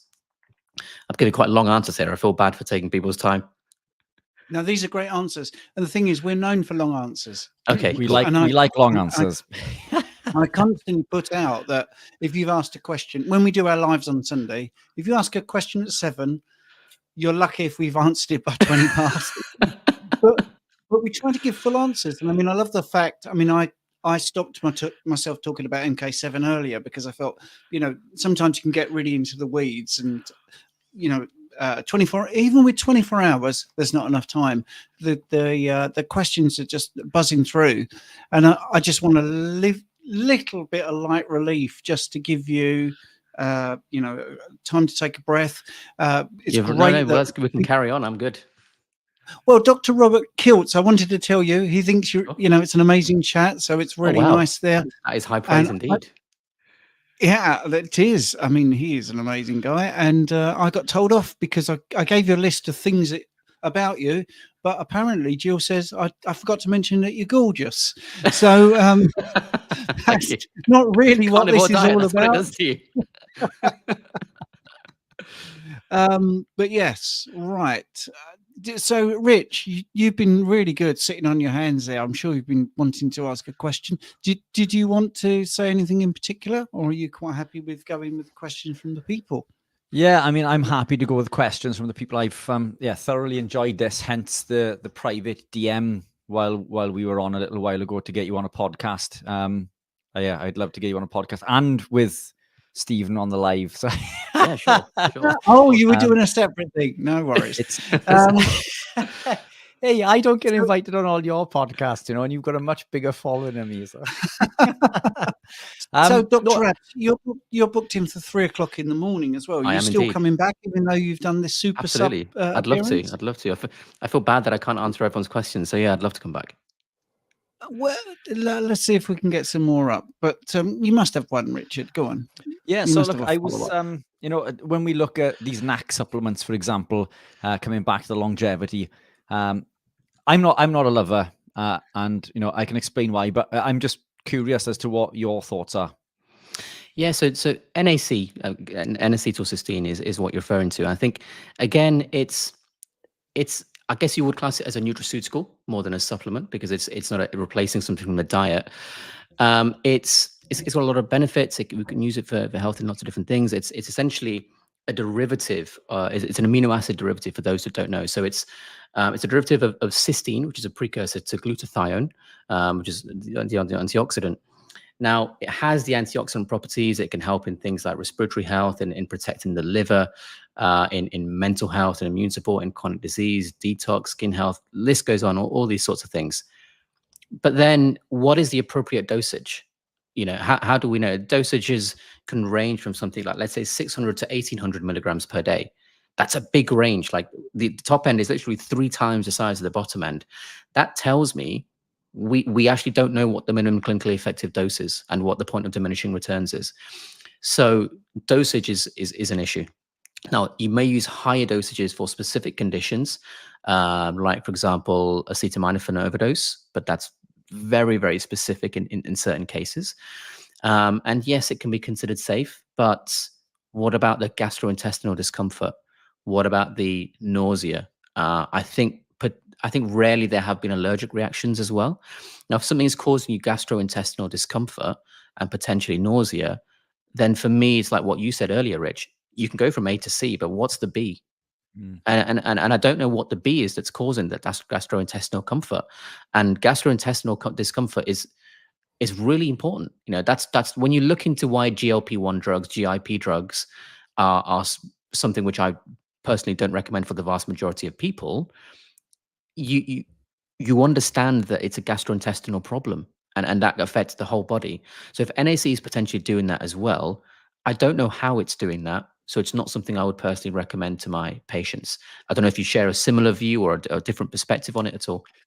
Yeah, you know, I'm inclined to agree. And when we look at other longevity supplements, I try to look at the pathway, and I keep coming back to this activation of the NRF2 pathway, which is a pro-oxidant pathway.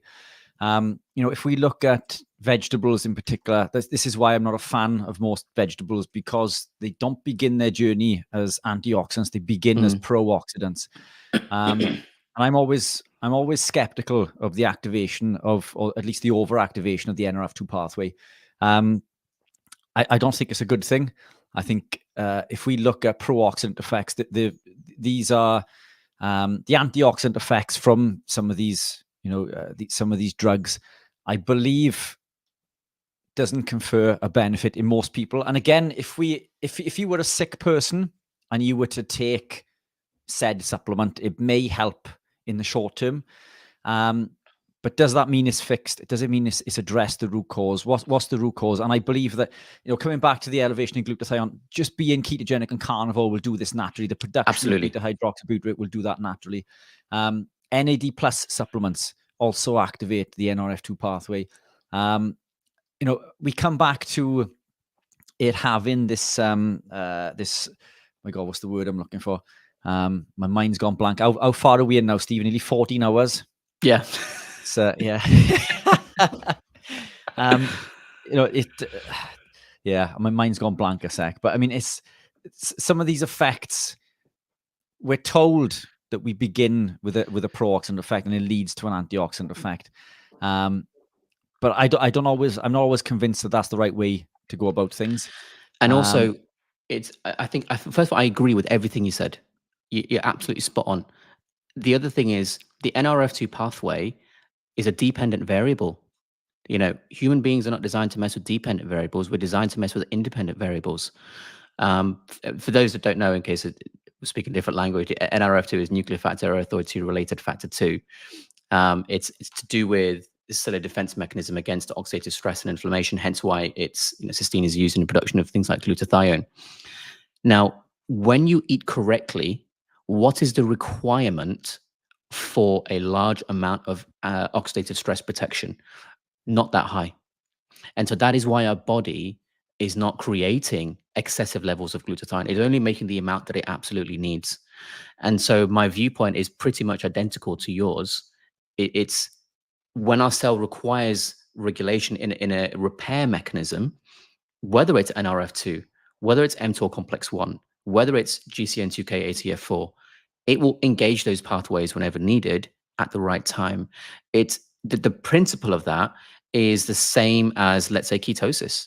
Your body will engage ketosis when needed. You don't have to fiddle with these dependent variables. And so that's where I come from, the perspective of dependent and independent variables. And I think we just shouldn't really be messing with dependent variables. We should just eat right, live right. Everything will take care of itself. Yeah, I agree. And I think, you know, one of the arguments is that, you know, there is benefit to the NRF2 pathway, because when you begin a ketogenic journey, this pathway is activated. But I'd bring it back to environmental. So hormesis was the word I was looking for. And that's what people think that, you know, these positives are from plants, is that the hormetic response. But molecular hormesis is very different to environmental hormesis. And I would categorize a keto lifestyle as environmental, even though it's classed as a diet. It's environmental because we are in the state of, technically, to break it down to bare bones, not eating. This will allow us to become ketogenic and produce ketone. So I would put that under environmental over molecular or diet related. But it's short-lived. this is a shock to the system for most people gravitating into a ketogenic lifestyle because they've had a lifetime of not living this way. But it's short-lived, 2 to 3 weeks, and that expression is no longer there, at least in my knowledge, to the severity that it is initially. But these are two very different things. Environmental hormesis compared to molecular. I do believe that there is a benefit to environmental hormesis in regards to cold water dipping, red light therapy, maybe, I agree. But these are two different things. I don't believe that the pro-oxidant effect leads to any benefit if we are in a healthy state, which, we look at things like turmeric, for example. Turmeric is touted as being one of the top supplements. I'm not a fan of turmeric at all. Turmeric, in my opinion, is not your friend. Again, it activates this NRF2 pathway. It blocks phase 2 detoxification in the liver. We add piperine, which also affects the CYP P450 enzyme in phase 1 detoxification, and it blocks UDP, glucuronosyl transferase, in phase 2, and not to allow us to absorb more, but to prevent the body from excreting it as a toxin. And this is what we're up against. We're in a world of all of these supplements that are meant to elicit these magical responses, but whether they confer a benefit in the short term, I don't believe that it's the key to longevity. Even the wastage of energy. One of the things that NAC will do is, when NRF2 is activated, it induces the expression of antioxidant genes, like those that code for glutathione transferase, NADPH quinone, oxidoreductase 1, hemoxygenase 1. That's an energy-intensive process. Like your energy is a finite resource in our bodies. If your body says, after millions of years of learning, the best thing to do with this ATP here is to use it for this instead of that, I'm sorry, but that your body knows better than you ever will, or a marketing department in some supplement company's brand. Yeah, I agree. So you're also not a fan of turmeric then? No, I'm a fan of food. Yeah. Fantastic. Now, it's come to that time we're at top of the hour. Sure. I'm a little bit. Jake Thomas is the next guest in the room, but I had him down for an hour's time, and Colt Milton to be on now. So it's all gone a bit. This is live. Yeah, a bit Pete Tong. I don't know Jake, and I've messaged Jake to say I think you should be on in an hour. He's in the waiting room there, Richard. But anyway, Dr. Abs, that was amazing. Thank you so much. Amazing. And it'll be great to see you at 3 a.m. UK time. Yes. Yeah, I'm very impressed. I'm very impressed you've agreed that. Are you sure you don't want to duck You're very out? welcome. That puts No, I'm you good. I'm good. at the same level as Anthony Chafee, who came on for us at 4 a.m. this morning. Exactly. So kudos to him for that, and kudos for you. I'm Robert looking forward to Kiltz, chatting again. Thank you. And Robert Kiltz came on super early, so credit to all of you guys. But super looking forward to chatting again at 3. Whether Stephen and I will be as I might take over if you fall asleep. That's fine. Well, perfect. You come on and crack on, and we can take half an hour. But fantastic chatting. I really enjoyed it. Have a rest, Dr. Abs, and we'll see you soon. See you soon. Take care, man. Great stuff. So I don't know Jake, and he's not put his camera on. He's on mute there as well. So I don't know if he's listening. If he is, he could put his camera on and unmute. If not, I've also messaged Colt, who hasn't turned up. So maybe something's gone wrong with the system. But last year we didn't have any no-shows, and this year we've only had Shawn, obviously, as a no-show. So when you say the system's messed up, you mean you've sent people the wrong times with the wrong links? No.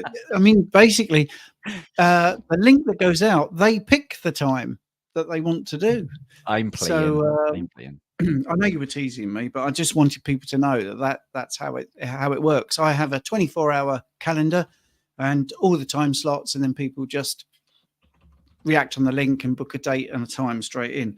So Colt, who is normally, very quick to reply, he's backstage. Well, I'm going to have to send him a different link because I think he's got the wrong link. So, Rich, talk about the school for a second for me. Fantastic. So Jake is backstage, but not on camera. Is that right? No, Colt is backstage. Coach, So. no Jake. Okay, fantastic. So yeah, just to circle back to our school group. School is a private group that Stephen and I have set up. It is a paid platform, but it's $4 a month, which works out less than $1 a week over a 365-day or 12 months. Incredible value for money. We're trying to build a community that like-minded people can connect and share thoughts and ideas, recipes. Stephen and I have built some incredible courses that are available in there. I mean, I say that they're free. There is a cost to join the school group, but once you're in there, these are all free to use. One of the courses that Stephen and I have worked on is an introduction to this way of eating. So maybe a fantastic gift for somebody who doesn't want to wake up tomorrow and become carnivore. We've done this through incremental changes, one video every day with one change per week. That course was £50 to utilize, and now it's free within there. But the best thing of all is Stephen and I go live in there, bar today, because we're live now, every Monday at 8 p.m. for 1 hour live Q&A. It's a fantastic means to get your questions answered. YouTube is brilliant, but when the question is asked, there's quite often missing information that Stephen and I need to go back and get from the person who's asking the question. But you can do this on our call. It's a Zoom call. There are usually between 10 to 20 people roughly on there. Some people have their cameras on, some people have their cameras off. Some people like to come on and talk, others like to write a message. So you can remain anonymous on there should you wish to do so. But it's a fantastic way just to get your questions answered, bounce back and forth, really get into the weeds and understand things a little bit more, or even just to use us as a soundboard, because sometimes you just need that reassurance that what you're doing is correct. A lot of people within the community already know that they're doing, is right. We just need that reassurance because many of us are not surrounded by such like-minded people who are willing to accept. We seem to be outsiders within our communities. But Colt is in the house. Colt, how are we doing, my man? We're doing amazing. How are you guys doing? Awesome Doing for 12 really good. hours. It's all downhill from now because we've got over the hump and we've done 12 hours and 4 minutes. So that's great. So Colt, for people that don't know you, could you just give us a little introduction, please? Yeah, absolutely. I'm a full-time carnivore bodybuilding coach. Most of my clients are competitive athletes, and Carnivore Coaches Corner is probably the best place to find me. It's my podcast.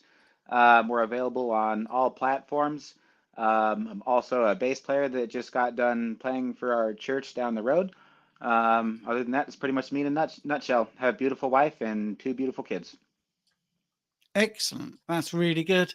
Really, really good. And thank you again for supporting this. You were on here last year and you were brilliant and everybody loved you. So here you are back again. And one of the things I'd like to ask you about is something you've really got into this year. It's not something I do very much and I'm still too shy to do it. And that's on Instagram. You do some remixes. So if you could just tell us a little bit about that and the keto sucks thing that you talk about. Okay. Yeah. So I figured out that I've gotten creative at starting an argument and then watching and then just watching everybody kind of throw in their 2 cents worth and then just watch the comments unfold. And so it's been a great way to get exposure. It's been a lot of fun, actually. I feel kind of like a jerk doing it because it's not really who I am. Like if somebody's saying something negative about the carnivore diet or the keto diet, the way that I would handle that situation in public is much different than I would handle it like on a reel that I'm creating for Instagram, for example. Much in the way that I learned this from Bart Kate, right? He is a very, very nice man, very, very nice gentleman when you talk to him one-on-one, like one of the nicest people on planet Earth. But when you watch him rip apart Lame Norton or somebody else, you're gonna see a side of him that is like, whoa, I wouldn't want to. It grabs your attention, right?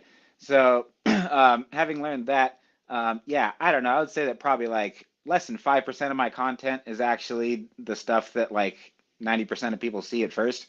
But I'm hoping that people see that at first, and then see like what I'm doing with my clients or what I'm learning lately. I'm always learning something from you and from Richard. Usually every time especially that conversation that Richard, you and I had last week on our other show, like I've listened to it 5 times and I'm still going back and taking notes on it again. So I appreciate that, and likewise. I mean, it's this is a community of learning. I don't think anybody knows all the answers, and it's the saying, isn't it? If you're the smartest person in the room, then you're in the wrong room. I think it's always important to learn new things, and that's what we all endeavor to do. This is a learning process. Right. Yeah. And Stephen, sorry, you asked you asked a question at the start of that, and I just wanted to make sure that I answered it. But about like the purpose of the content of the reels and everything. So, yeah.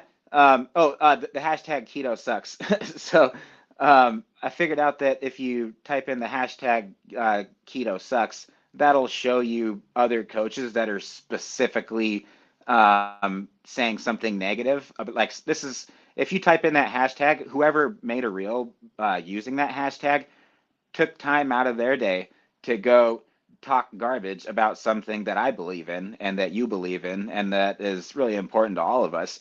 And I kind of have a problem with that. And so those people are kind of the coaches that, let me put it this way, I would never say something negative or say something mean to another coach that I really genuinely believe is just spreading misinformation unintentionally, just like out of the bottom of their heart, but they really mean good. Because I think there's a lot of coaches that preach calories in, calories out, and they mean it, but they're nice people, and there's people that preach plant-based diets and they're wrong, but they're very, very nice people. And so I'm not gonna I guess my battle isn't with those people. My battle is with the other coaches that are seriously on a mission to say something negative about the carnivore diet. And so those are the ones that I'm not very nice when I call them out.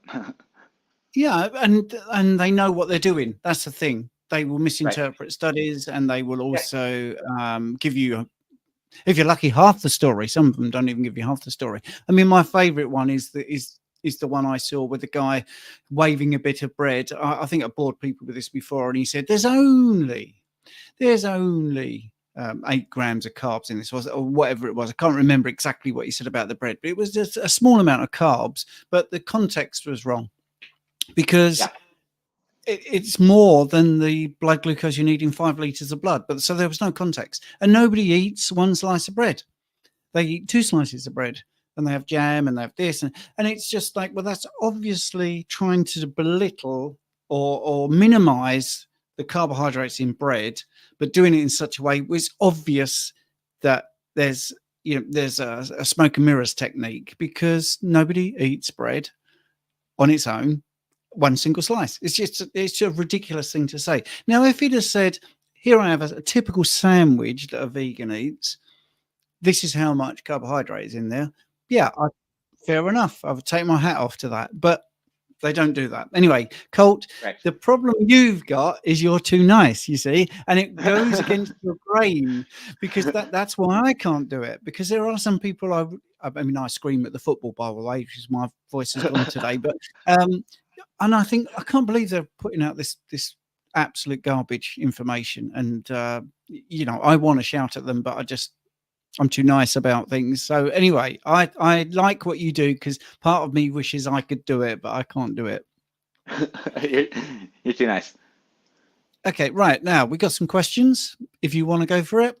And like I just said to Dr. Abs, if you don't fancy it, you don't have to answer it, and you can say, well, let's hear Richard first, or me first, whatever. So, carnivore for 8 months, blood markers good, except cholesterol LDL-C has gone up from 125 to 425. Any reason for concern? Could it be positive to add some carbs if I'm a lean mass Harper responder? So blood markers are good except for cholesterol. LDL has gone up from 125. How long has Tobias? How long have you been on the carnivore diet, man? If you're 8 months. 8 months. 8 months. Okay. Oh, there. Yeah. I would. Okay. So this is just my context. I'm not a doctor, and so this is just what I tell everybody. I have high LDL, and these are all my clients, and every single one of them has. I have to write them down, or I forget. make sure everybody's taken count of it. That we're talking every day. But every single one of them has high LDL. Every single one of them looks better than their doctor because most of them are competitive bodybuilders. and so I say, send them a picture of yourself to your doctor that's trying to sell you statins, and ask them if they still think that you are at risk for heart disease. Also ask them where your triglycerides are at. And I haven't had one person come back saying that, yeah, I'm still at risk for heart disease. So Okay, cool. I'm not sure if you guys would agree with that, but Richard? Yeah, you had spot that on. differently. It's so Yeah. my overall cholesterol last time I tested, it was double figures. My and these are UK numbers. My LDL was 8.26, I think, which is higher than most people's total. And to be honest, if anything, I wish it were higher. LDL heals and repairs the body. LDL isn't inherently damaging to the body. The damage comes from glycation and oxidative stress caused by excess carbohydrate consumption and vegetable oil consumption. If we are eating natural fats, then the cholesterol isn't a problem. Every cell in your body is made of cholesterol. It's essential for cell formation, cell communication, nutrient absorption, nutrient transportation, the production of hormones, and it's essential for healing. And if you don't consume it, as Stephen mentioned on the last live I think we did, your body will make it.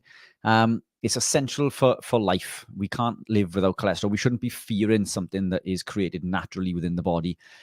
We can get into detail in regards to what I believe causes the damage, but maybe we can circle back to that once we've heard a little bit more from Colt. But seed oils are not the way forward.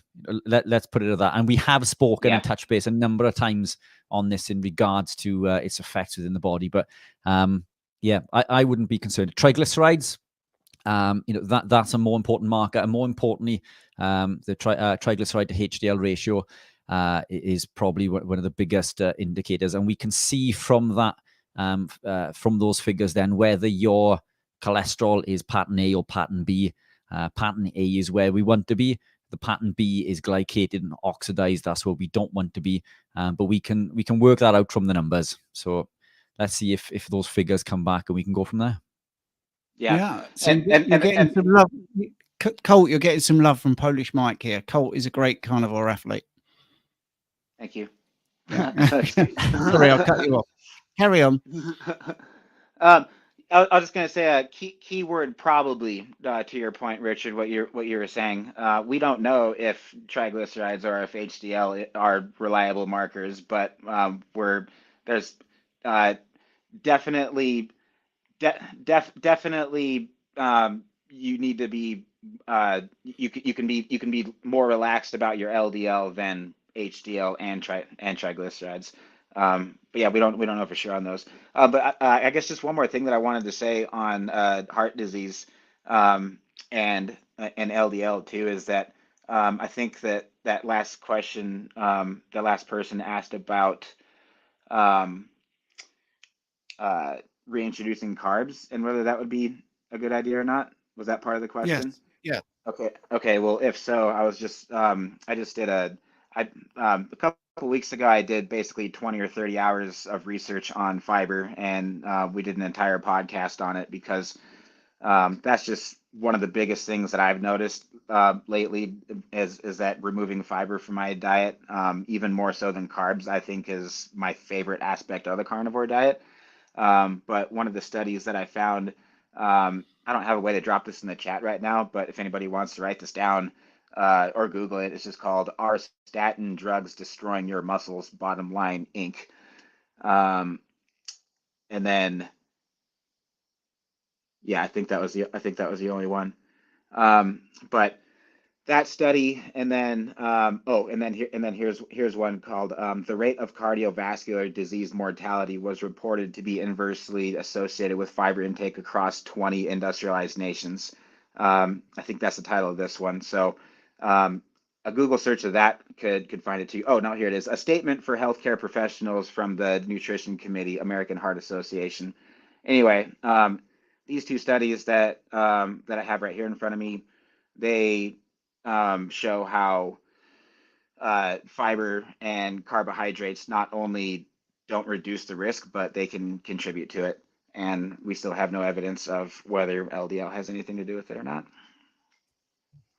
And I think Excellent. that, yeah, so two episodes before the one that you and I just recorded on our show, Carnivore Coach's Corner, we went into depth for fiber on about for like an hour or two. Yeah, fantastic. And another important thing to mention about fiber is that we can get, the reason we think that it's good for us is, and I'm sure you've mentioned this in there, that fiber breaks down into a short chain fatty acid called butyrate, which attaches itself to the colonocyte and feeds the colonocyte. But that butyrate further breaks down into beta hydroxybutyrate, whether you're ketogenic or not.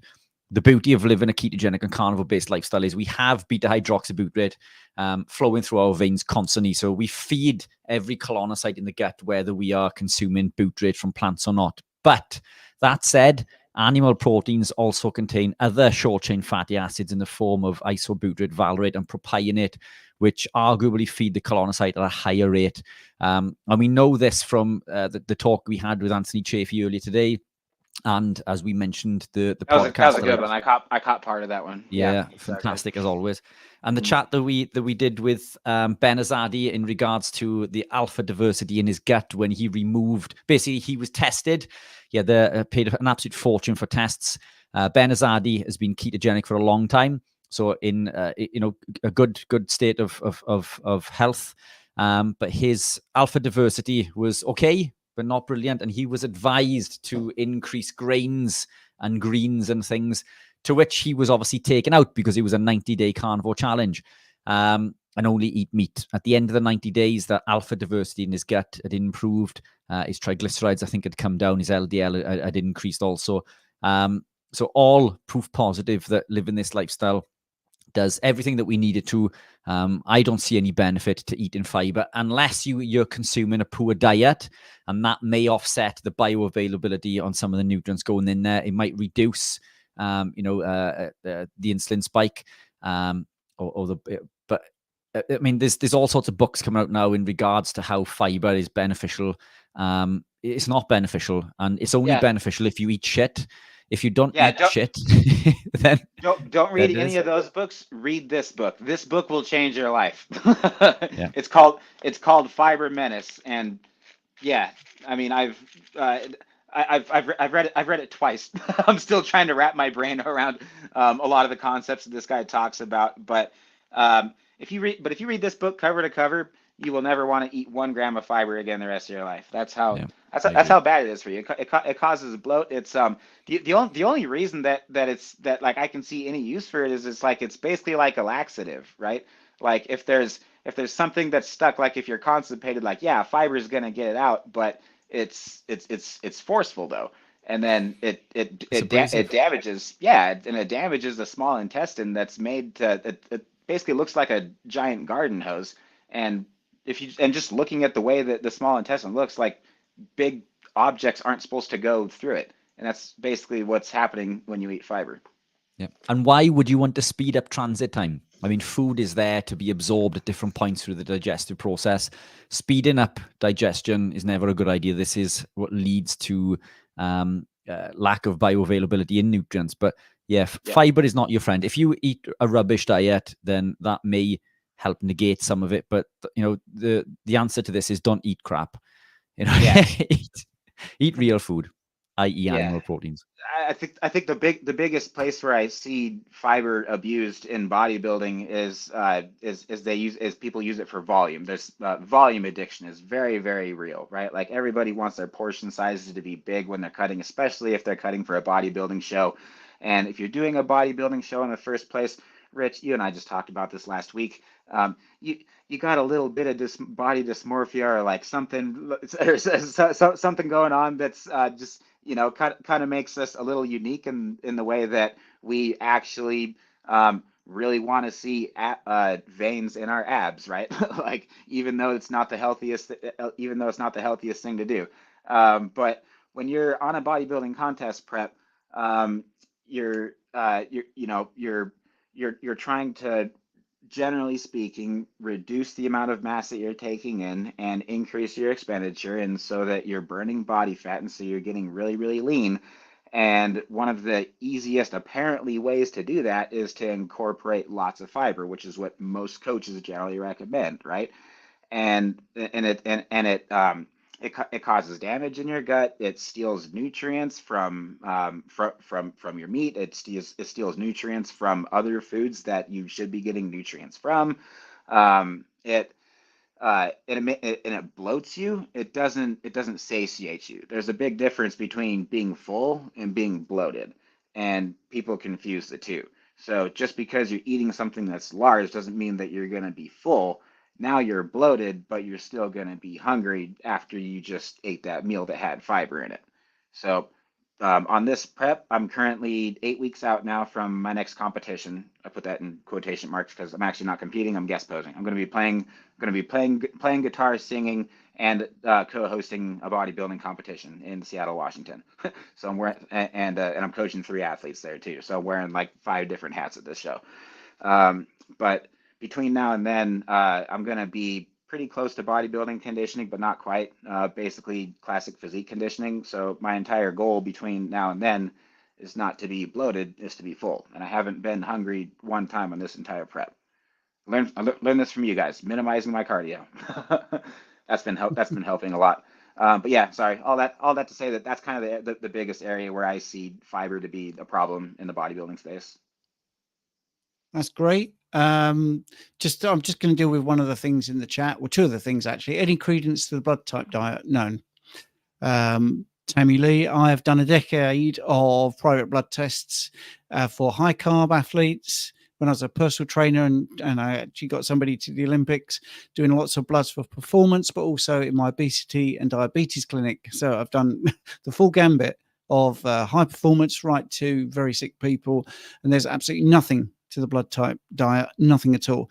So if you've got blood type A, all it is your antigens are on the blood cell and the B antibodies are in your plasma. And if it's blood group B, then it's the other way around. Simple as that. And to be honest, there's nothing to it at all. Right, that's that. Second thing is, just very quickly, I do the Sorol products. Now, we've been online over 12 hours. We don't hawk our stuff. We don't sell our stuff. I'm only mentioning this because it is in the chat. So if somebody's interested in Stem Enhance or any of the Sorol products, I don't know what Colt is doing, but he's making lots of noise. I do take that. Grabbing So my for stem cell. I'm a Yeah, fan. I was just gonna say, since you guys are talking about it, I just wanted you to know that I'm cool yeah, like right. you guys. Yep, it's good stuff. So it is very good. So there's a few people talking in the chat. Right. Okay. Now let's get back to the start questions. Oh, and on the LDL, if people want studies to prove what we're talking about, I've got the studies. You can email me, zerocarbcoach@gmail.com. We've also got Dr. Philip Avadia coming on later, who's a heart surgeon. He can talk about that if you want. And we may even get Dr. Abs talking about it because everyone seemed to love him. And That guy was, yeah. I was gonna say that guy was brilliant. I was like, man, I gotta follow him. Wow, okay. He was amazing. Absolutely Yeah, amazing. I'd never heard of him before. I was like, what the heck? Cool. No. So there you Yeah, go. yeah. Right. Very, So very good job. what do you think the skin benefits of eating? What are the skin benefits of eating a carnivorous diet? Ooh, good one. Yeah, I'd never get sunburn ever. That's been the biggest thing. That and wearing sunglasses too. I don't know if that's like a thing where you guys are at, but here, yeah, wearing sunglasses. I've noticed that since I stopped doing that, and since I cut out all plant products, I can spend as much time in the sun as I want, and I get brown, but I don't get sunburn. So that's kind of cool. Oh, that and when I go from just normal carnivore to lion, that's when I have I have like a handful of zits. So I did the lion diet twice this last year. I did it once for 49 days and once for 60 days. I just did it for 30 days, and then I was like, well, I don't know. It was like the one diet that I didn't want to stop when I got done with it. I was like, this is great. Let's just go for another few weeks. But whenever I go to the lion diet, my skin my skin around my forehead is great. I wear hats a lot. I work out a lot, so I sweat a lot. And so that's kind of where they start to like gather. So whenever I reintroduce dairy, they kind of flare up. I don't know. It's worth it. I like dairy. And whenever they get too bad, just go back to the lion diet again. Yeah. I mean, now I was thinking, Rich, you might pop in with this as well because you had some skin issues. I had skin issues. I get mine out of the way. Used to look like somebody had got a strawberry and smashed it against my forehead, especially if I was stressed. And I used to have athlete's foot. Both of those are gone. So completely gone on a carnivorous way of eating. They went pretty much on keto, but Carnivore absolutely put the tin lid on it. Running this 24-hour live stream is pretty stressy, getting everybody together. I know we've only had one no-show. I'm not going to moan at him because he's 6'3", but you know, it is stressy. So 15 years ago, if I'd done this, I would have had a big stress spot here, definitely, and I would have had terrible athlete's foot, and I don't get any of that. So yeah, Rich, what about you? Because you had skin problems as well, I believe. Yeah, I had severe skin conditions to the point where you'll be hard pressed to find a picture of me that my face wasn't covered in. I mean, I used to refer to it as acne, but they were boils all over my face. And, you know, I'm not embarrassed to say that I used to put makeup on. I used to hide them with concealer because they were that bad, you know. And laugh, why don't you? Thanks, Steve. But, you know, they were all over my back, my face. And since even just becoming keto, they've cleared up no end. And I barely get any at all now that I'm carnivore. And it's because I believe these are autoimmune issues. The compounds that we consume on a standard diet, in particularly wheat germ agglutinin and phytohemagglutinins and other compounds like alcohol and casein in some cases, they can cause intestinal permeability. In wheat germ agglutinins case, it binds to the enterocytes line in the gut, causes the release of a molecule called zonulin. When zonulin is released, it causes a gap to appear in the tight junction, which allows undigested protein molecules to travel into the bloodstream where they shouldn't be. So the body creates antibodies to fight them. And then through a process called molecular mimicry, the body starts attacking other proteins that look the same. And this is autoimmune disease. Autoimmune disease comes from intestinal permeability. And at least in most cases, it's bread or grains in the form of wheat germ agglutinin that's causing this. And again, you know, just to reiterate, there are other compounds in plants in the form of phytohemagglutinin, which can also do the same. But I believe that these are primarily or predominantly autoimmune issues. And when we heal the gut, which I believe is job number one in improving health and well-being, all of these other things clear up. I know we spoke to Dr. Abs about psoriasis. Again, that's an autoimmune issue. And this is why I believe that living a carnivore lifestyle sees you know, a massive improvement, if not complete resolution in those sorts of conditions also. You know, healing the gut, that's got to be the first protocol. But yeah, I mean, it's, you know, I'm no oil painting, but you know, I don't look too shabby for 40, I think, and I'm not suffering with any skin conditions. And I also live, you know, an incredibly stressful life, being self-employed, doing this, you know, it's super stressful, and that too would lead to flare-ups with myself. But again, you know, so far, I think we're 12 and a half hours in. So far, so good.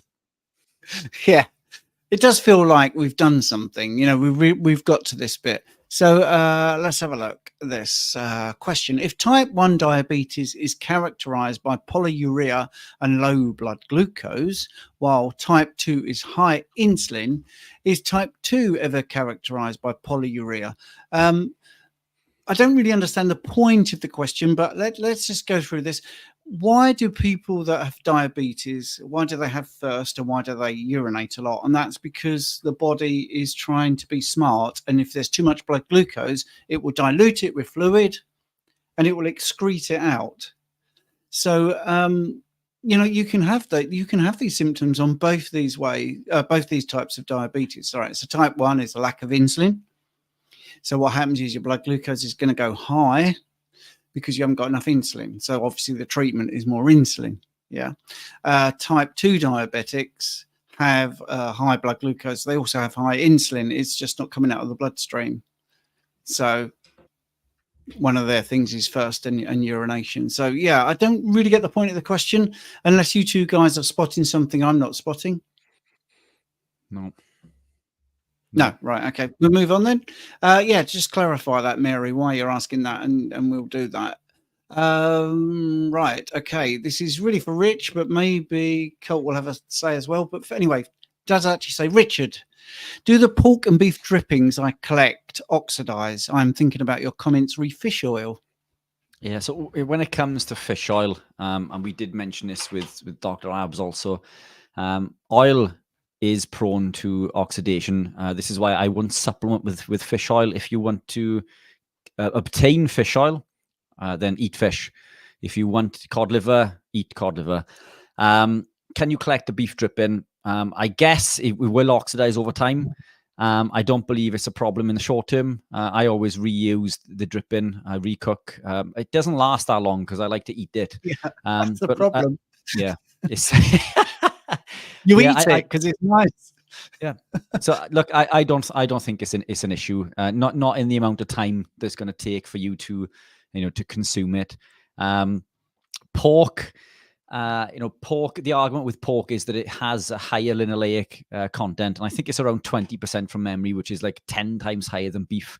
But the argument would be if the pork is fresh in the first place, then it's there's no problem. It's not oxidized. The spanner in the works there for me is if we are buying bacon, then bacon has a long shelf life, so possibly prone to oxidation that way. But my pork I buy from a local farmer. It's not grain fed. It's fed, from all the scraps from the farm. So it's one of the better qualities of pork. I don't believe it causes any harm to me. That said, I only eat it, say, once a week. And the same with chicken. Chicken, I also believe the chicken, grain fed. I don't believe that it's suitable for optimal health. I believe grass-fed lamb to be superior to beef. Only marginally. I believe grass-fed beef to be super nutrient dense and incredibly healthy, but lamb, in my opinion, may just beat that. The reason that we don't see this is the states are predominantly grass-fed beef, and you can correct me if I'm wrong with this, Colt, but lamb isn't so prevalent in the states. But it is. It's just like twice as expensive, but man, but it's worth it, man. It's so damn good. Yeah, I agree. And also, lamb is a lot higher in omega-3s, which is going to offset any oxidation within the body. It's around 10 times higher, I think, than beef in omega-3s. But look, in answer to your question, I don't think it's going to be a problem. Yes, collect it, reuse it, eat it, enjoy it. There's far bigger fish, pardon the pun, to fry. Hey, nice. I was going to add something, but if you were going to say something first, Stephen, go ahead. What's the question for you, Cole? Any animal fat preference? They're suggesting tallow, lard, bacon, grease, and butter. Do you have a preference for animal fat? Yeah, that is so funny because what I wanted to say answers that question too. So, pork. I wanted to ask your guys' opinion on this too, actually. But what I wanted to add on to what Richard was saying is, I don't know if you guys have noticed this, but or if you've ever seen this, but I do great on just bacon, or better yet, just the fat of bacon, but like nothing else from the pig. So like pork chops, those will digest. Those will seriously take twice as long to digest, and I know that because I pretty much always eat 1 or 2 meals a day, and if I get all my protein from beef, I'll poop once the next morning, easy, no problem. If I have pork, that delays that process. Not to be TMI. Using bacon fat, that always increases my my ketone ratings, and I'm pretty sure that it's like way higher in omega-3s than beef fat is. I could be wrong, but I'm pretty sure. So maybe that's why. But I just do particularly well on bacon and on pig fat, but not from the protein so much. So animal fat preference, yeah. Lard, big one for me. Like that's always like the first one that I try to get. Like anybody that comes to me for a consultation or like first time meal plan, butter, beef, and bacon. That should be like most of your fat sources. Yeah, I mean, also asking about tallow. Yeah, and tallow, we render our own at home. I kind of feel like tallow is a no-brainer. I don't know if you guys buy your own tallow over there, but I render all of mine. It's just a byproduct of any beef that we cook, right? So Good answer. Yeah, I mean, here what I do with tallow, we get beef dripping. It's you can get it from the cooking, or you can buy a little tub of beef dripping, and then I whisk it. So you have that whipped tallow effect, which is absolutely gorgeous.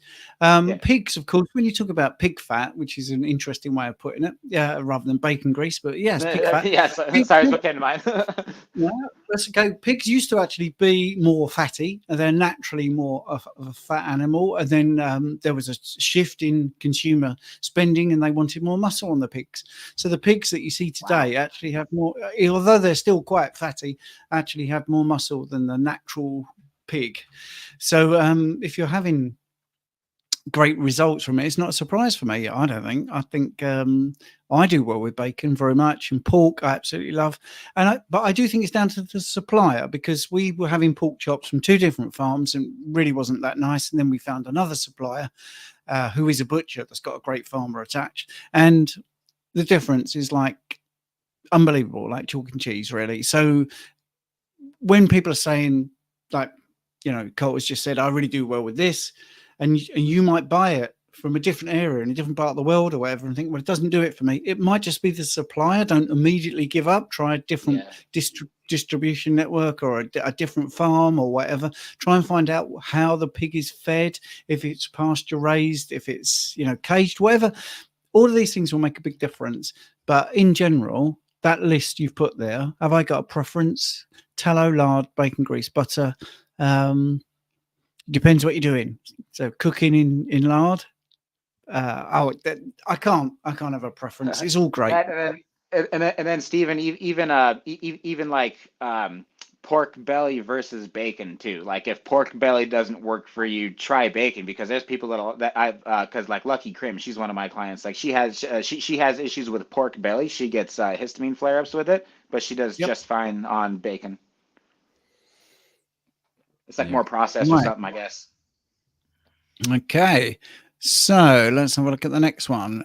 Before we get into that, Steve, I'm just going to nip quickly to the little boys' room. Not too bad, considering we are, 12 hours and 40 minutes in, but only the second time for a quick trip. I will be back as quickly as I can. Right. Okay. So let's just have a look. I was gonna tell him if it's clear he's overhydrated. If it's yellow, he's dehydrated. But I think he knows that. Okay.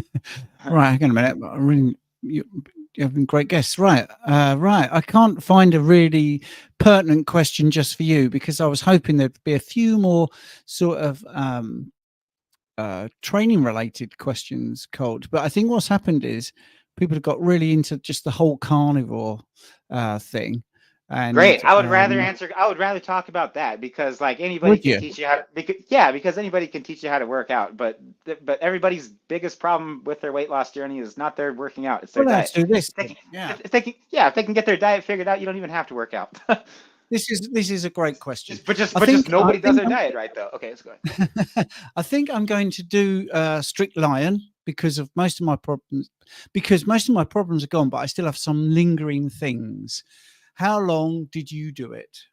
Okay. Who's after me? Jake Thomas is after me, right? Jake Thomas is after you, yes. Oh yeah, Kayla. So stick around, because Jake Thomas is like 10 times cooler than I am, and he's the one that talked me into the carnivore diet on our podcast, actually. So I don't know. I think should we get him on in a second, and then you can have a little bit of a chat. There we go. Just want to save that question for him. I'd love to talk about the lion diet, but yeah, whatever. Yeah, no. Let's do this lion diet question. Oh, now, okay. You.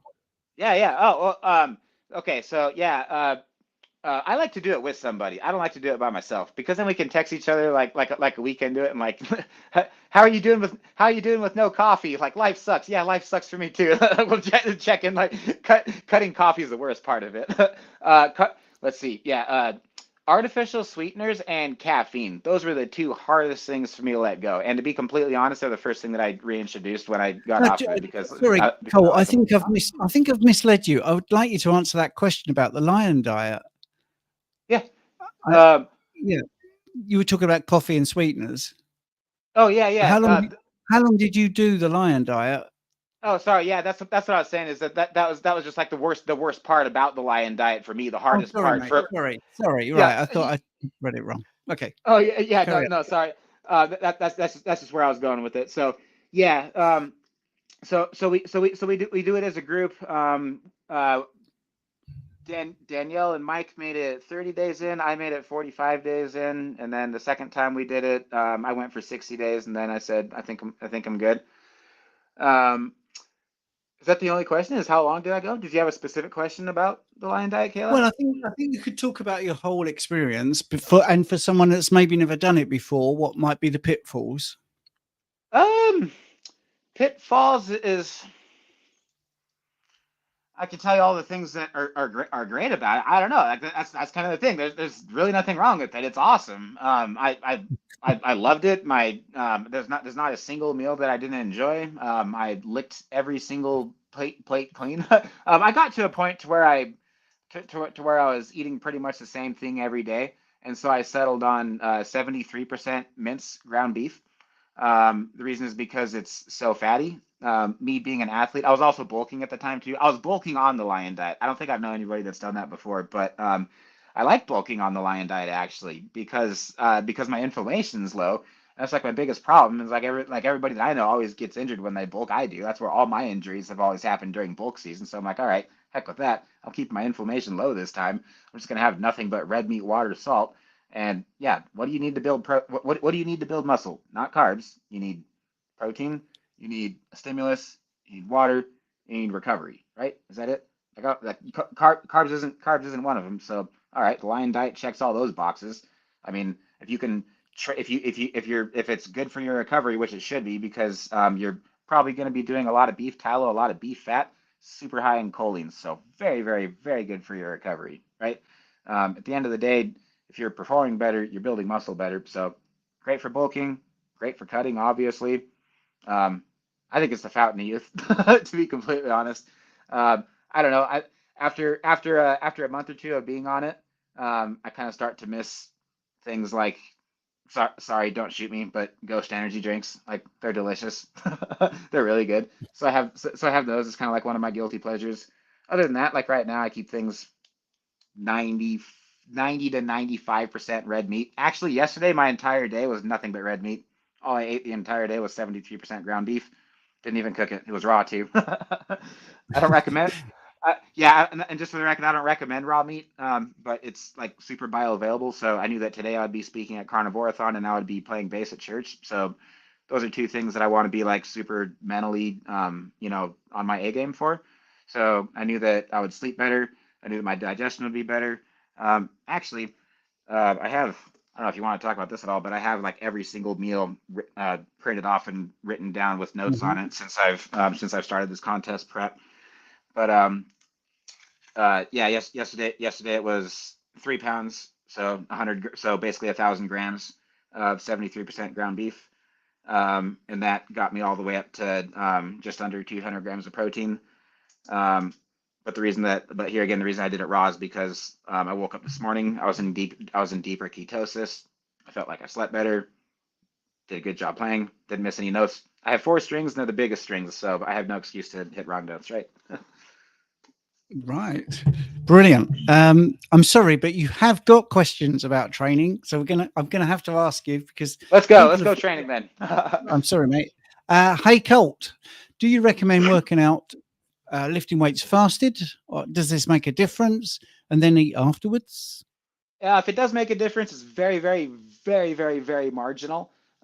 In terms of how fast you put on muscle, yeah, you will build muscle faster if you spread it out. Richard and I talked about this very, very in depth actually on Carnivore Coach's Corner. That's our nutrition podcast.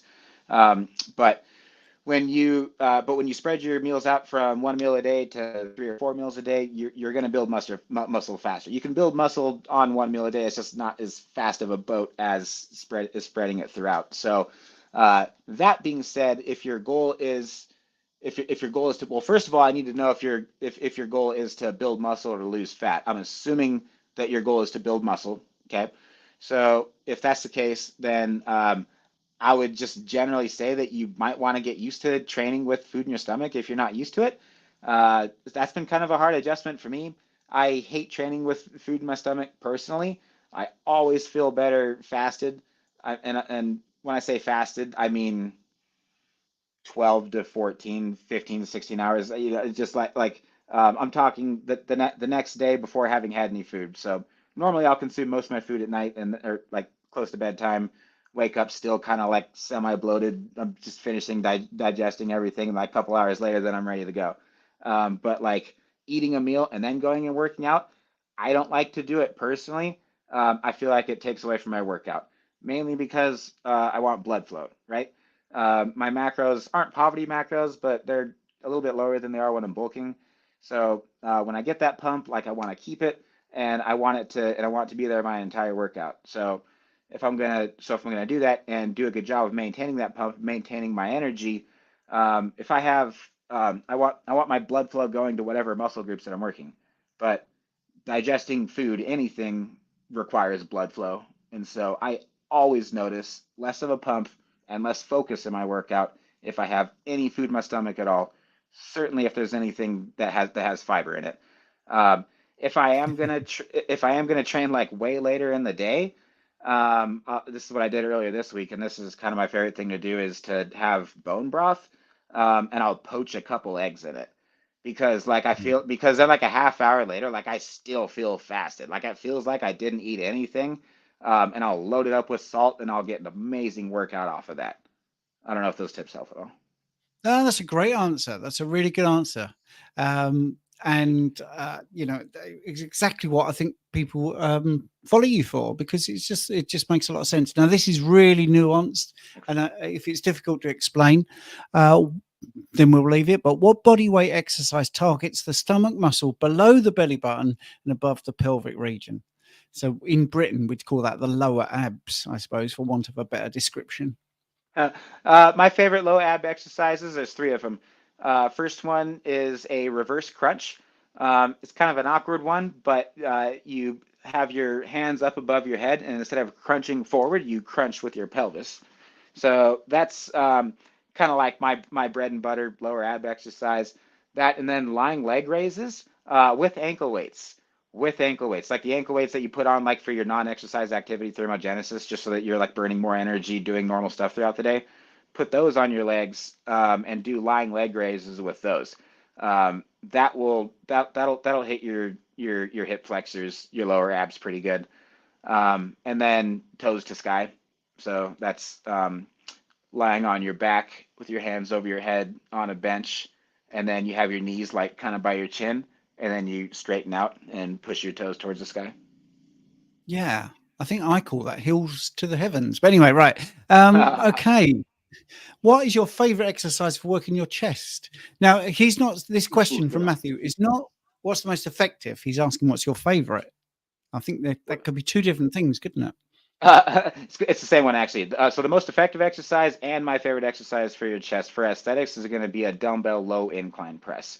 So not on an incline bench. So you can't use a barbell incline bench, or at least the gyms around here, and I assume that they're the same over there. But the angle favors a little bit too much front deltoids than what's necessary and what's optimal for your pecs.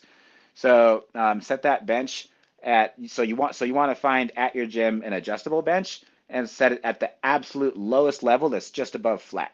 That, and then dumbbells, you want to use dumbbells instead of a bar. So like even if you could use a bar, if you have a barbell rack with an adjustable bench, my opinion, if you're training for hypertrophy, you're talking to a bodybuilding coach, not a powerlifting coach. If you're training for powerlifting or CrossFit, forget everything I just said. But for hypertrophy though, for targeting those upper pecs, which is what most male athletes, Matthew, yeah, okay. So what most male athletes are looking for is that that X frame, right? That broad upper body, that smaller waist, and so it's all in the upper pecs for 90% of people. To balance that out and to get that shape. Dumbbells allow you to go to eccentric failure, not just concentric failure. So with a barbell, you finish the exercise here and then you're done, but you're selling yourself short because you can still lower the bar, right? So with dumbbells, you can after you've hit your last rep, lower it for lower it for 10 seconds. You can do some partials at the bottom. Your last rep should end like this, and then you drop the dumbbells. It drives me nuts when I see people lock out and then drop the dumbbells. I'm like, really? Like, Yeah, that's partly why I gave up going to the gym. I just got so frustrated watching people. Kayla says, reduce brain fog and depression, which is good. Reduced severe skin allergic reactions, eye and mouth swelling. Those all resolved. But my joints still ache and my weight has not changed. But I've gained unwanted fat, still inflamed. So the joint ache might be coffee. We talked about that earlier. I'll take the coffee out. Have you got any advice for her? yeah, I just need to know like what she's eating. There's something in her diet that's making her inflamed, and we need to figure out what it is. So, if there's like if you're eating beef, butter, bacon, and eggs, and you have 2 or 3 plant products outside of that, and like one of them is coffee, try cutting out coffee for a week. Try cutting out the onions or whatever else is still in your diet for a week, and troubleshoot it. There's something in your diet that's probably coming from a plant that your body's saying, "Hey, stop eating this." Great advice, Colt. Great. So, Richard, we have in the waiting room Jake Thomas, who is your guest, I believe. You know Jake. Can you message him to put his camera on, and then we can get him into the studio? Because Colt knows him. Yes, I can indeed. Do I get to stay on and say hi to him real quick? For sure. Cool. I mean, we could put him on, see if it wakes him up. Let's have a look. Because no, there you go. We'll wait till he comes. But yeah, so you're having a good time there, Colt. Have you settled into your new place and everything, and got your business running nicely? Yeah, we've been here close to, I think, just close to a year now. I don't know if it's been officially a year, but yeah, we had started Carnivore Coach's Corner, and we're about 10 or 15 sessions into that, and we've published one a week ever since then. So that's basically like my timeline, and yeah, we're at what, 60 some sessions now. So I think that we've been here about a year, to answer your question. Yeah. It was great to have you back a year later. Don't worry, we're going to get Jake on. I can see he switched his camera on, but he's not sitting there yet. Absolutely. Thanks for putting this on, guys. Every single guest has just been absolutely phenomenal. I've been learning a ton. So I just want to say thanks a lot. Yeah, every guest has. Muscle growth fasted, 23/1 versus eating when hungry. So what do you reckon? Eat when you're hungry, or just have that regime? So I think she's asking 1 meal a day versus intuitive eating, which is better for that's it. Yep. For muscle growth. Okay, yeah, definitely intuitive eating. Especially if your goal is to build muscle, you can build muscle on 1 meal a day. It's a slower boat, but if you're doing it and you like 1 meal a day, that's your decision. You know, what's most important to you in your quality of life? Do you want to see as much muscle as you can, as fast as you can? Yeah, then spread those meals out throughout the day for sure. Are you one of those people that just loves intermittent fasting and you're like, you know what? I don't know. I kind of feel like I would like to have a little more muscle mass. Keep doing 1 meal a day and just push yourself harder in the gym. Eat to satiety during that 1 hour eating window. So eat as much protein as you can first, until protein sounds gross, and like not highly palatable protein like protein bars or Quest bars, but like actual real protein like from red meat.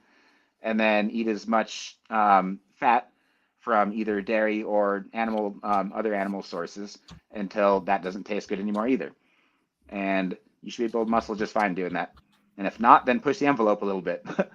Okay, you get full eating beef, eat a couple more spoonfuls of it. You get full eating butter, eat a couple more spoonfuls of it. Yeah, I think you're right with the 1 meal a day regime, which a lot of people do promote, and I get it. I've done it, and it is good. If you're building muscle, it is difficult to get enough protein in. That's not because there's studies saying you can't assimilate it, you can't absorb it, because that's all tosh. You can easily do 100 grams of protein in one sitting and absorb it. That's been proven. But I just don't like eating that. I prove that every day. But I don't like that volume. I like to, so I'm just trying to keep it real. When we're talking about health, you know, it is that net benefit thing. We're still trying to enjoy our life, you know, so you want to make sure, it depends what your goal is. If you want to be the ultimate bodybuilder and nothing else matters, then you do it 100% exactly what you need to do. But if you're just somebody that wants to look good on the beach, wants to have friends, doesn't want to be too stressed about it, then I think eating intuitively is much better for you, because it just gives you more flexibility. But anyway, I'm padding out because I'm still waiting for Jake to sit down. I don't want to put a picture of his chair on, so we'll just wait for Jake to get onto his camera. But Colt, is there any way you could just wrap up your section to say where we can meet you and how people Yeah, can get in definitely. touch? Most let's see, I depends what kind of content you're you know, how you like to read your content or listen to it rather. So I'm pretty much everywhere. Instagram, Colt Milton, that is COLTMILTON. I do a weekly newsletter, just what I've been learning throughout the week, athlete highlights. I just kind of type up something motivational. So admin@supersetyourlife.com. Supersetyourlife.com is my website, and Carnivore Coaches Corner is our podcast. Richard and I co-host that, and that's available on Apple Podcasts, Spotify, and everywhere else. Excellent. So just got a flash of a really good T-shirt there, and it's Jake. So Richard, do you want to introduce these guys? Because I don't know Jake. I've never met Jake. Colt, pleasure as always, my man. Do you know Jake? Oh, do I know Jake? Hey, Yeah, he what's up, sold me on the lion diet. What's up, man? Good to see you, man. Good, dude. Yeah, we just got a question about the lion diet, and I was like, oh, just stop listening to me. Wait till Jake gets on for sure. Awesome, man. It's good to see you. Good to see you. Good to see you too, dude. Awesome. Jake, how we doing, my man? Pleasure to get you thanks, on. boys. Thanks for having me. You guys recovered okay from the thrillers you've been having in Germany with the Euros? That's more. I'm struggling to hear Jake. Can you put your mic volume up a little bit? Yep, I'm pretty loud. Can you hear me now? Is that better? I am a little bit deaf, so it might be me, but it just seems better now. Better now. I think it's the same this end, isn't it? Yeah, it's a bit quiet, but is the mic switched on? Sorry to be doing the housekeeping. Yeah, it's on. Hold on, let me see. We want to hear you. Is he quiet for you, Colt? I can hear. I think it's pretty Better low now? level. I can hear both of you fine. Better It's a now. little Better better. now. I think it's the same, isn't it? But I mean, I can make out what Jake is saying. Yeah, If that's I've got it turned up on 200 on the setting here for StreamYard. yeah, we need 211. I can hear him just fine over here, yeah. Okay. Okay. Yeah, okay. Cool. loud and clear. I don't know. Maybe it just can't cross the pond. No worries.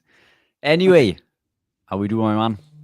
Great to get man. you It's on. good to be here. Yeah, thank you guys for having me. I really appreciate it. Thanks, Stephen and Rich. Really appreciate it. Thanks for being here. Long time overdue. But yeah, where are we now currently, Steve? I think, are we at 13? 20, not 20. We're 14, 11. Oh, I don't know. I'm 13. 13 hours in. Obviously Yeah, taking its 13 toll hours. on poor Yes, Stephen, taking the toll. but now we've got you to take up a bit of time and to explain some things. So, Jake, do you want to introduce yourself to all the listeners?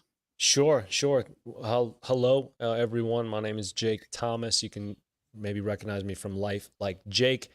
I've been a practitioner of the carnivore diet since 2020 and been a triathlete, frequenter on the USA Triathlon circuit for the last several years. I used to compete in physique and bodybuilding as a natural bodybuilder up until the World Championships in 2019 was my last show. I did those as a bro dieter, a standard if it fits your macros dieter, and then eventually even as a vegan.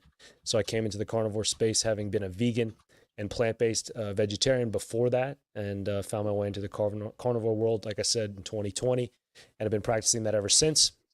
And up until recently, just started reintroducing certain carbohydrates to kind of experiment with athletic endeavors because, like I said, I'm a pretty frequenter on the USA Triathlon circuit. I ran a 20-mile run this morning, And yeah, so for me, it's about pushing boundaries of metabolic health and athletic performance in particular. You know, I think a big part of dieting and diets in general have a lot of tribalism about them and extremism, to where people find kinships, you know, based on things that we can all get behind. And at the same time, it's easy to create enemies out of things we don't agree with. And I think a big part of that is, you know, I saw it as a vegan for sure. Saw it as vegetarian for sure. You know, even in the bro world where we eat our chicken breast and white rice and everything, you know, you're kind of ostracized for that. And I've seen it in the carnivore space too. So recently now I'm trying to incorporate more things that feel good to me, irrespective of what my emotions kind of want to dictate or say, or like I said, even my own kind of fallings into this tribalism of like, this is absolute, this is dogmatic, it has to be this way, only this way. I've done these things now in so many different, by ways of so much different nutrition. To me, it's hard to kind of die on a hill saying that one way is the only way. But I'm happy to talk all things ketogenic for sure with you guys today. So I'm stoked to be here. Fantastic. Brilliant stuff. So once a bodybuilder, Jake, and now a triathlete, but you can't run 20 mile on no carb, surely. It's funny you ask. Not only can you run 20, but I ran 26.2 several times. Actually, my fastest marathon yet was a dry fasted marathon in 2021. The Philadelphia Marathon I ran in 3:25, which for me is a personal best. It was also my first marathon at the time ever. But leading up to it, I'd already been training for several years, zero carb, and I'd been doing a lot of fasted training. I'd always been fasted even for years before becoming a carnivore. I'd trained fasted and become a big fan of doing that. And just kind of the minimalism that a fasting lifestyle kind of provides, as far as in not having to think so much about food, constantly, and especially having, been a bodybuilder with doing prep work and meal, creations and storage and consumption. It just takes so much time that I really fell in love with fasting because of how much time I got back, or how much time I was able to find by foregoing, preparing food, eating food, just constantly thinking about food. Because no matter which way you go about doing it, no matter what diet, we live in a world where we live to eat rather than eat to live. And even if you're omatting, like you're thinking about like that one meal of the day is going to be so good. Like I've got so much focus and attention on it. I'm kind of jumping around here. So for that marathon, that first marathon that I ran, I had run a half marathon a few weeks before. It's on Halloween day, actually. It was really cool. It was in New Orleans. Costumes were worn. It was great. It was a lot of fun. And I ran that in just under 100 minutes and did so fasted. I was always running fasted, but even on the course this time, I did it dry. So I didn't stop at any of the water stations and take water. And I was doing that because I had a guy right behind me kind of clipping my heels, trying to pass me. And I didn't want to fall back. So I just was like, okay, I'm not going to pit for any of this. And I felt fine. I was going through the stations, first, second, third, fourth mile. And I was feeling good. I'm running sub 7 minutes per mile. And I felt fine. And I ran the whole race that way. So at the end of it, I was like, wow, I feel really good right now. I feel like I could do this again, double the distance, and run a marathon in the same sense. It was my just kind of in the moment logic. I didn't really have any reasoning or, data to kind of put that on. It was just more my like anecdotal, just on the spot N of one thinking I can do this again, double the distance, given the level of fatigue I'm at right now. If I were to see like some type of depreciation scale, what would it look like? How would I feel? So I said, I'm gonna go run a marathon and try to do the same thing. When's the nearest, or when's the next, and how far away is it? This was October 31st. The Philadelphia Marathon was November 20th or November 21st. So I was like, okay, 3 weeks prep. Sure, that'll do. I guess it'll be enough. It's not ideal, but it was what I was gonna go with. And that's what I did. I continued the training the same way. I would just, load up on my electrolytes. At the time I was taking Ultima, the brand of electrolytes here in the States, 0 calorie, sugar free, and nothing else. So I didn't have amino acids or beta alanine or any other type of caloric having substance to give me any type of calories. So everything was still calorie free. So I was maintaining the fast and did that through the training. The longest training run I ended up having was like 17 or 18 miles. So the day of the race, 20 days after the half marathon for my first marathon was the first time I was going to run that distance. And I got through into the race. I was running fine. My half pace was a sub 3 hour pace. So I was running like 6:50 per mile or 6:52 per mile, finished the half and was cruising. I felt good. 15, 16 miles, I still felt good. And then around like 17, 18, I started to like I could really feel the grip like grabbing me, like the energy kind of being zapped out. My legs started getting heavy. The lactic threshold was really building up. I could just tell like I was going through those phases of depletion. And at that point, I could have totally taken water. I actually even made my own like carnivore gels at the time. I went to a supermarket the night before the race and I bought some raw cream from these Amish farmers that I melted some bone marrow with and poured in my electrolyte powder and put these in Ziploc bags. And that was going to be like my gel, okay, on the course. Now, granted, the absorption rate of that would not be like anything fast acting with a simple sugar or simple carbohydrate would. But in my mind, it was like, hey, this is me at least trying to maintain this carnivore, I don't want to call it restriction, but just adherence, right? Adhering to this carnivore world. And so I had these little gel packets on me, but I didn't use them. And like I said, around that 18-mile mark, I was like, man, I could really go for one of those right now. But I was like, I haven't drank in water yet. It's only a few more miles to go. Like, just barrel through it. Why not? And so I did. My performance suffered for it. I slowed down to probably like, I think like an 8:30 per mile, 8:30 minute per mile, excuse me, pace, and ended up finishing at like 3:25. It would have been great to run it under 3 hours. I still know I believe I can do that. I will do that. I just haven't done it yet because to prep and train and to train for that is intense. Like anybody that knows the marathon, when you go under 4 hours, awesome. Under 3:30, awesome. When you go under 3, you're really stepping into that elite world of pace, and it's like a bodybuilding show. It's like, you want to look like that and be on stage and show that physique and have that, but the amount of work that's involved with it. So for me to go after that sub 3 time, it's just like, every training run has to be intense. You really have to push the pace and really have to you really have to want to do that. And I just don't right now. So if and when that'll happen, I'm not sure yet, but as it stands now, yes, to answer your question, you can 100% race and run. And I've done half Ironman with zero food and just water. I've done multiple Olympic distance, water, wet fasted and dry fasted, multiple sprint distance, wet fasted and dry fasted, and I've won the majority of those races that I've participated in, either top of my age group or just raced overall. So do we want carbs and do we like carbs? Totally. Want and like. Need is a very different word. It's the same thing, when people tell me I can't have this because I'm I can't have, well, Jake, I see you're eating a lot of fruit now. That's great. I wish I could do that, but I can't because I'm a carnivore. No. You can, as a human being, do that. You 100% are able. You have the physical ability to do so. You are choosing not to. Big difference. Oh, I'd love to do that, Jake, but I can't eat meat because I'm a vegan.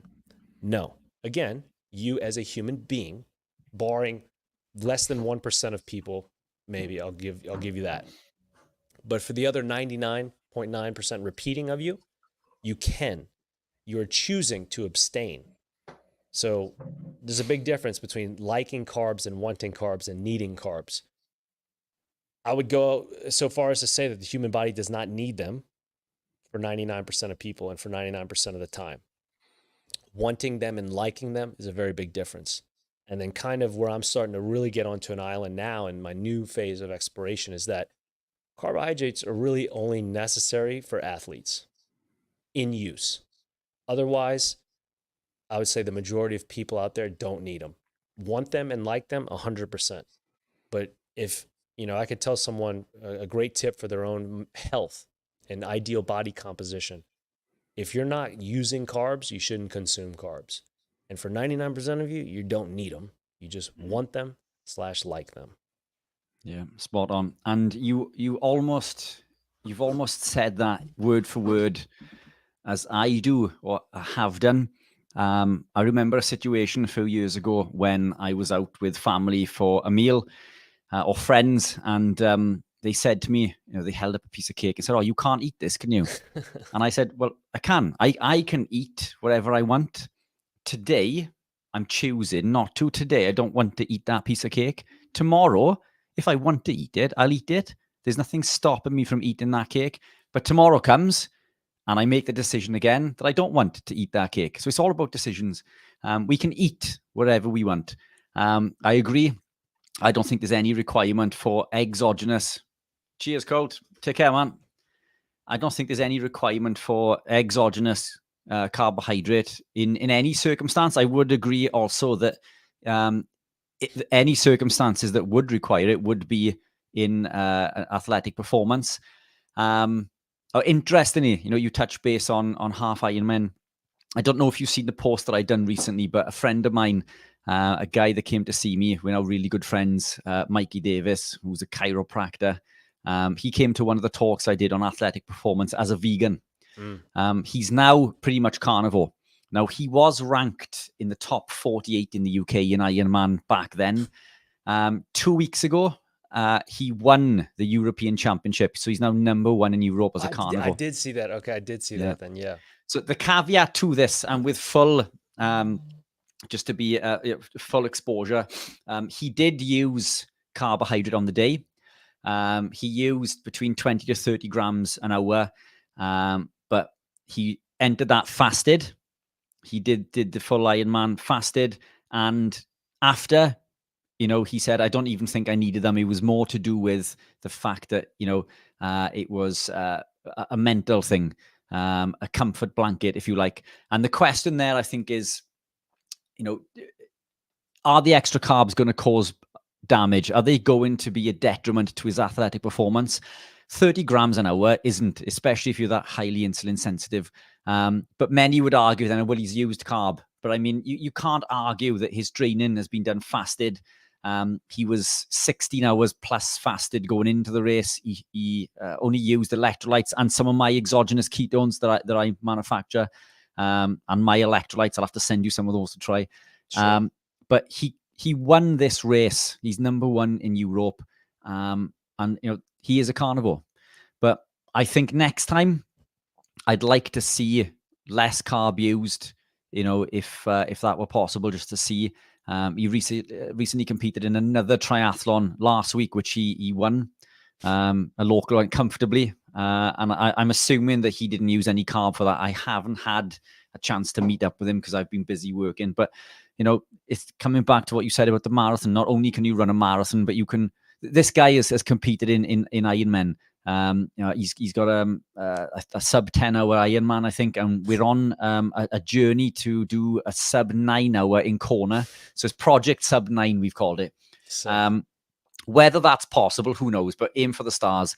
The 70.3 that he did recently, which is a half Ironman for those who are not familiar with the 70.3, I think it was 4 hours 11. So I mean, he's a beast. He looks like Clark Kent, so he's in my phone as Clark Kent because he's absolutely superhuman. But it's extraordinary that we are in this society that believes that we need carbohydrate for athletic performance. He's part of a Facebook group, and everybody within the group was asking about what carbohydrate that they use to fuel their Ironmen and the 70.3s, the triathlons, and everybody was piping up with different solutions. And he popped in and just said, I don't use any. And people sent him laughing emojis. And it's like, how can you laugh at that? He's number one in Europe. Yeah. You can't discredit that. But people, I think, and it comes back to what you said, want and need are two different things. People don't want to be told. They don't want to acknowledge the fact that you don't need carb. They're addicted to it. It's sugar addiction. And the thought of them reducing, restricting, or removing said drug puts the fear of God into them. And I genuinely think that most of these people see all of the things that you achieve. I'm new to this world of athletic performance. I've only last year I began running and cycling. So I'm yet to do an Ironman. I did run my fastest half 2 or 3 weeks ago. That was 1 hour. Yeah, it was. I'll be honest. I didn't get the time that I wanted. I came in at 1 hour 26, but I should have achieved a 1:22. But still not too shabby considering I'm fairly new to running. But the sub 3 hour is a goal of mine as well at some point. When I commit to that, who knows? But yeah, it's incredible to to listen and to get your your advice and your experience in regards to living a lifestyle without excess carbohydrate, if not no carbohydrate. And we've got some questions there for you. Steve, do you want to jump in? Oh, you're still muted, Steve. Yeah, I was letting you host, actually, Richard. You're doing so good, mate. Jake, what motivated you to become a vegan before you did the smart thing and went carnivore? Great question. I was dating a vegan, or I was dating a vegetarian at the time. She and I kind of went down that path together, and started as pescatarians, and then there was more plant-based things showing up in the apartment, and I just was kind of just by default, like, all right, there's almond milk, I'll drink it. I wasn't too picky at the time. I was more so about just the curiosity, and it also made things very more civil in the household. So I just went with it. And then through that, after about a year and a half, we went into veganism, and then I did that for about 14 months. So it was really because of the dating life that I was exposed to at the time. I did not have any moral or ethical reasoning for it. It was not about my own personal health for any reason. It was just, like I said, circumstantial. And I took it, to the levels that I took it to, because it's sort of just where I was at the time. But it was never about, animal rights or environmental consciousness, which is all bullshit anyway. For people that do that for that reason, just heads up. You think you're saving the planet by saving animals, well, you're dead wrong, because plants live off dead animals. Like, spoiler alert to everyone out there. So that's my 2 cents on that. Yeah, it's going that extra mile with the thinking, isn't it? I mean, it's such reductionist thinking. Oh, you kill an animal and eat it, but my plants, they don't have pesticides on, or they're not in soil, which is dead animals. They don't seem to want to make that link, which I think is quite strange. Someone here is asking that when they went running, they ran out of sweat, and salt was coming out of their pores. So how is a dry fast logical? Great question. Before answering that, I'd have to say, or ask back, what's your experience with fasting like? What's your diet like? What's your activity like? What kind of stamina do you have in your mind? How much have you done this yourself? What's your experience level in doing so like? And kind of like what, Rich was talking about, is that so much of this is about conditioning. And by that, I mean societal conditioning, emotional conditioning, familial conditioning, religious conditioning. That's my favorite one. And with that conditioning comes comfort and familiarity.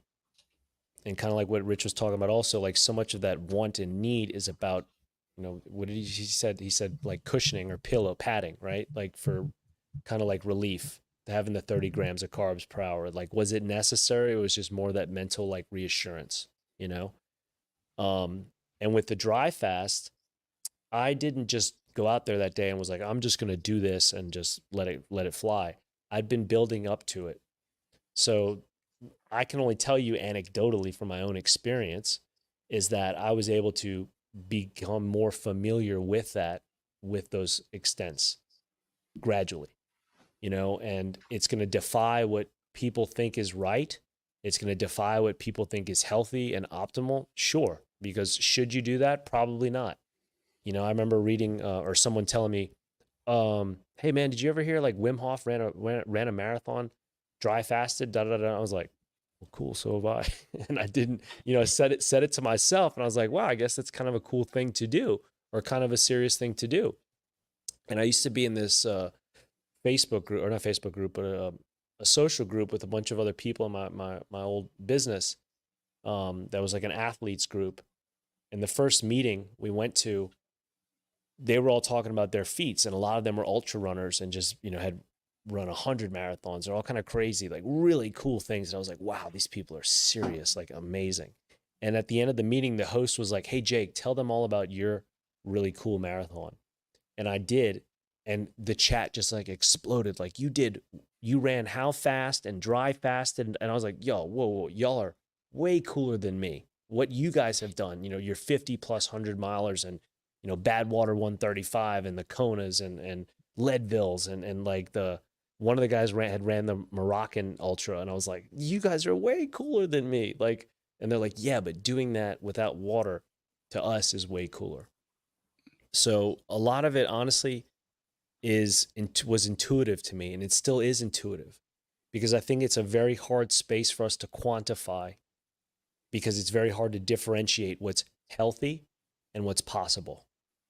Someone telling me that it's not possible, or that it's not healthy, or that it's healthy but not possible, or vice versa. Well, how do you measure that? Similar to what your friend did, Richard, like, number one, when you place first in a race, when you get that medal, when you're the number one Ironman in the UK, or in Europe rather, it's like, you can say what you want, you can criticize, you can demonize, you can disagree, but it's like that freaking gold first place medal speaks volumes. So with the dry fasting, I don't know if I'm answering your question all that well, but your body has so much water in it, so much more water than you could possibly imagine. And if you can understand this in the sense that if you go on a wet fast, we can water fast for greater than 30 days. I mean, I know people that have done it for 45 plus, water fast for sure. I also know friends, myself, my longest dry fast is 72 hours, but know people that have done 11, 12, 13, 14-day dry fasts. Now, you get into critical phases totally past the 10-day mark. I mean, even past the 7-day mark, it can get pretty serious and gnarly. But nonetheless, what our bodies are able to do on a wet fast is just beyond conceivable to many people. But at the same time, we still have a lot of water in us that we can go for a prolonged, and by prolonged, I mean longer than a marathon, longer than a 4,000 or 5,000 calorie burn venture, to where your body will squeeze and metabolize and find water in so many places that the first thing I notice is that you don't have to pee, because your body is drinking it. Your body is all of a sudden you're like, wow, I don't have to pee. This is crazy. I had like a ton of water before the race. It's like, yeah, because your body is. And then on top of that, all that salt and that's coming out of you, or salt that's coming out of you, it's not necessarily that it's pure salt coming out of you. It's just that your body is drying it off so quickly, because it's probably excising the moisture and then immediately retracting it. So you probably get a little bit of like chafing and like chalky or ashiness on you just from water going out and water coming right back in. So that's what I'd probably answer to that about. But more than anything, I would say it's just about building that familiarity, because it is very uncomfortable, because it's foreign. And how do you make something that's foreign less uncomfortable? You make it familiar. And you have to make it more familiar, more often, more and more often. Not just once, not just, a couple of times, but it's like to where it becomes the way almost. And then when you do have water, you're like, well, this is kind of weird. And then now you're in the space where the uncomfortable has now become comfortable. Yeah. I mean, Andy is following that up with, I am brainwashed into thinking a few days without water will mean death. Hey, Andy, that is a really common thing I've heard. 3 days. Yeah. 3 days is a real common number. But then when you look into sort of, away from this space, if you just look at people that have been in accidents, or they've crash landed somewhere in deserts, they've lasted 2 weeks. And these are not athletes. These are people who have been in an accident, so that they're pretty stressed and they have very little hope.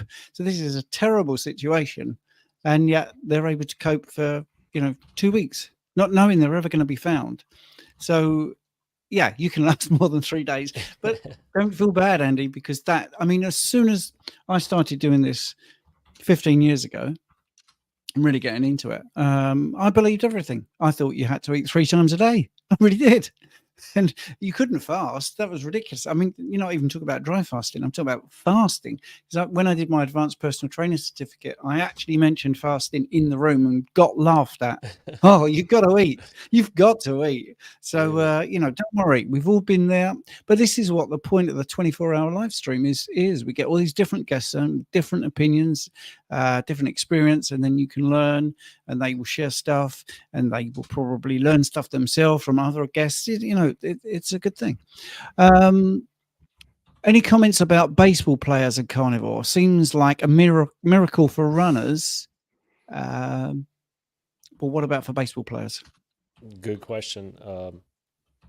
And also to Andy, I was right there with you, man. You know, I thought for sure not having water for a day, I'd be dead, you know. But one of the kind of really cool things that happens when you dry fast is you realize how much you are drawn to water out of habit and out of need, both, right? Obviously we need it, but so much of it is just habitual. You know, like how many times do you get up and go to the water fountain, or how many times do you take a sip?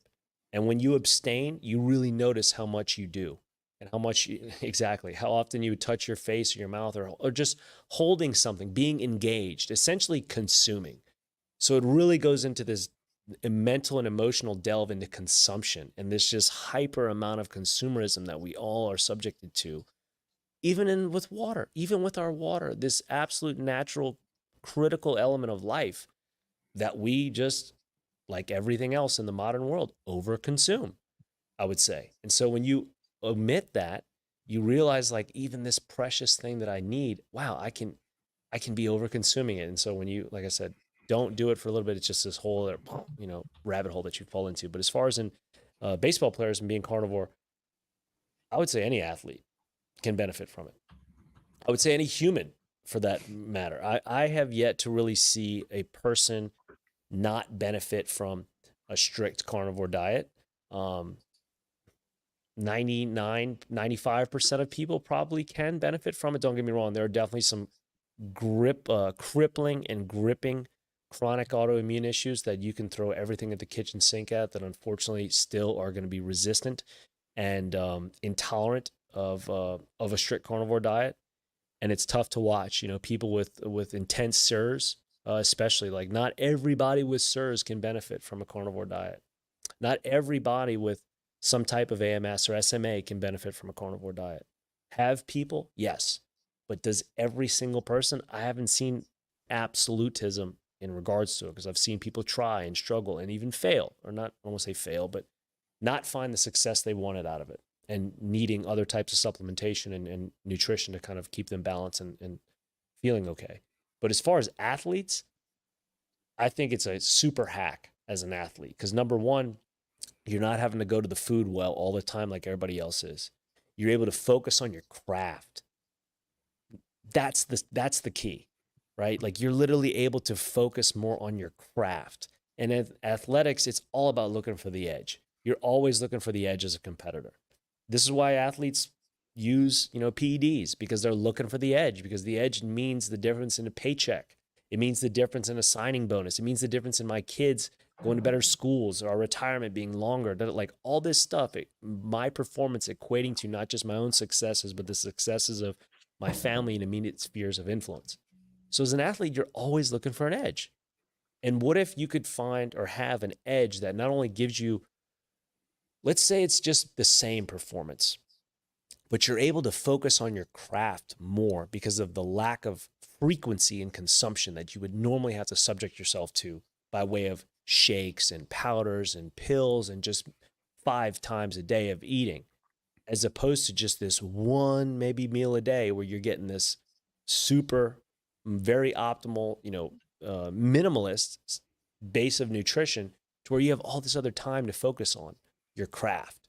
So that's, to answer your question, Margaret, I would say irrespective of the sport, it's the fact that the diet or a carnivore diet would give you all this extra time to be able to hone your craft, as opposed to dealing with maybe digestive issues. I had some brain fog from something. Was it the food? When you can give your body a very consistent metronome of sustenance, it responds very well.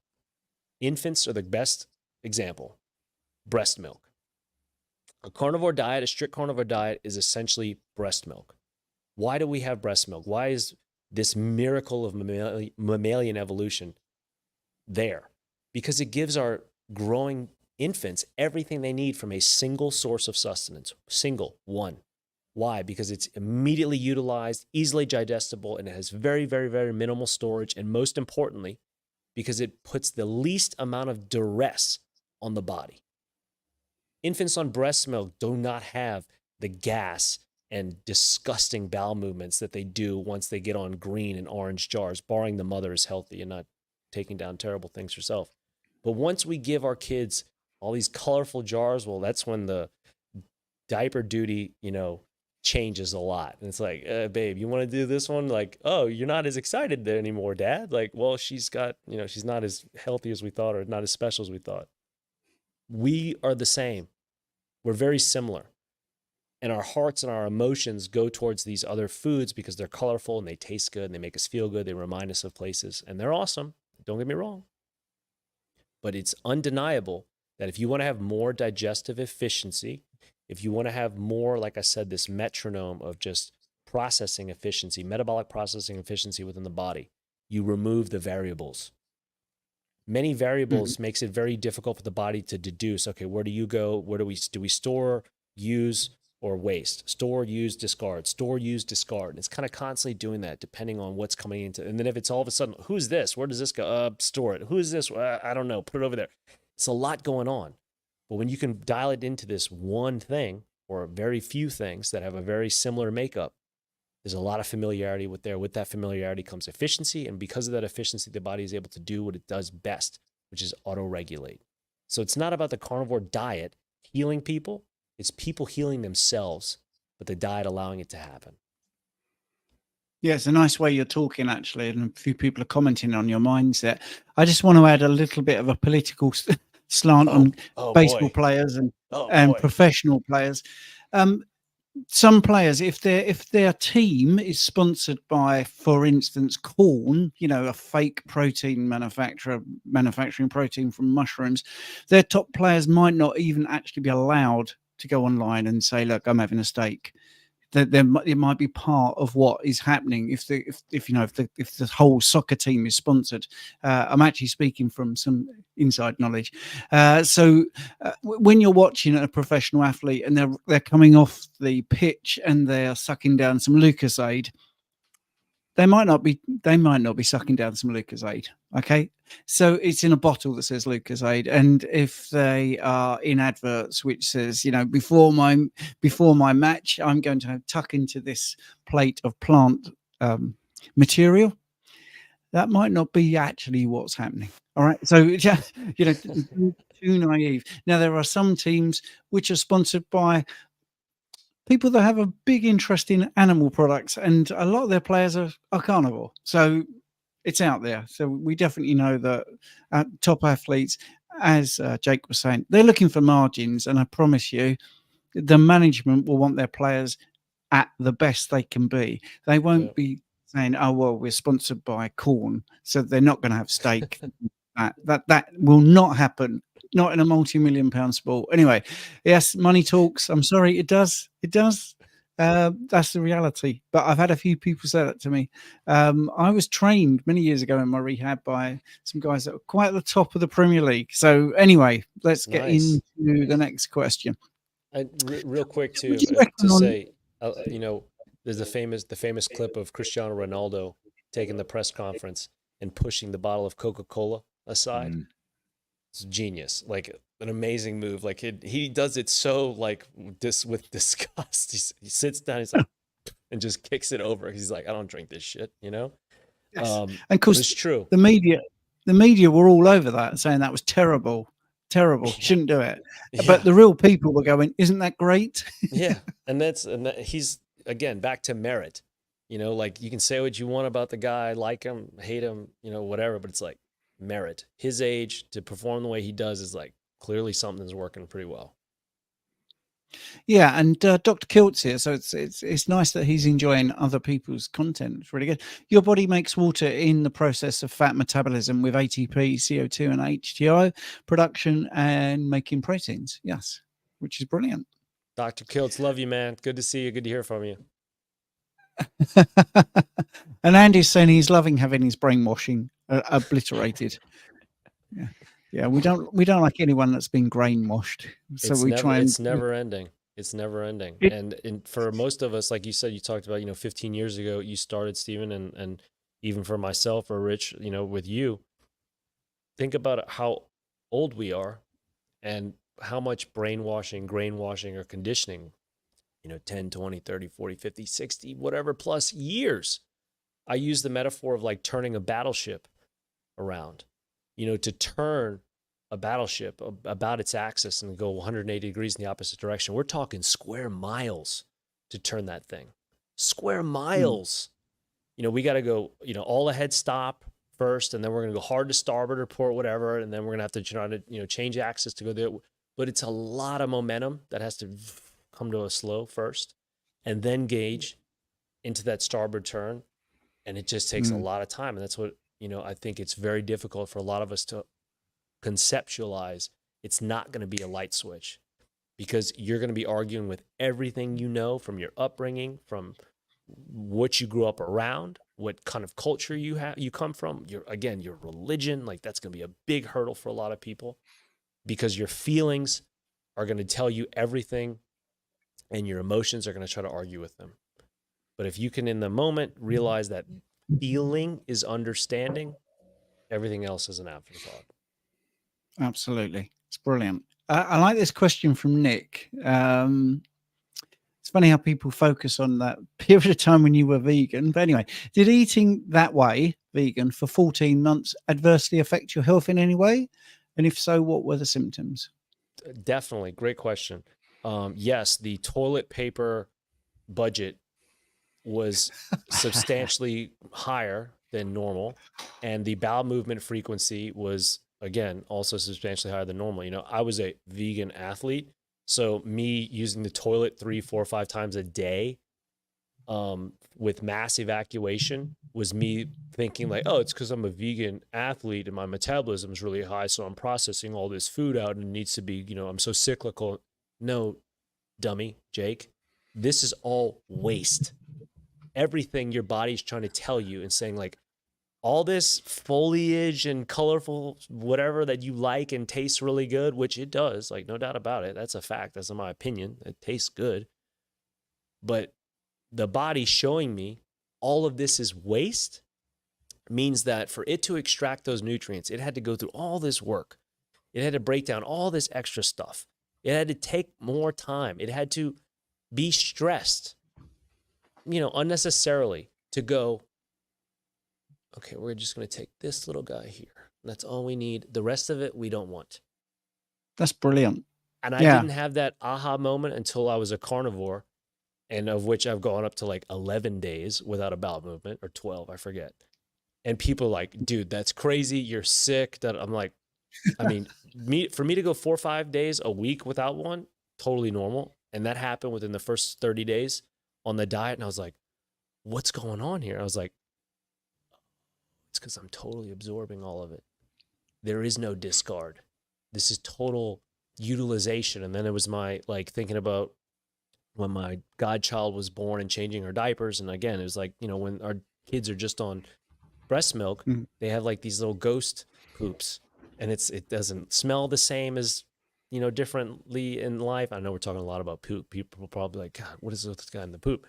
It's a great sign. It's a great communicator. It's a great clear indication of the body state and health of what's going on. And that for me was, like I said, a big aha moment. And so, yes, adverse health effects, too much pooping and too much money on toilet paper. Brilliant. Now we've got a sort of surprise guest who's popped in. Do you know man. Robert? Yeah. What's up? What's up? Yeah, I'm not in my normal studio, but I'm at the house, so I'm glad I could pop in now. Good to So see you, just man. for the audio people, Robert Sykes, Keto Savage has popped in. We booked everyone for 45 minutes. Jake's done brilliant 45 minutes, but I thought it would be nice to get these wonderful people together to see if they can have a little bit of banter. So Robert, how do you know Jake then? Jake and I, we're actually just on I was on your podcast last week, but we've known each other. You've been on my podcast twice. We've known each other for 3 years now, 4 years now. Yeah. He was one of my clients at one point, and then we met for the first time in person at KetoCon a few weeks back. So just a big family reunion right here. Yeah, and I've been a fan of Rob's ever since I heard about him.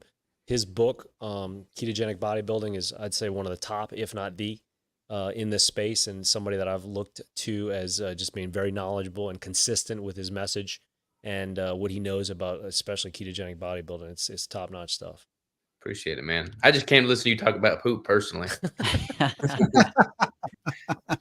Well, I want to say you something. can relate. This, right? A recent father too, can relate, right? Like what breast milk, stools, and bowel movements are like compared to when different things get added, and like you see it in the rashes and the irritation and the changing of like what need kind of swaddling and whatnot needs to be done.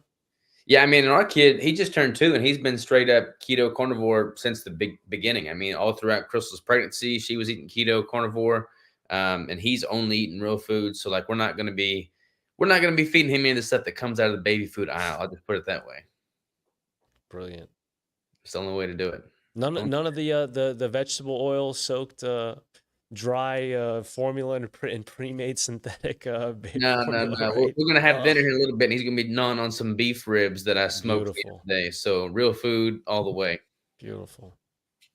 100%. That was one of the big questions we had earlier about feeding children this way, and I was saying we never question Pop-Tarts or cereals or fruit juices or anything like that, but you say you want to give your child an egg or a little bit of steak, and it's like, wow, this is really freaky. How is that freaky?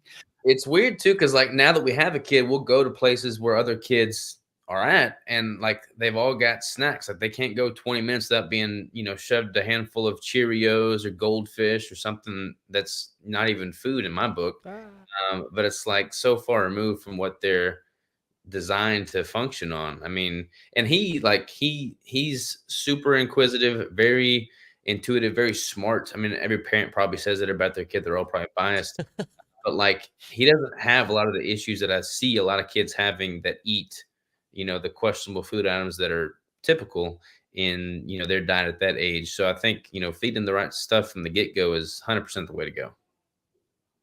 Yeah. Absolutely. And I'm going to plug your keto bricks as well, which are a genius thing. Oh, yeah, Last year on this 24-hour live stream, I had them as my secret crutch of food. But I mean, I showed people I was having keto bricks. And this year, I forgot to get some. And within 6 hours, I was like, oh, biggest mistake of my life. I just I dropped the ball. I should have sent you some proactively. I ate one earlier. Speaking of food that kids eat, he eats a whole bunch of them. But yeah, I totally dropped the ball on that. I should have sent you some in preparation for this 24-hour live. It's my fault, Robert, because we're due to restock with you in the UK, aren't we? So we're now in a position to pull you back in now that we've sorted out the carriage and import thing. So yeah, watch this space. I can't remember your guy's name that I've been dealing with, but who's the guy that deals with the international orders? Greg. We That's just changed all of our international shipping stuff, so we're using a new provider now. So it should be like super streamlined going forward. So yeah, we'll get it to the UK, no problem. Awesome. There we are. We'll get that order in as soon as we can, and we'll bring the keto brick back to the UK finally. Awesome. Well, I don't mean to like jump in and mess up Jake's dialogue here. I don't know. I just kind of came in unannounced, so my apologies there. No, dude, you're totally welcome. You're right on time. I'm about to get off anyway, so you're right on the money. Oh, sweet. Who's after you?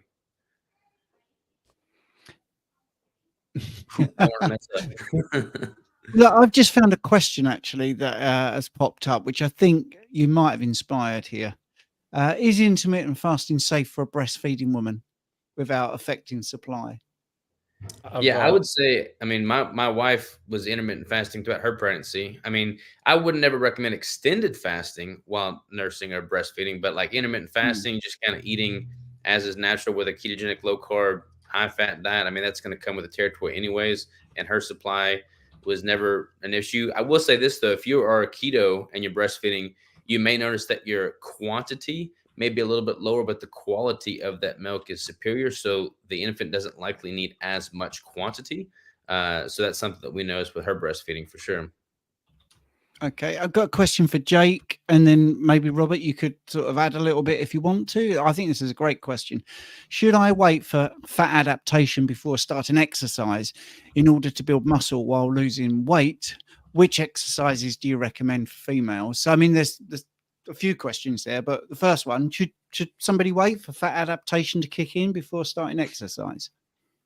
I would say, as far as in waiting for fat adaptation, I think that you can define that a different way. Does fat adaptation mean in ketosis?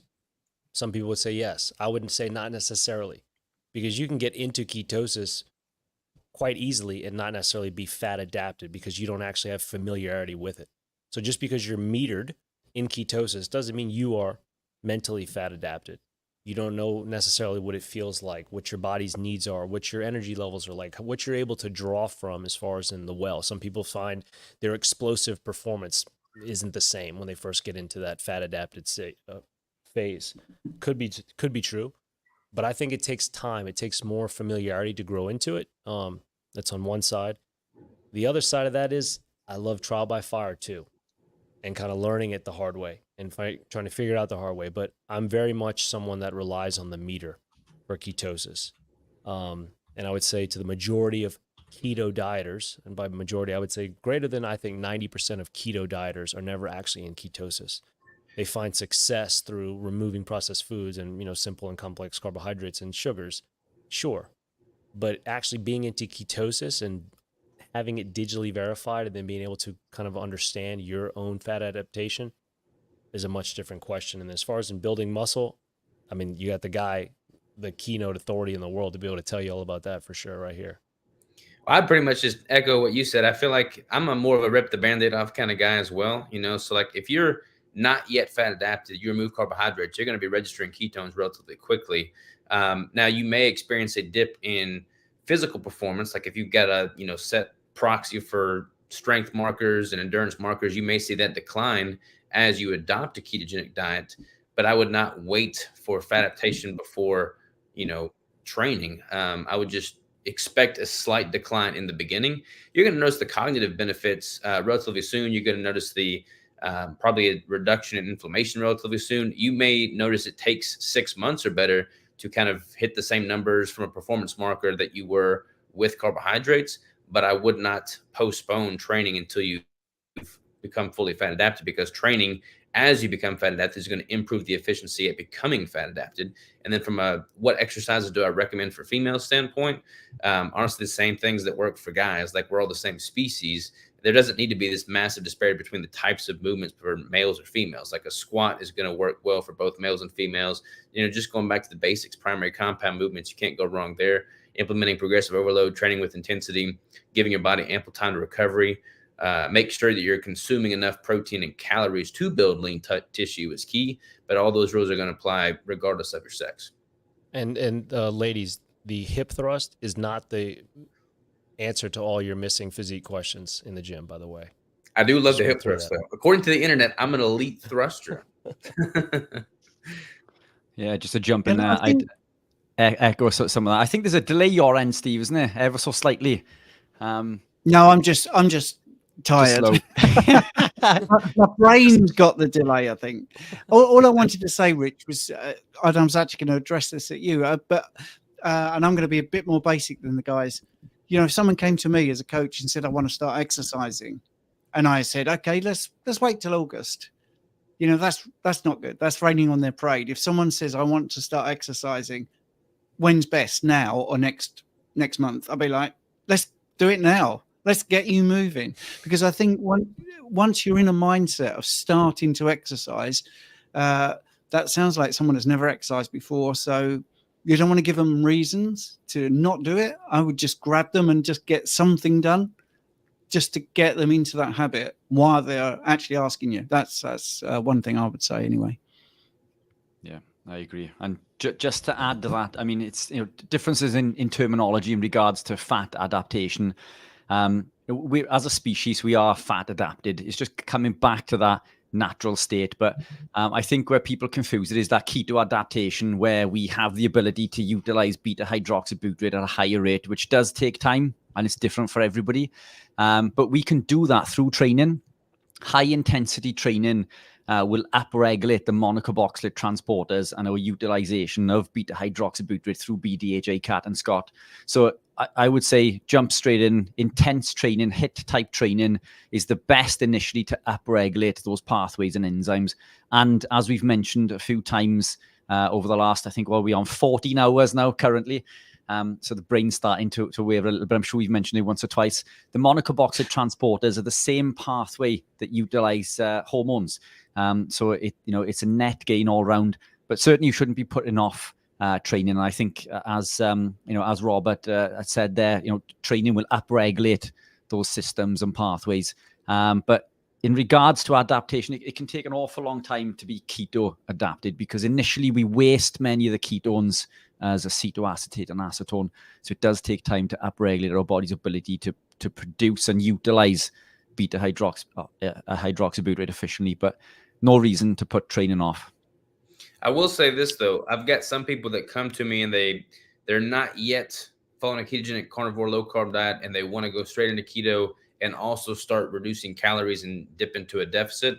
I do think there's benefit to staying at a maintenance or slight surplus for that 6 month span. Oh, definitely. Yeah. While you get adapted, and then start going into a deficit, because when you're in a deficit, simply training hard is one of the single best things you can do to preserve the tissue, the lean tissue you've got. And if you're going to expect a dip in performance when you first adopt a ketogenic diet, it makes more sense in my mind to not do a deficit with it for the first 6 months. So like, let yourself become fat adapted. Then once that baseline's been established and your performance markers are back up to they were at baseline, then you can start dropping those calories and focus more on losing lean or fat tissue while preserving lean tissue. Yeah, I completely agree. And coming back to what Jake mentioned earlier, and I've lost my trail of thought now. That's what 14 hours does. It was on the tip of my tongue. I agree. I think through making healthy decisions, and that's what it was, by default, removing the grains, the vegetable seed oils, the processed foods, and being in that maintenance or even a surplus state, we can still lose that weight initially, because we're blocking that inflammation just by removing the grains. The losing that interaction between the lectins, wheat, germ, agglutinin, binding to the insulin receptor could allow us to lose weight, even though we're consuming, and we're going to use the term calorie, but excess amount. We can still lose weight, build muscle, and adapt into the lifestyle comfortably. We don't have to be in that severe deficit, and that's a common mistake I think many people make when they gravitate into the lifestyle. It's all about weight loss, and weight loss comes secondary. We lose weight when we become healthy, and it's not the other way around. The weight loss is a side effect, if you like, of being metabolically healthy. And first and foremost, those are the things that we need to address. Get the diet right, and by diet I mean nutrition, and everything else will follow. And I love this question. This is probably Jake Street particularly. I've heard about eating when hungry and until satisfied. Are you guys still eating at, inverted commas, meal times? Which is a great question, I think. Yeah, love Jake? that. Love that question. And I've been, for the last probably 5 years now, for the majority, eating like once a day, one meal a day. I did that even bodybuilding. I would fast and train fasted bodybuilding, and then still consume calories and macros in a single meal per day sitting. Is that optimal? Could argue it. Could it be better otherwise and broken down? Could argue it. But I would say grossly, and for 99% of people, like if you're eating to satiety, it's going to be the best thing for you. Is intuitive eating versus macro nutrient adherent eating one better than the other? I think if you're not disciplined enough to eat intuitively, or you don't have enough understanding with your body's needs when it means and says it's hungry, and being able to understand what your hormones are telling you in the form of hunger versus satiety, then you should use macros to eat with, because trying to eat intuitively can become a very slippery slope very fast for many people. Snacking is another big one. It's very easy to overconsume by snacking. So that's another big part of eating the single meal per day, because it's just this one time, one instance. Again, to me, it's also about maximizing time, not having to be, sitting down, not having to take the time to do this, but actually just being able to focus on whatever is my work, my life, leisure, whatever. But just to have that kind of single time throughout the day to where I'm doing that, and then everything else is, is pretty copacetic. But eating when hungry and until satisfied, I think that takes a lot of discipline to be able to. Well, I don't know. Maybe we shouldn't call it discipline, but maybe it's humility. Maybe it's humility, because it's something about having to.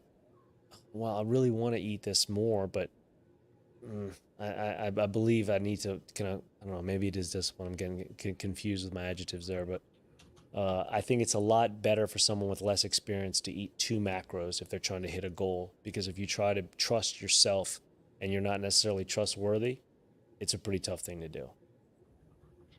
Excellent. Robert? Yeah, I agree. I mean, as far as meal timing goes, like I pretty much structure my feeding times around when is most convenient for my daily schedule. I don't get locked into some societal, demanded meal time. It's like when you go on an airplane and you're on a 45-minute flight and they start walking down the aisle and hand you snacks, and like you watch the people and it's like they're like puppets. They automatically go for the crackers and the snacks. Like they're not hungry. They can go 45 minutes on a short plane flight without eating, but that's just what society pushes them to do, and they fall into that societal pattern. I eat typically when I'm hungry, which normally is around 2 hours post-training, and then again sometime in the evening. I typically do 2 meals a day. When I'm in a pretty significant deficit, I'll transition to a 1 meal a day approach, because for me, psychologically, I find it more sustainable to eat one larger meal that fills me up and actually satiates me, as opposed to multiple smaller meals that always leave me wanting more. So when I'm in a deficit, I'll transition to an OMAD approach. But it's more so based off of convenience around my schedule and not societal, norms or what they push on you. So and when it comes to eating intuitively versus tracking macros, I think if you're eating quality fats and proteins that are nutrient dense, your body's ability to be in tune with its natural hunger and, satiety signaling cues is significantly amplified, versus if you're constantly seeing, increases in spikes in blood glucose and insulin as a result of eating hyperpalatable processed sugary foods. However, it is not intuitive to drop body fat drastically. Like when I'm in a competition prep, I am pushing past the point of hunger. If I was to intuitively eat, I would stay at a rough homeostatic body composition. But I'm trying to get beneath that. So I have to push past that point of intuition, in which case I am tracking everything. And a lot of people that have chronically under-eaten their whole life, their metabolism is significantly depressed, and they would benefit from a strategic time of almost force feeding to upregulate that metabolic effect. And that would in turn increase their hunger. So sometimes you have to push beyond intuition. But I think as far as eating intuitively goes, doing so with a, ancestral based, high protein, high fat, ketogenic carnivore diet is certainly easier to do than a standard American diet. Brilliant. And that's the hour. So that's fantastic. We're going to get rid of all the testosterone now, Richard. So thanks very much, Jake. Thank you very much, Robert. We've got our next guest waiting in the wings, the lovely Pim Jansson, who's going to talk about addiction and how to control those things. So you guys have been brilliant, absolutely brilliant. And hopefully we'll meet again soon. Thank y'all. Appreciate you letting me jump in, Jake. Good to see you. Good to see you, man. Cheers, gents. Thanks, boys. Take care. Thanks very much. See you, Jake. Thanks, guys. Take care, man. Y'all too. Bye. Yeah, that was awesome. So, here's Pim. Hi. Hello. How we doing? Good to see you again. Nice to see you too. Thanks for inviting me. I'm really happy that you're doing this again. It must be a toll on your bodies to do this 24 hours. Yeah, what was really interesting is what I'm finding is there's so many times I want to talk, but we only get the guests for an hour, and they were talking about hunger and listening to your hunger. Well, I was going to do a fast today. That was my decision. Just makes life easier. And we talked about eating intuitively, as you heard, as you was waiting in the wings there. And by 6 hours in, I thought, I'm hungry. I'm going to eat.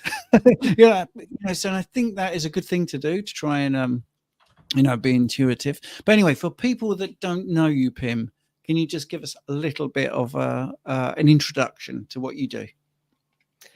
Well, I'm helping people with emotional eating or food addiction. I call it carb addiction because that's usually what we're addicted to.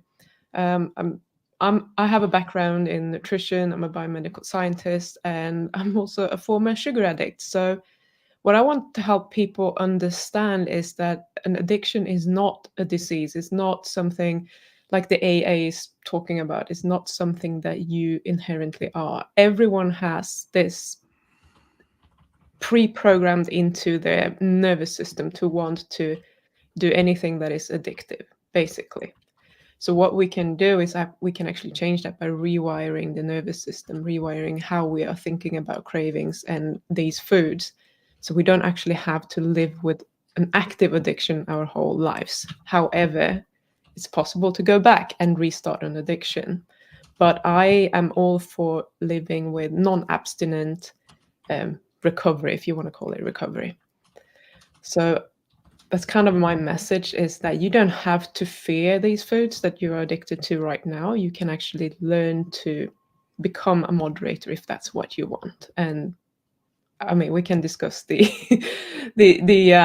definition of moderation. I'm not talking about eating a little bit every day, but it's possible to have some of these foods at some times without falling back into the addictive behaviors.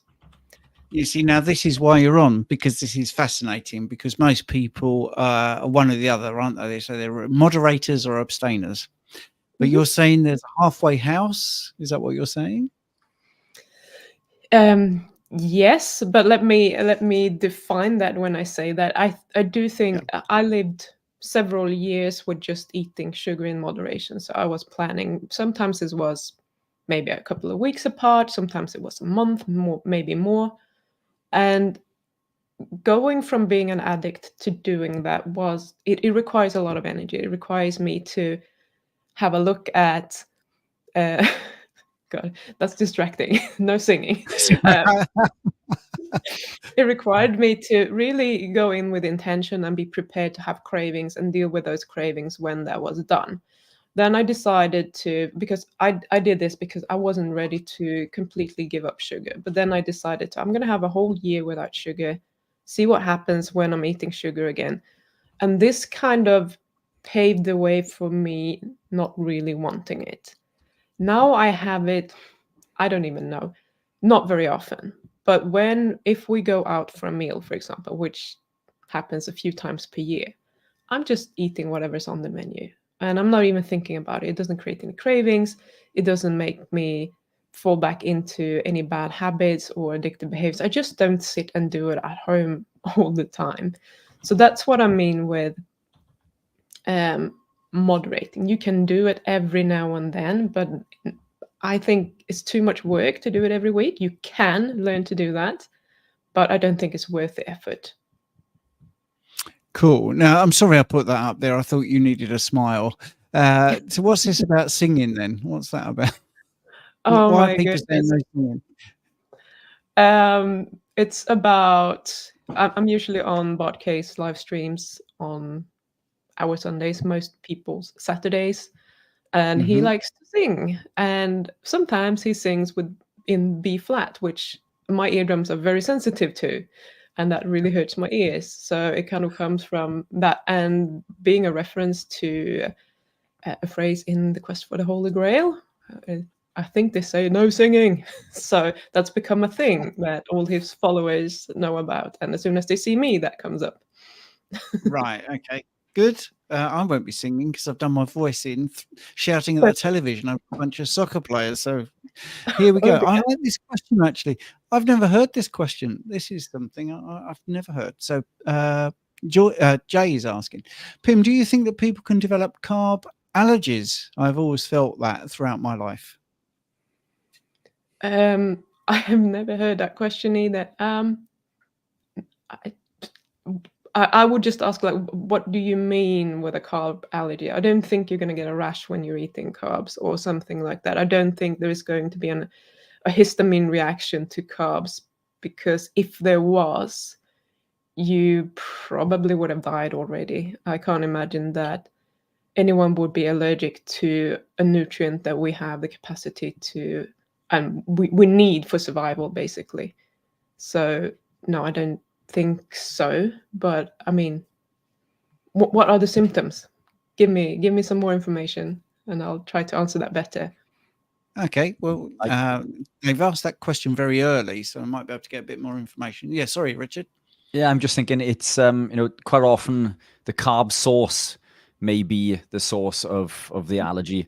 Carb from grain, for example, through wheat germ agglutinin, or if we're getting carb from broccoli, it could be sulforaphane, and there's hundreds of toxins within plants that are co-ingested with the carbohydrate. I don't think carbohydrate inherently is can cause an allergic reaction. I think it's more to do with the compound that is co-consumed with it.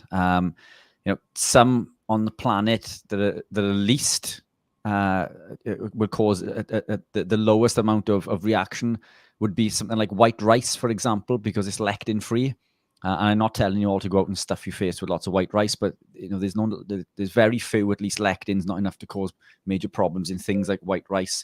Honey doesn't work well for me, yet that's been touted as being one that is most natural and one that we can consume, but it doesn't work well for me. I tend to get a flare up in my mouth when even if it's local honey and raw. But yeah, I don't think it's the carb per se. I think it's other compounds that are consumed along with that carb. Yeah, I agree. And Stephen's looking for something, I'm guessing. Is he in? Have you fallen asleep, Steve? How far are we in now? Just over 14 hours in now, I think, Pim. Oh dear. Yeah, if my maths is just 10 to go. Yeah. So I guess we're changing over in another hour and 50 minutes, and then there's a downhill 8 hours to remain, I think. But Steve, are you still there or not? In a word, it looks like he can't hear us. Yeah, I don't know what's going on. Yeah, he's gone. Yeah. Can you not hear us, Steve? Steve? Oh my goodness. No, there we are. Yeah. Just you and I. Anyway, yeah, I mean that would be my best answer to that, But it's do you have any further thoughts, Pim? No, that's why I want to know a bit what the symptoms are, and obviously what foods those symptoms would be associated with. When I was in my early 20s, I knew a girl who was allergic to a lot of weird things. Like most people can eat like onions, and I don't even remember what it was, but it was just a bunch of strange things. And she got very, very dry and sensitive skin. And she used to go and get massage, and her massage therapist was just complaining that she had to use so much oil because she was basically just absorbing all of it. And to this day, I remember that, but I have no idea if it could have been something with her sulfur metabolism or whatever it could have been. But some people just have weird symptoms. But as I said, I do not think that it's possible to be allergic to the carbs on their own. It's something that they come with, and that might not make any sense to you right now in the form that it comes, because you might not see the connection between those foods, but I'm pretty sure there is something there. Yeah, I agree. I think, do you know what I have noticed, throughout my journey? I'd regard myself as being pretty strict, although I don't see it as being strict because I love the food I eat. So this isn't restrictive for me. But during my journey, I would indulge, in compounds. I would have a takeaway and some fast food now and again. And I did notice, the day after indulging, that I would feel almost drunk, and I could that be a case of going from consuming very little carb to overloading on carb? Could that be where the question is coming from? Or do you think it's more to do with the effect of the vegetable oils and again other compounds that may be co-consumed with that I don't want to use the word cheat meal, but it's that targeted what do I tend to call it? My mental reset. That's what I tend to call it if I eat something that I don't normally eat. But it's yeah. What are your thoughts? I think you're probably right on both points. I think if there are seed oils in, I do know some people who the one thing that they react to is actually having seed oils, and it can be very, very little, and they just don't feel good the day after, which is kind of interesting to me.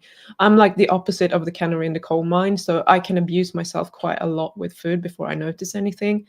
Whereas we have to look at, I'm looking at the people that are super sensitive to everything, and I'm taking their knowledge and apply it to myself, because if I was just eating, I wouldn't notice anything until it's gone too far. So, but also, when you're not eating any carbohydrates, there is no need for your body to produce and have a lot of insulin ready. So if you all of a sudden go out and have a binge eat on carbs, it's going to take a while for your body to start upregulating and releasing enough insulin to take care of that. So I imagine that part of that not feeling optimal the next day is that you've been on a blood sugar roller coaster and your body is wondering what the actual F is going on here. And that's causing it. I can absolutely have something called a sugar hangover, but it requires me to eat quite a lot of carbs to get there. And then I get really, really tired. I get a cotton brain, like brain fog, and I generally get a headache as well. And that does not always appear on day one, but if you continue 2 or 3 days, then I will have a headache for several days. So I know it's coming, it's just not immediate with me. So it took me a while to learn that lesson. Yeah, snap. And I'm the same. Do you find that the carb source has different effects? So, whether it's come from bread, for example, or whether it's come from, another carb source, do you find that the source of carb would affect you in a different way, or is the effect the same? That's a very good question. I think like all carbs affect me in terms of the next day. If I'm eating a lot of carbs, or not even a lot, if I'm eating some carbs, the next day I'm always hungrier. It doesn't matter what the carb source is. But if I have been eating sugar, or as you say, bread or pizza or something of that kind, probably because of the blood sugar rise, I am much more likely to feel very tired and fatigued, and I'm more likely to have headache. And I can just share something funny that I used to use. This was way before I had any clue like what was going on. Probably 20, 25 years ago, I used to say that I had a pizza headache. Like I knew I could get away with eating 2 slices, but if I had 3 slices, I would get a headache every single time. It was like clockwork. So if I was ever having pizza, I'm like, I have 2 slices because then I can get away with it. 3, no go. And I could eat the equivalent amount of bread and so on. But if I had something like sweet potatoes or other starchy vegetables, that wouldn't necessarily be a problem. Sometimes I've had a lot of headaches in my life, so it's hard to kind of suss out what's causing what, but I was a lot less likely to get it anyway. Yeah, snap. I'm a big long-term sufferer of chronic migraines. Living this way has massively improved. I used to suffer with migraines every day, for which I was on 3 different medications for. Crazy. I'm medication free now. I still get migraines. And again, same as you, I'm still on this journey to try and establish all of the triggers, because I think that there are more than one. Excess sugar consumption is definitely one of them. Eating rubbish, and that could be seed oils. I think there's an electrolyte problem with calcium, stress, and lack of sleep. I'm self-employed, so stress and lack of sleep come hand in hand. So you're constantly fighting all these things, But it's been a journey for me to try and navigate down this road of different causes. But coming back to the pizza, I think the pizza is probably one of the most unhealthiest foods on the planet, isn't it? And it's not even a food, really, if we're going to categorize things, but it's high in wheat germ agglutinin, it's high in carbohydrate, and it's high in oxidized omega-6. It's the perfect storm for ill health, isn't it? So that's one I try to restrict. And in fact, I can't honestly remember the last time that I consumed any pizza. And I used to love pizza so much. It's highly addictive for a number of reasons, isn't it? But in regards to the addiction side, do you find that there's some foods in particular, or would you classify it as being sugar or carb in general, or there's some foods that you find are more addictive than others? Would it be soft drinks, energy drinks or pizzas? Or do you find that it doesn't matter where the carb comes from, that addiction is there regardless? I do think processed carbs is almost a requirement. I haven't had anyone come to me with help with being a sweet potato addict or something like that. I've had a lot of people who have been addicted to peanuts or peanut butter even the version without sugar in, which is kind of interesting. But other than that, usually it's either sugar or it's savory. And if it's savory, there is usually a bread component to it. So it might be pizza or bread. Sometimes potatoes, like in the form of chips. Specifically, I've never heard anyone say, "Oh, yeah, I need my baked potato every day." It's always chips.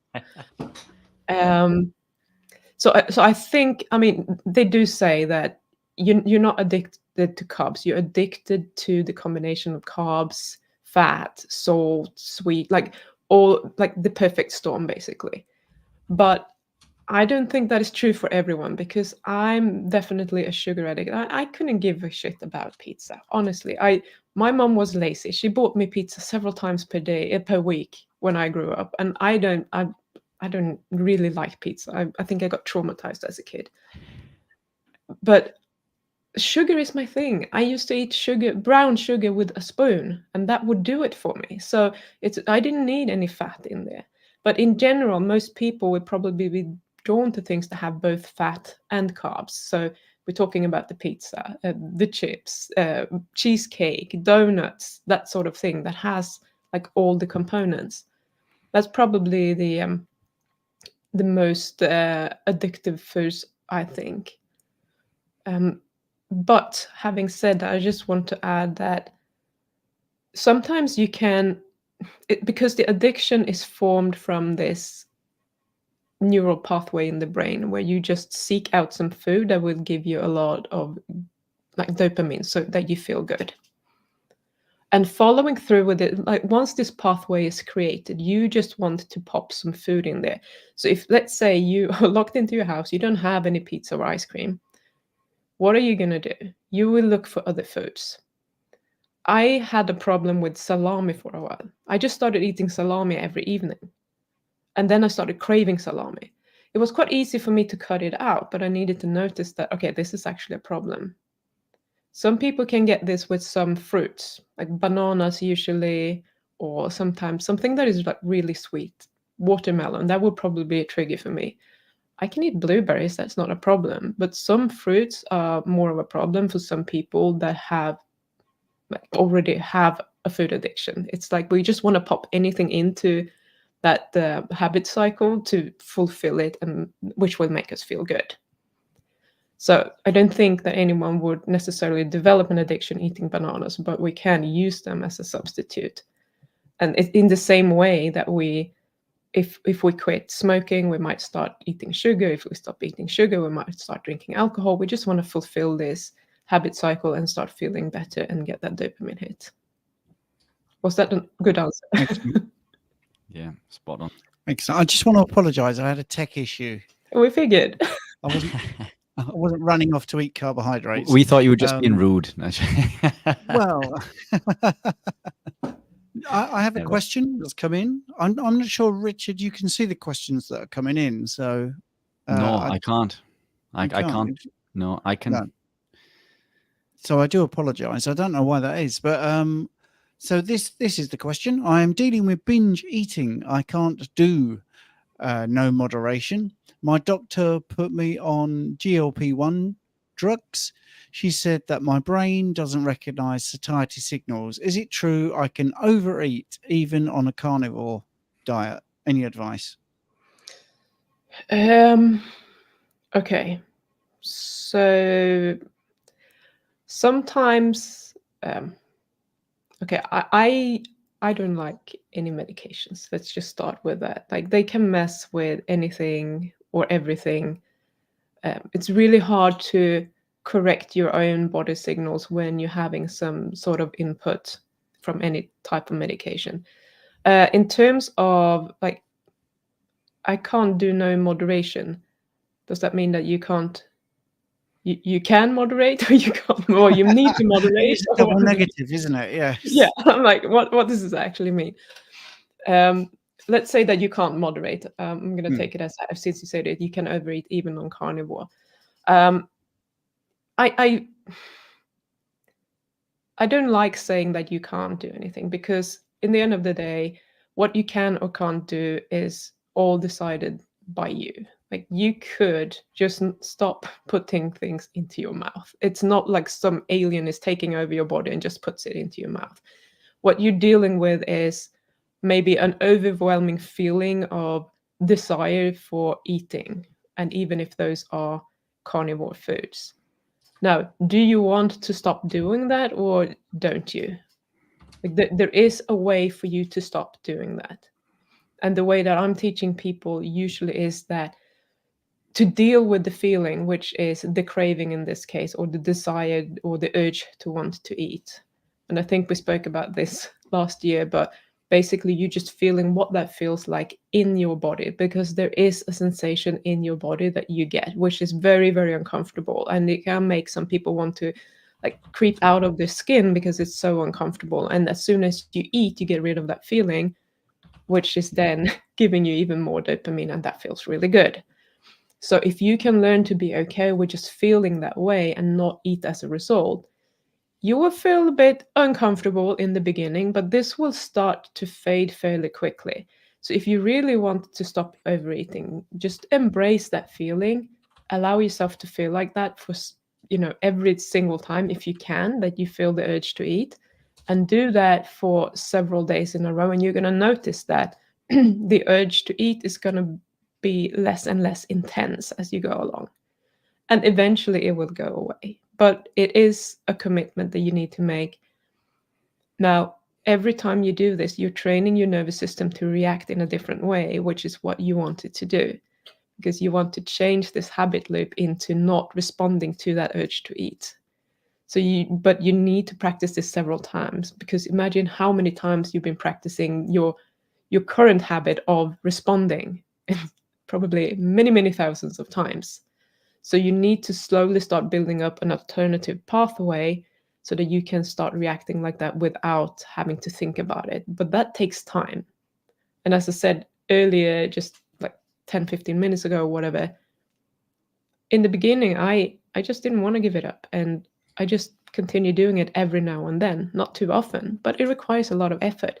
It's taking me several years to get to where I am, but for the last 2-3 years, it's been easy most of the time. I still have thoughts about food, but I don't get this overwhelming feeling that I need to go and eat it. And that's where you want to get to, where that doesn't matter. Yeah, I mean, do you? Oh, sorry, Pim. Yeah.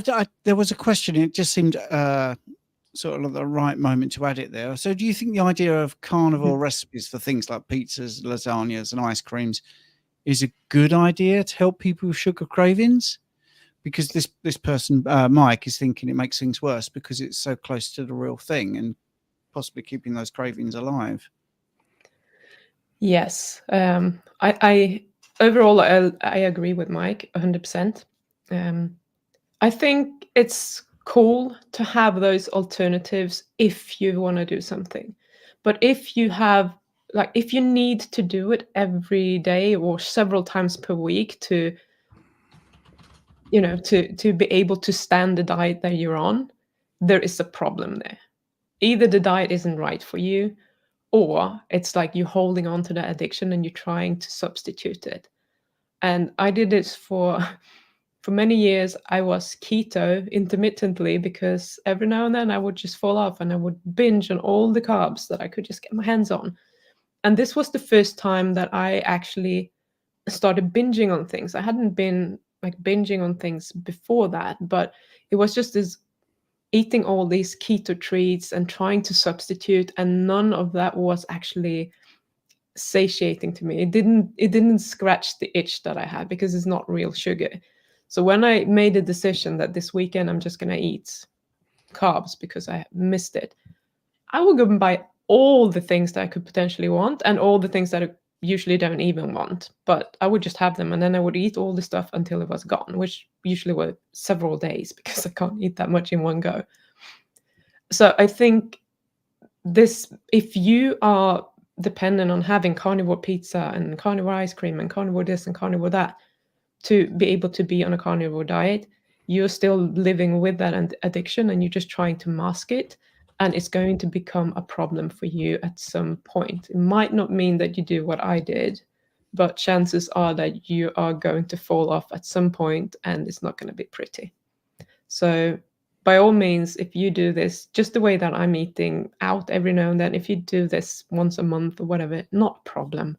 If you want to spend the time making all those things, which are very time consuming, go for it. But not several days per week. I think that's probably a problem for most people. Yeah, that's the thing. I mean, I offer a meal plan, and I deliberately don't do those sort of fake things. A couple of people have asked me in the chat about that. But one thing I did try was a carnivore lasagna, but that's nice in its own right. It's not trying to mimic, you know, it's just a name because it's layered. It's, you know, bacon with ground beef and bacon and ground beef and cheese. It's great. So I just called it carnivore lasagna, but it's not trying to be lasagna. And I think that maybe I made a mistake with the name, but I couldn't think of a better thing to call it. Do you feel that just getting away from the actual practicalities of food and getting more into the psyche, do you feel that people blame themselves and become a failure and give up almost because they just feel like, oh, I can't do it, it's too difficult? Or do you think it's an outside influence of, you know, other people trying to convince them that they shouldn't be doing carnivore and therefore, you know, come over to the dark side and have the carbohydrates? What's the most common thing you encounter? The first one, definitely. There is a lot of self-blame, self-loathing when people are not doing what they say that they're going to do. And just literally this disaster thinking that I can't do it. What's wrong with me? Why can't everyone else do it? And it's like those thoughts are going on repeat over and over again, and it just keeps you stuck where you are rather than looking at the things that you have done. If you have ever done a single day without the carbs, you can do it. Like, you're physically able to do it. You just need to string more of those one days together, one after the other. It's not about what's like, if you let the past shape your future will look exactly the way that your past looks. So you need to start changing something, and the thing that is most powerful and the thing that you actually have control over is your thoughts. And it might not feel like it because I think you have about 60,000 thoughts every day. So there's no way that you can choose every single thought that you have. But what you can do is that you can choose in what direction you want your thoughts to go. So those self-loathing thoughts, they are going to come up, but you don't have to pay any attention to them. You can just redirect that to other thoughts. Yeah, I know that I can do it for one day. Let's see if I can do it for 2 days. I have the tools that I need. You can just focus on the things that you have and the things that are going to help you make that change. And that is going to make it so much easier. In terms of other people wanting to influence you, I find that is usually like step 2. People come to me with the addiction where you have the self-loathing and all the thoughts about yourself being pretty much useless. Once you get over that, it's like your brain is looking for something new, and then it's like, oh yeah, but this person and that person and so wanted to bake me this cake, and they only made it because they know that I love it and I don't want to disappoint them. And it's just like a new stream of excuses that you can use to eat. So your brain will always look for things that it can use for you to continue the behavior that feels very comfortable to you without any effort. So that's kind of step 2. That's why I don't see it as often, but most people get to it at some point. Yeah, and I think the outside influence thing is often quoted, but it is coming internally. I mean, that's why I asked that question, actually, because a lot of people do intellectualize it, you know, and I also blame some influence for this, and I include myself because I've mentioned this before. I mean, these foods are made by food scientists. They are deliberately addictive. They are super hyper palatable. But saying that doesn't make it your get out of jail card. But they do use that. I mean, do you find that it is difficult because there is a sort of grain of truth in that there are a gang of scientists deliberately trying to make you addicted? Yeah. Do you think there's any validity to that? Yes, absolutely. I mean, that it's 100% true. There's a reason that they have food scientists. They get people in for food focused groups where they taste the food and then they rate everything, like how enjoyable it is, how much they like it, blah blah blah. And they're looking for the thing that people react to the most, that most people will get hooked on, and then they produce more of that. So that is the whole purpose of creating those foods. But like, even though it's not your fault that you get addicted to these foods, it's your responsibility to get out of the addiction if you don't want to be addicted. You can't expect them to stop producing these foods because it's making them a lot of money. The only thing that you can do to counteract that is to not buy that shit. Just go away from that, do what you want to do, show the people that produce the food that you want to eat that there is a market for it, and that market will grow. So you can blame them all you want, but it's not going to change anything, and it's not going to help you in any way. We are just like put into this soup of lots of addictive stuff, and I'm talking about more than food. It's social media, everything is just so easily accessible, everything that makes you feel really good. We don't have to even lift a finger to get a cooked meal delivered to our door, basically, unless we want to. So it's very easy to get stuck in this dopamine hole where you're just like satisfying one addiction after the other. So it's on you if you want to get out of that. And as I said, it's about so much more than the food. I'm just dealing with the food, but honestly, when I'm coaching in my group, we're not just talking about food, because once you start dealing with the food, it's like, oh yeah, but then I sat on social media all day yesterday, and it's just this avoidance behavior that makes you feel good. So we're dealing with so much more than that, because what I want for myself, I want for all the other people that are with me, and for everyone who's watching this as well, is for you to actually live your life the way that you want to live it. I want you to enjoy life. And if you're going to go from one addiction to another, you're not going to be able to enjoy it. So we need to stop blaming other people or the companies and actually create the reality that you want in your life. It's like, I don't give a shit about those things. I'm just here, and my focus is to feel as good as possible, do what I enjoy, live my life, and have a really good time.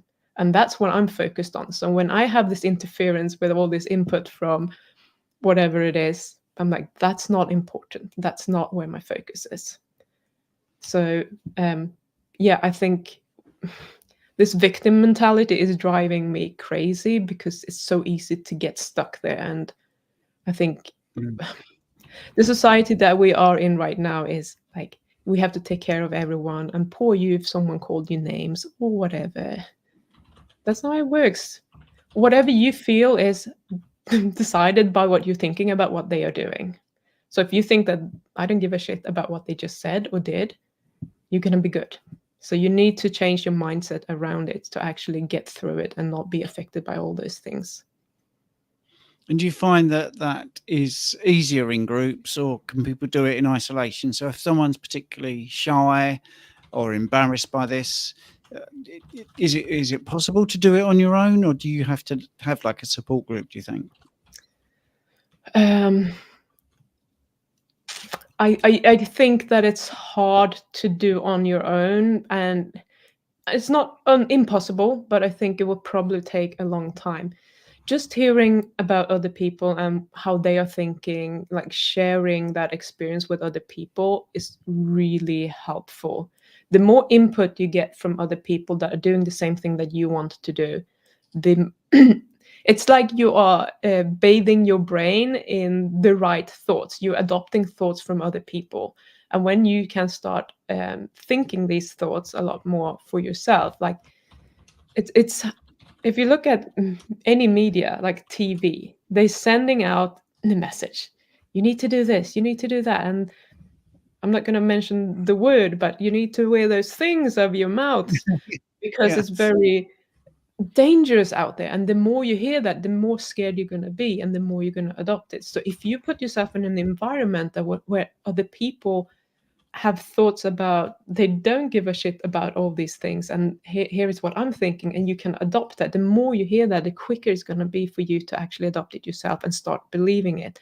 So that's why I think that's where this saying comes from, what is the actual saying, like you become the person, like the three people you spend the most time with, you become like them, or whatever it is. Like it's because of the thoughts that you're adopting from them. And that's 100% true. And I definitely see it.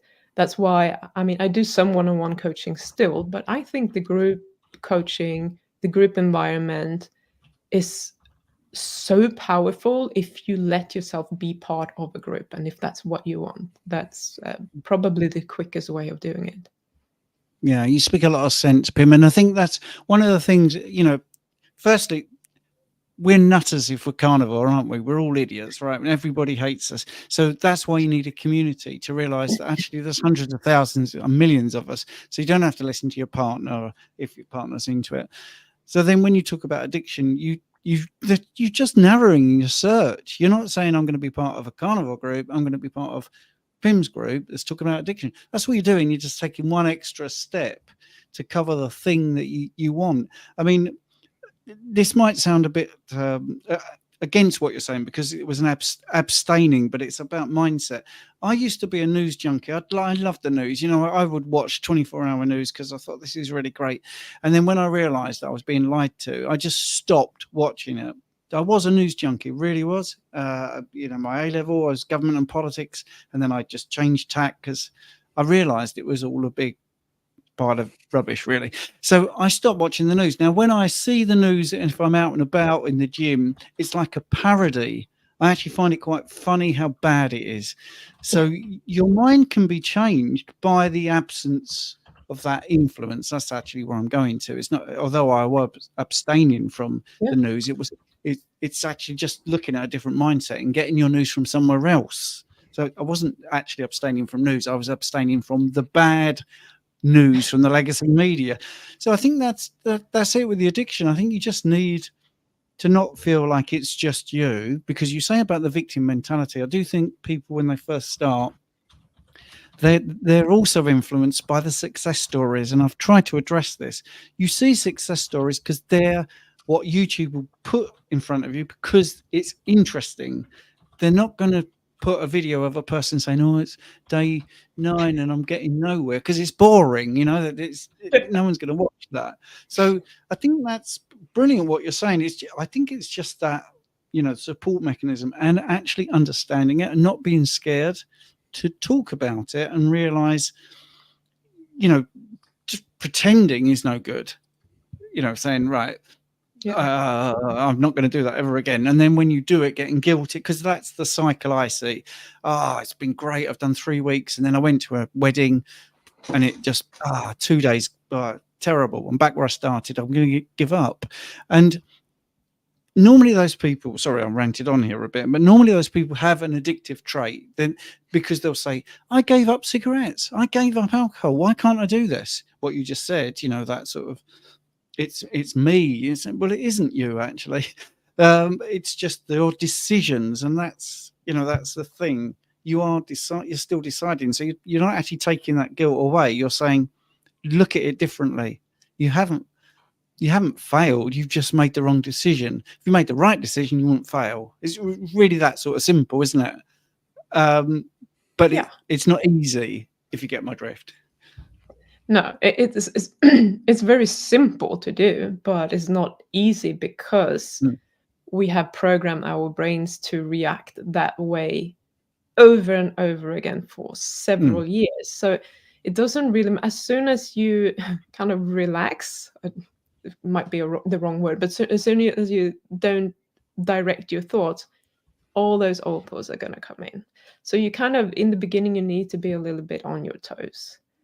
And this is, I just wanted to mention with groups as well, or like community, If you join, let's say, a Facebook group that deals with addiction, and you see a lot of people just complaining about falling off the wagon and have to restart again, it's not useful. Like, I have rules in my group, because I have peer groups where they meet without me, and they are not allowed to sit and complain. Like, they are there to help each other and share positive experiences. If they have a problem, a current problem that they need to get out of, I allow all my members in my group to book in one-on-one with me. Then they come and talk to me.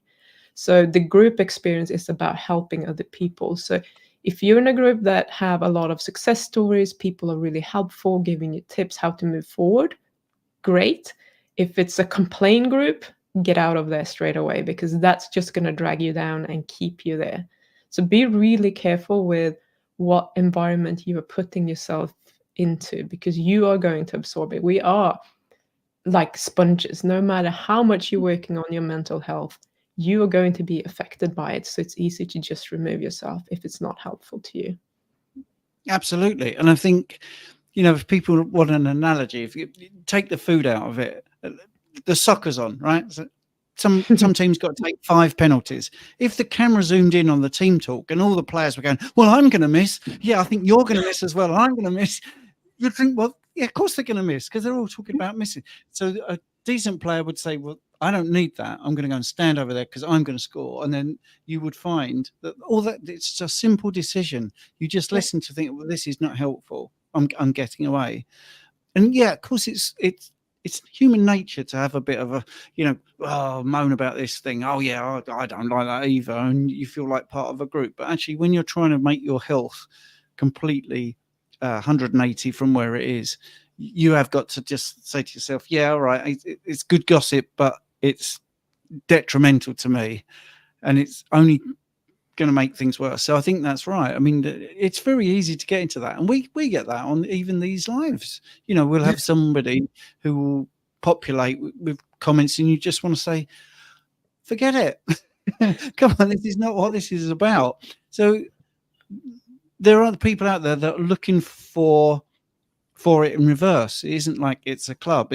There are people actively trying to find somebody else to latch onto as well. So it's not just one way.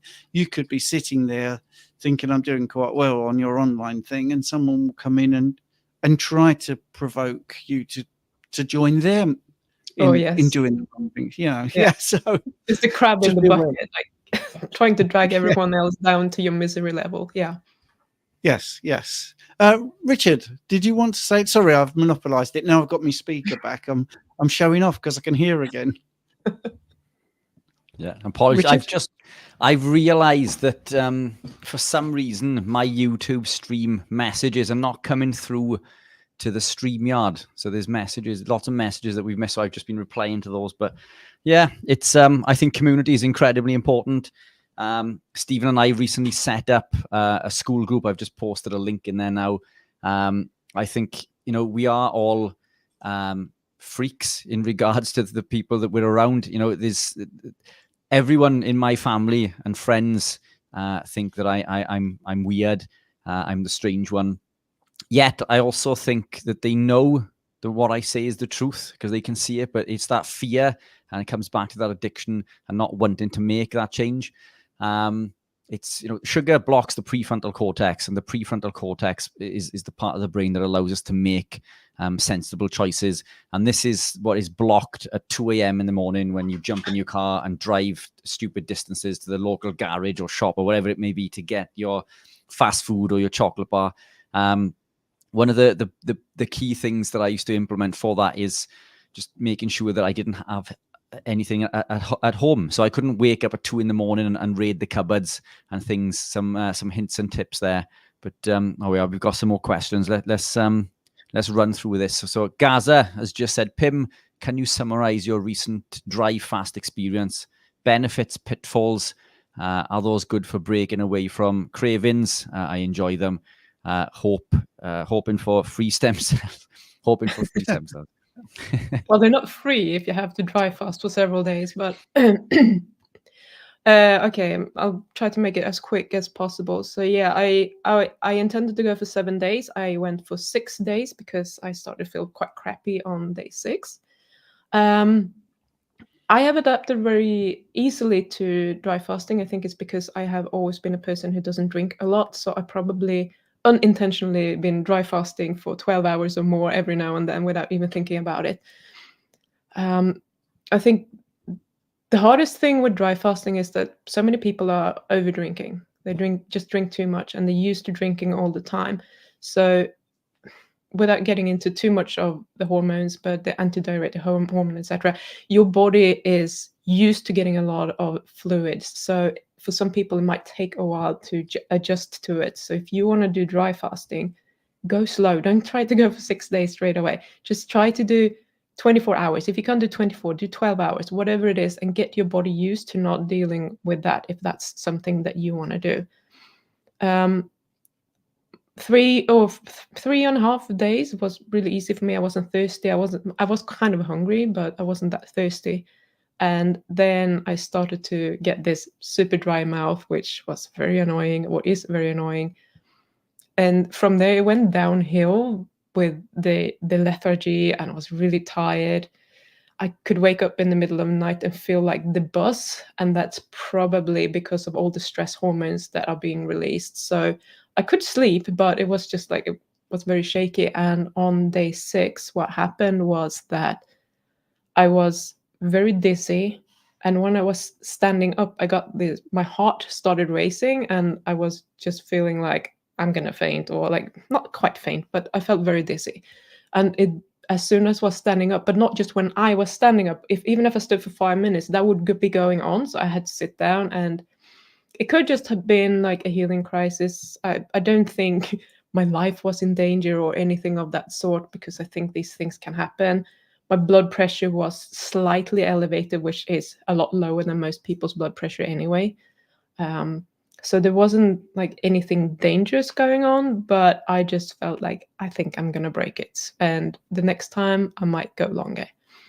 In terms of benefits, I have been looking at sorting my sinuses out.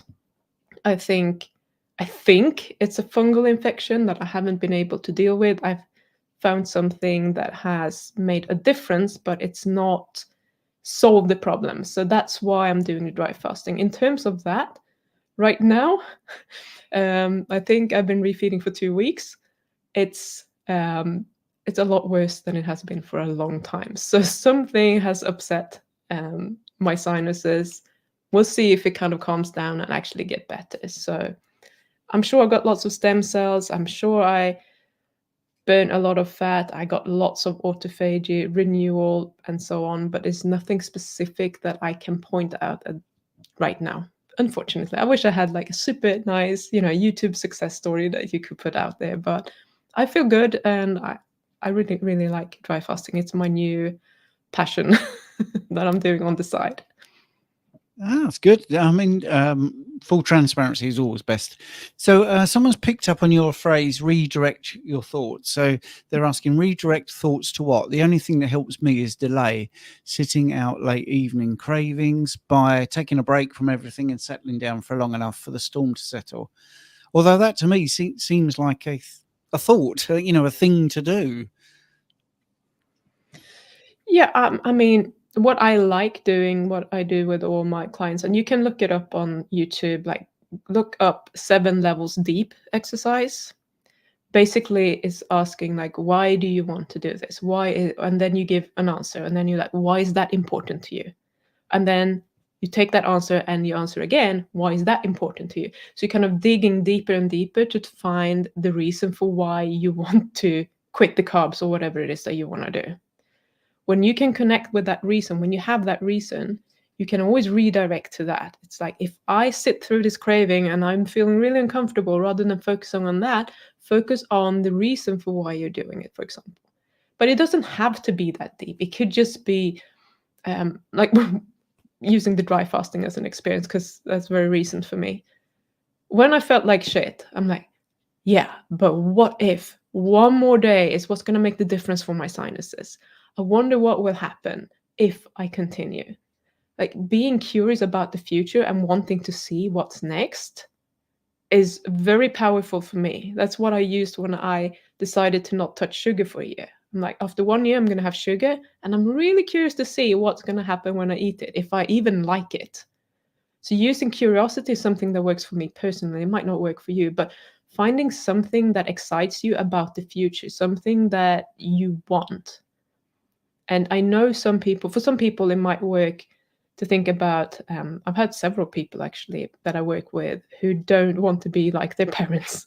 They don't want to get dementia, or they don't want to be dependent on other people when they get old. They're running away from something. That can work, but rather than running away from that, I would reframe that into, what is it that you want? You want to be fully mobile, independent when you get old, whatever it might be, and focus on what it is that will make your life awesome when you've achieved it.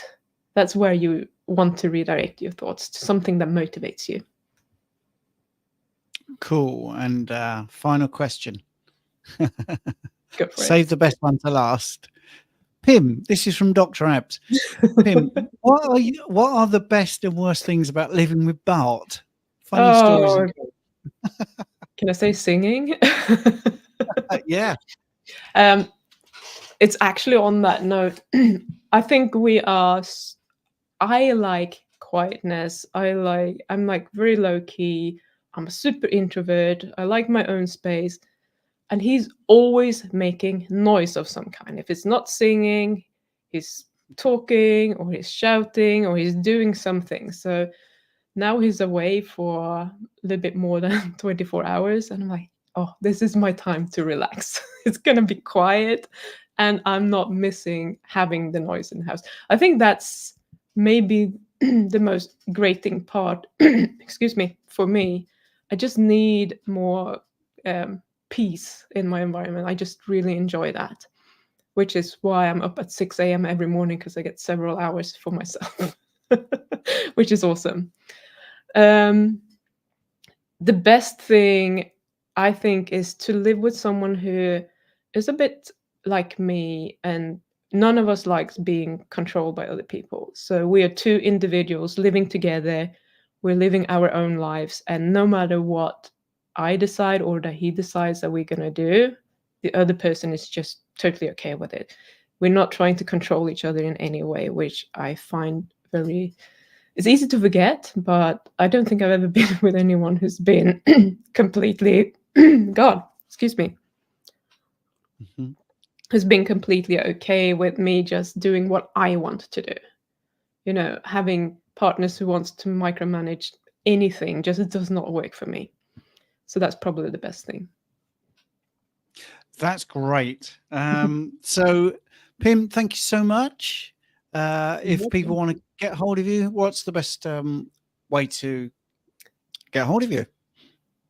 I think the best way to get hold of me is if you actually want to talk to me about any sort of, support, etc., you can send me an email at Pim Jansson. So just my name, Pim at both my names.com. Or if you see my name down there, it says at Radical Food Freedom, which is my YouTube channel. You can go there and watch my videos or whatever. I have a free course that you can sign up for. You can send me an email about all of that if you're interested in that. I call it Food Freedom Foundations, and it will just teach you how to sit through cravings, how to change the way that you're thinking, and be okay with having cravings without respond to them. So if that's of interest, then send me an email and I'll hook you up. Thank you so much, Richard. Fantastic, Pim. Been an absolute pleasure as always. Great to see you back. It's a shame that Bart couldn't make it. Also, I think we're going to miss him this year. But we had a fantastic call last year, didn't we? But thoroughly enjoyed that. Thank you again. What hour are we on now currently? What are we coming up to? 15 hours, I think. We are whatever. And 19, I think. No, we're not. And it's not 19. No, that's rubbish. 8 and 7. 15. And speaking of addiction, is that coffee? Yeah, that's the question I was going to ask.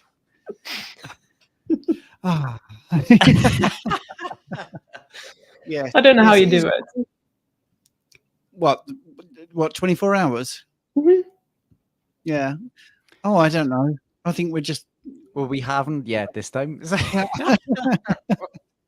seems like a good idea. yeah, for us who are just kind of popping in and for people watching, it's a super good idea.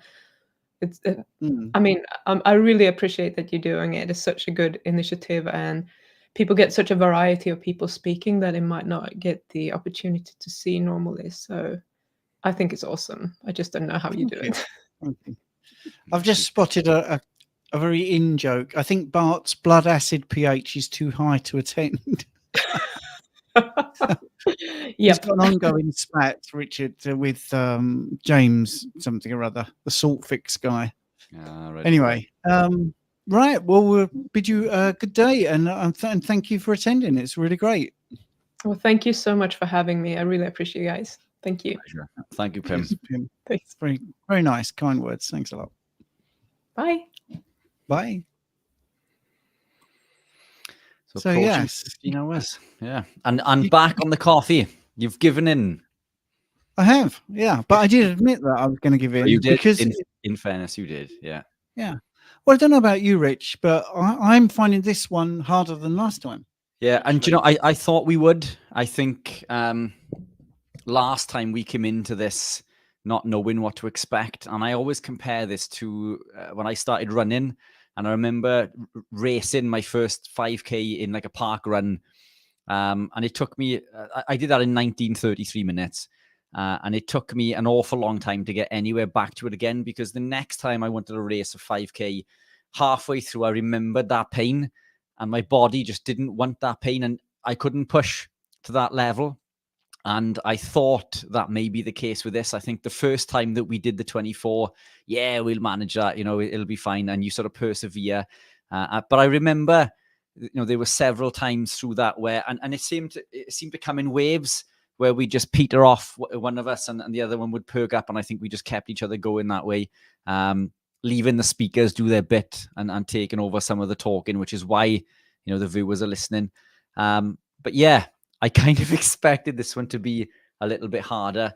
Look, we're in the final home straight. It's, you know, 9 hours remaining. Another work day, or half a work day, but we'll get there.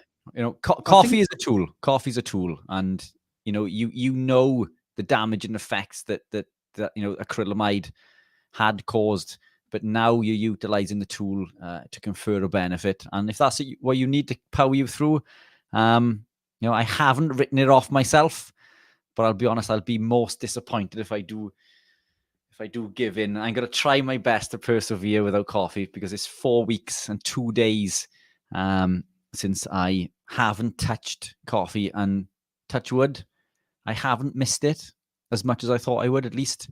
If I have missed it, I've had no intention of going back and brewing a cup. But it's early days. We do have 9 hours.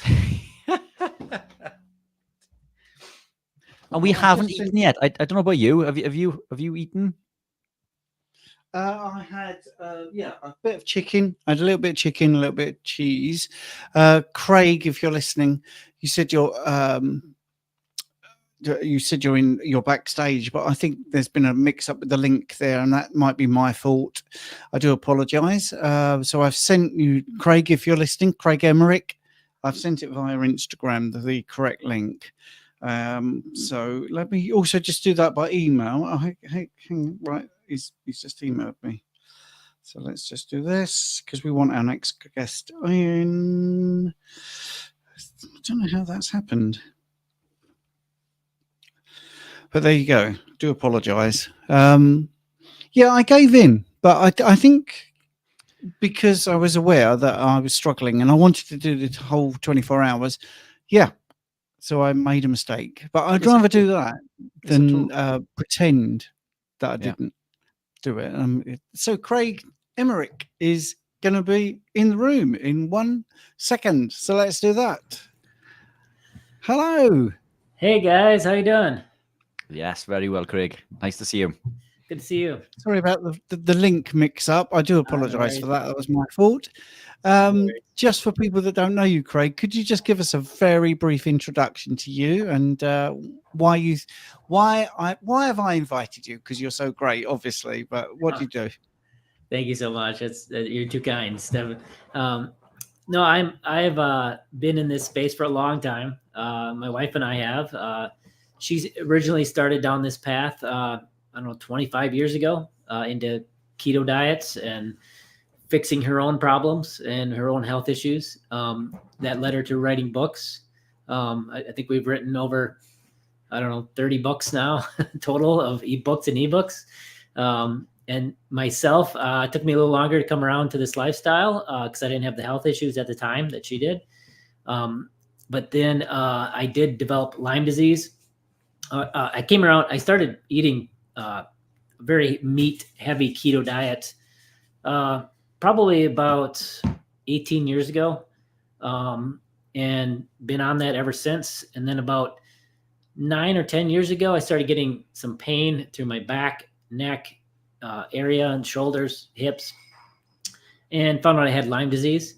And at that time, went full carnivore about, I don't know, 7, 8 years ago, and I've been carnivore ever since to help manage the pain.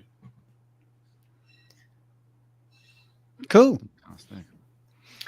So a lot of experience in this lifestyle. I've my focus ever since, my more my background. I used to be an electrical engineer. It's also interesting to me that there's a lot of people in this space that are previous engineers.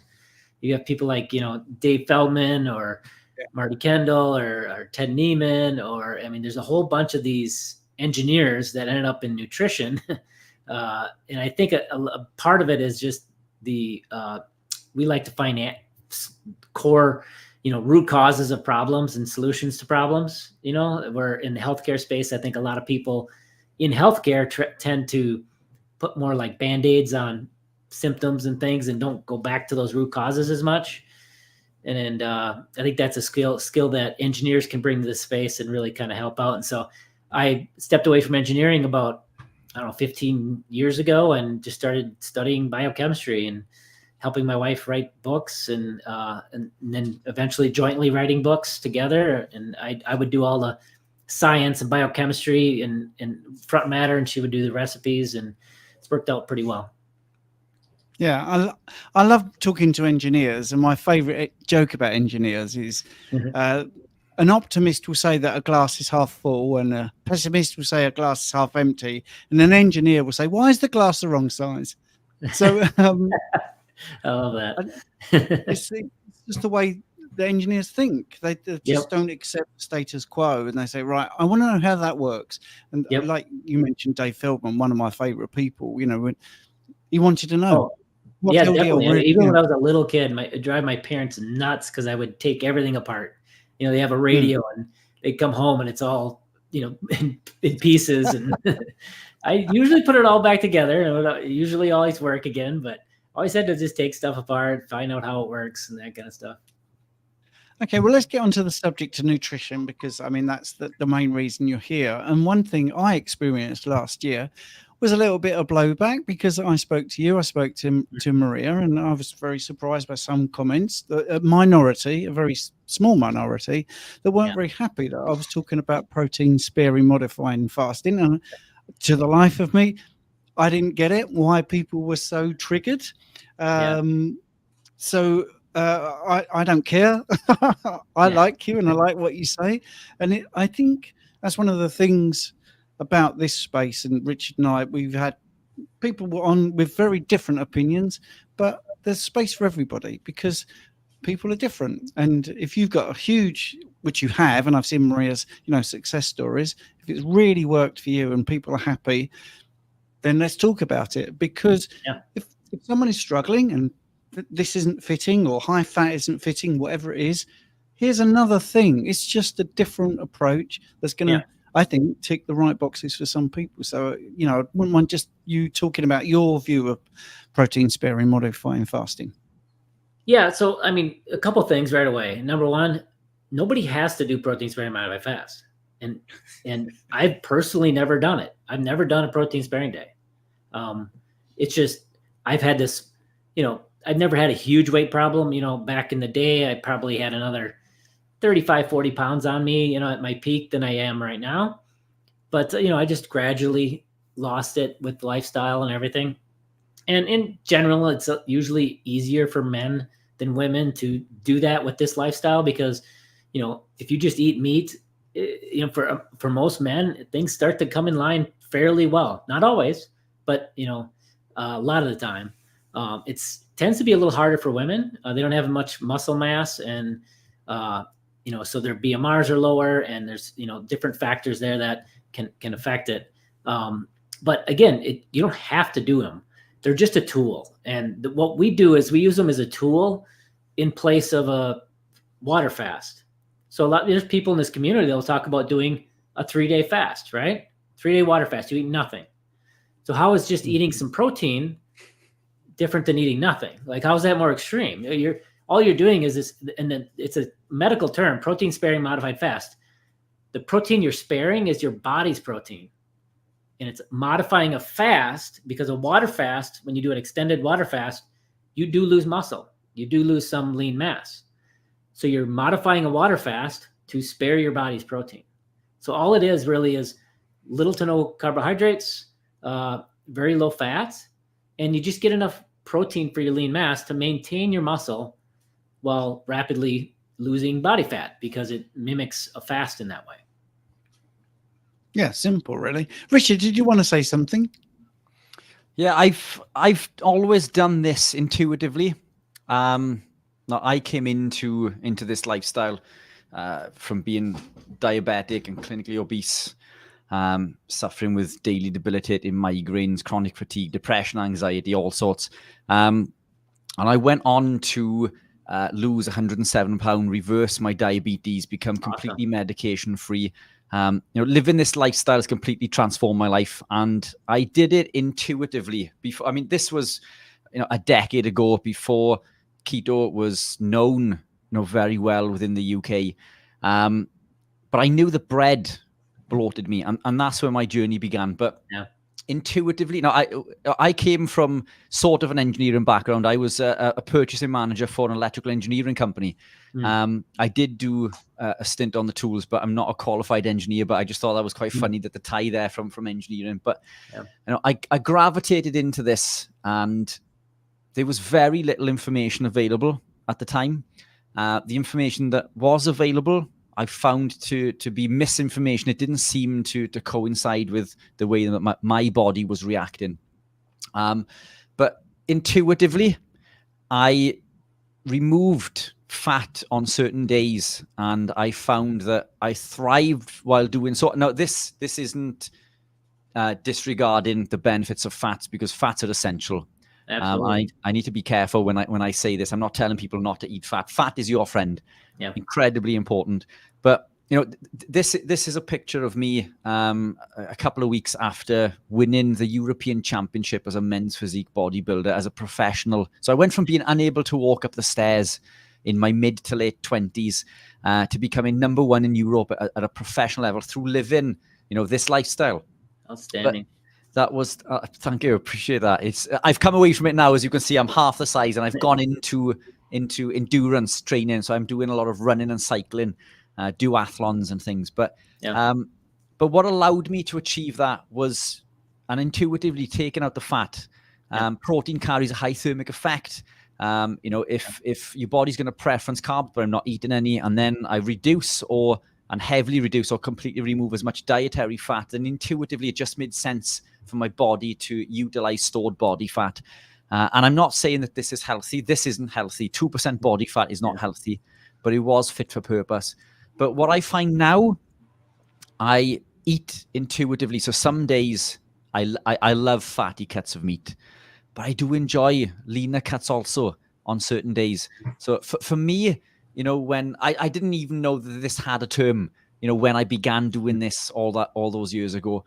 But to me, it became intuitive. And when Stephen mentioned that you and him did a podcast and he had all of this backlash, and as you said, I don't understand. It's okay to go days without eating, but it's not okay to go a day or two with just eating protein. And it doesn't make any sense to me. But it's I'm interested to understand where the research from your aspect, where does this come from? You know, when did you learn about this? Was this something that, you know, you came to intuitively and then looked into, or? Yeah, you know, it's partly intuitively, and then with further research, other sources, like my wife used to call it pure protein days. So back, 15, 20 years ago when we were coaching people on, they hit a stall or something, we'd say, do a pure protein day, just protein, very little fat, no carbs. And it would help break a stall, it would help them get the weight moving again and those kind of things. Through further research, we found actual studies and research on protein sparing modified fast, which is essentially the same thing. And of course, there's the work of people like Lyle McDonald, he's got some great work and books on this going back, 10, 15 years on protein sparing modified fast as well. And, like you said, with bodybuilders, it's, if you're doing a cut, you're basically doing protein sparing modified fast, right?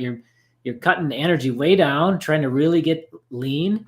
And that's what works to cut. And it's just to get enough protein, make sure you maintain that muscle and cut all the energy down so you get real lean. And so at the end of the day, and it's all about your goals, right? And that's the thing that we look at it as not so much of a one size fits all. Like everybody just eat the fattiest cuts, eat until you're satiated or comfortably stuffed, and everything will just be fine. It doesn't work out that way for a lot of people, especially a lot of women. And we get hundreds of people that have come to us, women that have followed that advice, especially women that have had a history of obesity and, leptin resistance, and they don't get the I'm full signals as well, as other people who are either stalled for years eating high fat carnivore or, even some of them gain weight, and so they go a couple months just gaining weight, 20 pounds, and they're just told to keep eating fatty cuts. And guess what? They never lose the weight. And then they come over and they just moderate the fat a little bit. Don't put a stick of butter on your steak. Just eat the fat that comes with the steak, or maybe even switch out one of the 2 meals for a leaner cut of steak, if a tenderloin or a piece of fish or something, just switch it up a little bit, and the weight starts to come back off again. At the end of the day, the fat that goes in your mouth really has only a couple places it can go, right? Initially, it either gets digested and into the bloodstream or goes straight through you, right? That's about all it can do. If it goes straight through you, now it won't be comfortable if a lot of fat is going straight through you. And this has been shown in, there's been studies on this. There's a really good study that looked at exact same diets. All they did was change the dietary fat from like 68 grams a day to, or maybe it was 58 to 168, something like that, about 100 gram change in dietary fat. And they collected all the stool so they could see exactly how much fat was ending up in the stool. And it was about 1.9 grams of fat with the lower fat, and about a little less than 3 grams of fat with the higher one. So there's only like an extra gram of fat ending up in the stool when you add that extra 100 grams of fat in the diet. It's getting digested, and you want it to. I mean, think of it evolutionary wise. If our ancestors were carnivores, apex carnivores, they had to get through lean winter months, right? A lot of them were up in, northern parts of Europe where they've got to get through a winter. And guess what? To get through a winter, you had to put on some body fat. And if all they're eating is carnivore, how are they going to put on body fat if it didn't make you gain fat, right? So what they're doing is they're eating, especially in the fall, when the animals have fattened up, they're eating fattier meats, and it's putting on some weight to help them through the lean winter months, right? So you want the body absorbing that fat because that's the energy that's going to make you survive, in that environment. But back to so very little is going through the stool. So the rest goes up in the bloodstream. So now it's in the bloodstream. Where's it going to go? Either it gets stored in your fat cells, which is what you want it to do, because the alternatives are not good, right? If it stays in the bloodstream, you get sky high triglycerides. Nobody wants that. If it doesn't get stored in your fat cells, it's going to start to accumulate around your organs, in the organs, and your liver, fatty pancreas. You don't want that either. So you want it stored in the fat cells. So the majority of the fat you eat ends up in the fat cells. And that's just the biochemistry of the body, right? So from that standpoint, then, if you look at, I'm trying to shrink my fat cells and lose body fat, maybe if I just dial it down a little bit in the diet, I'll burn a little more out of my stored fat stores and lose a little more body fat. So from that perspective, it's really kind of simple when you think of it that way. Yeah, I agree. It's still something that I do now, even though I don't compete professionally in running and cycling. I do it as a hobby and to keep fit and healthy, but I still like to race and to be competitive. I'll still implement this a week or two before an event just to shake off those extra pounds. But it makes sense from an evolutionary perspective as well, because we would have eaten every part of the animal. Yeah. And yes, some parts of that animal are fatty, other parts are not. So it just makes perfect sense that we would have eaten from nose to tail, and we would have had some days in which leaner cuts would have been consumed. Think about nature in general as far as that goes. You're not going to pass up any food, right? When you're out in that environment.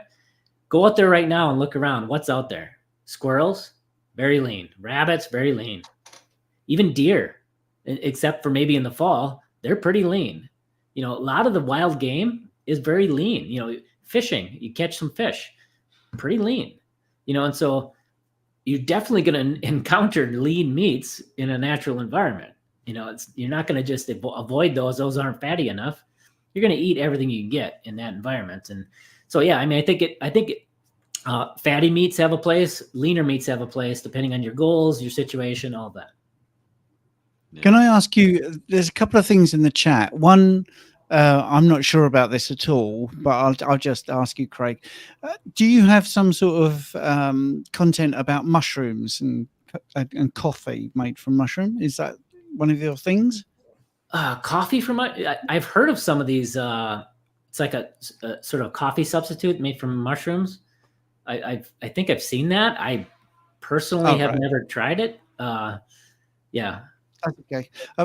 Someone's asking, and I thought maybe you'd commented about it. So I'll go to a more general question that we can talk about. Well, so I would say in general, mushrooms are kind of cuff species, if you will.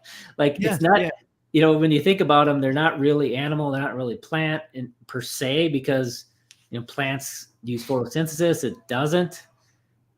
I would say if any of the foods that are sort of maybe right on the border between carnivore and not, that's probably one of them. Yes, that's it. I think that's sort of what they wanted to hear, the person there. But what about dairy? Because many people say that they have a fat loss plateau. Taking out dairy was a game changer or stuff like that. So what's your views on dairy? Well, dairy's fine, if you're not sensitive to it. I mean, a lot of people do get sensitive to dairy in a lot of ways, and then you got to be careful with it. But I would say in general, we find this is about a 99% rule, where if you cut out all of dairy, you'll have faster weight loss every time. It's just one of those things that it just slows down your weight loss. I think a big part of it is a lot of it is, there've been studies on this of satiety of foods, and nuts and dairy are two foods that are really dense in energy and nutrients and whatnot, but they don't trigger the same satiety as other foods.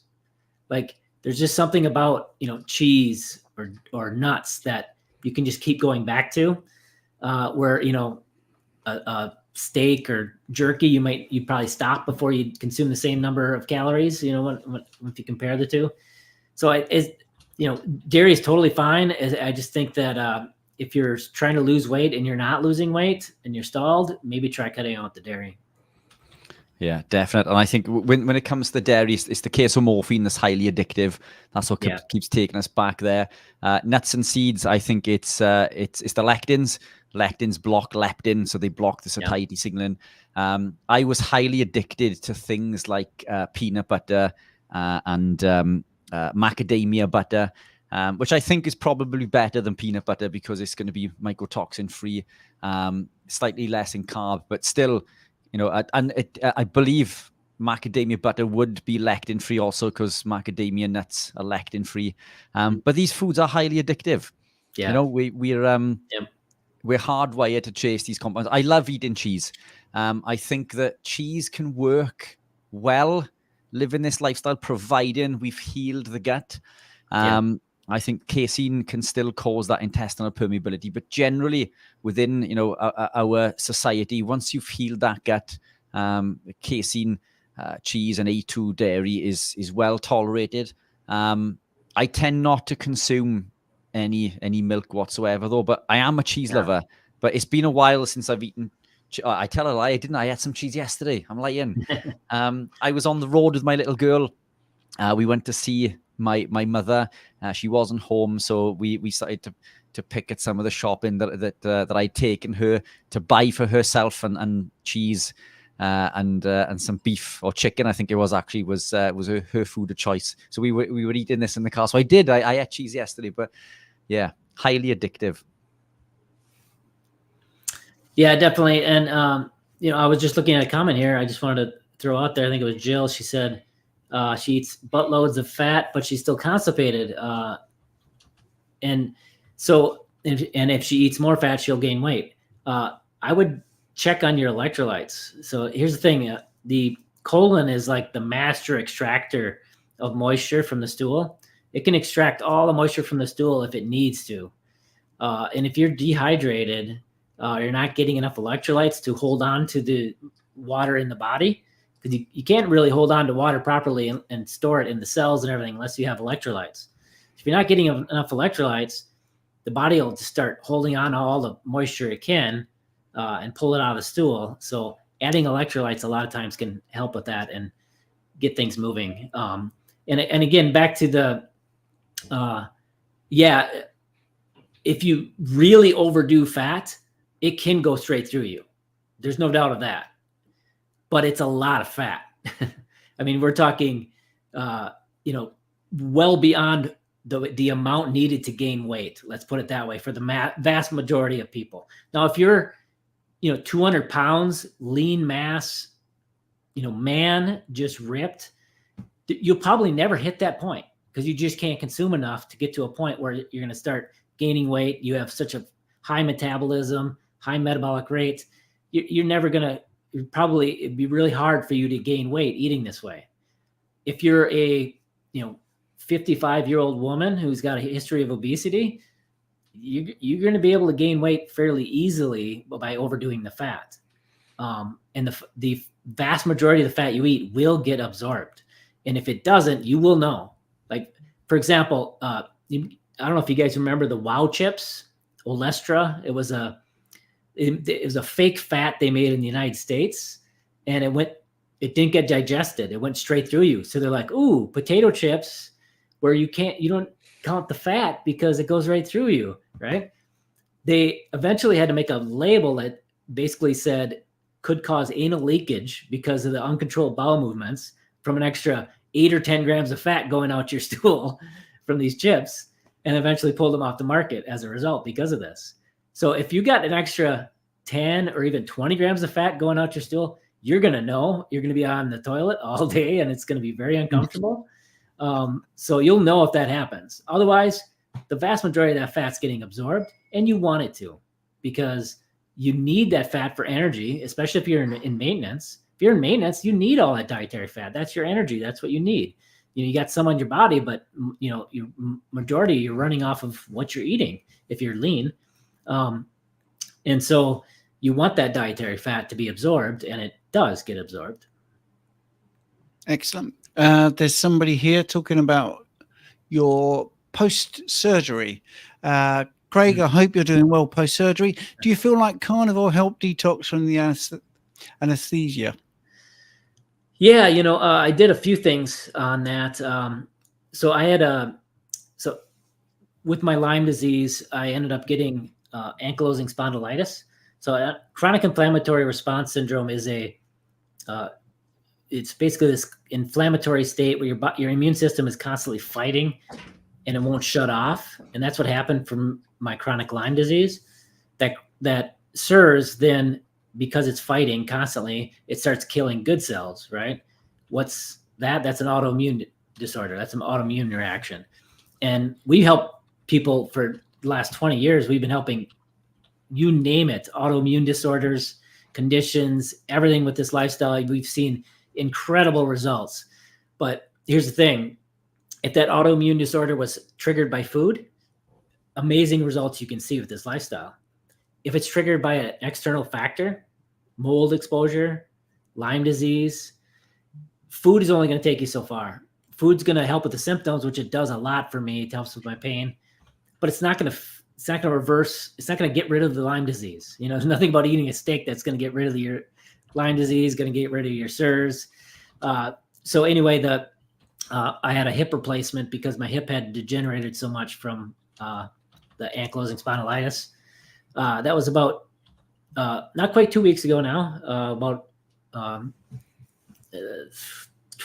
12 days ago. Yeah, 12 days ago, I had a complete hip replacement. I'm already walking without any assistance, less pain in my hip already.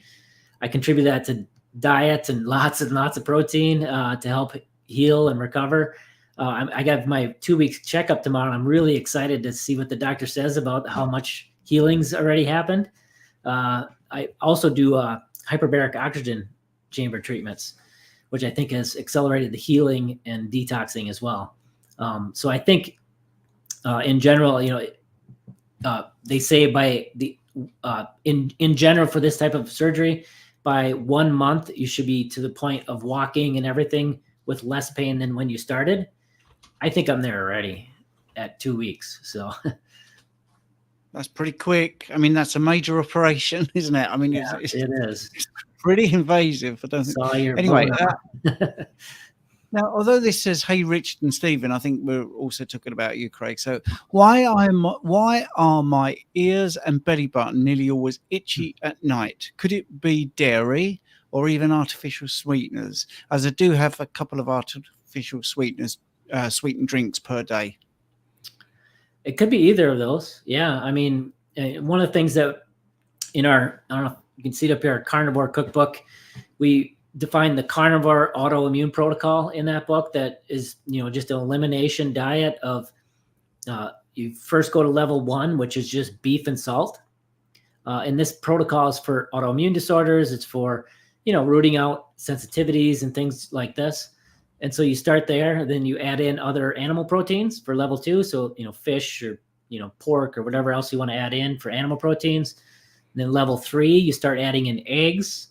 And then after that, dairy, because that's a, you know, pretty common trigger. And so that kind of roots out maybe some of these issues. And what's great about that is you can, you do it one at a time and you can really isolate. So in your case, I would, you know, try eliminating one of those two.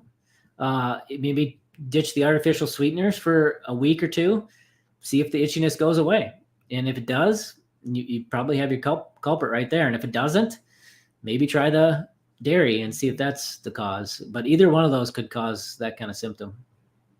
Yeah, I mean, that's the beauty of this elimination diet, isn't it? I mean, you can drill down to what's actually causing you an issue there. I'd like to ask you a subsidiary question, because you said start on number 1, zone 1, which is beef and salt. What about lamb? Where does lamb come into this? Yeah, so you know, if there's somebody really sensitive, like people with, you know, bipolar, or so that it could be autoimmune disorders, could also be a lot of, you know, like cognitive issues, bipolar disease, whatnot, that people can do really well, really eliminating a lot of things and going to beef and salt. If you're really sensitive, we move from beef first into ruminants, so other ruminant animals, if you want to, you know, eat elk or bison or those kind of things. And then, you know, keep moving into a wider range from there. And that level 2 that we call kind of all the other animal proteins would include lamb, would include, you know, any of those other animals in the spectrum of, you know, animal proteins. But we do also, if they're really sensitive, we have them add each one at a time. Because there are people, you know, even with we've seen people with, you know, chicken, for example, that they eat chicken and they react.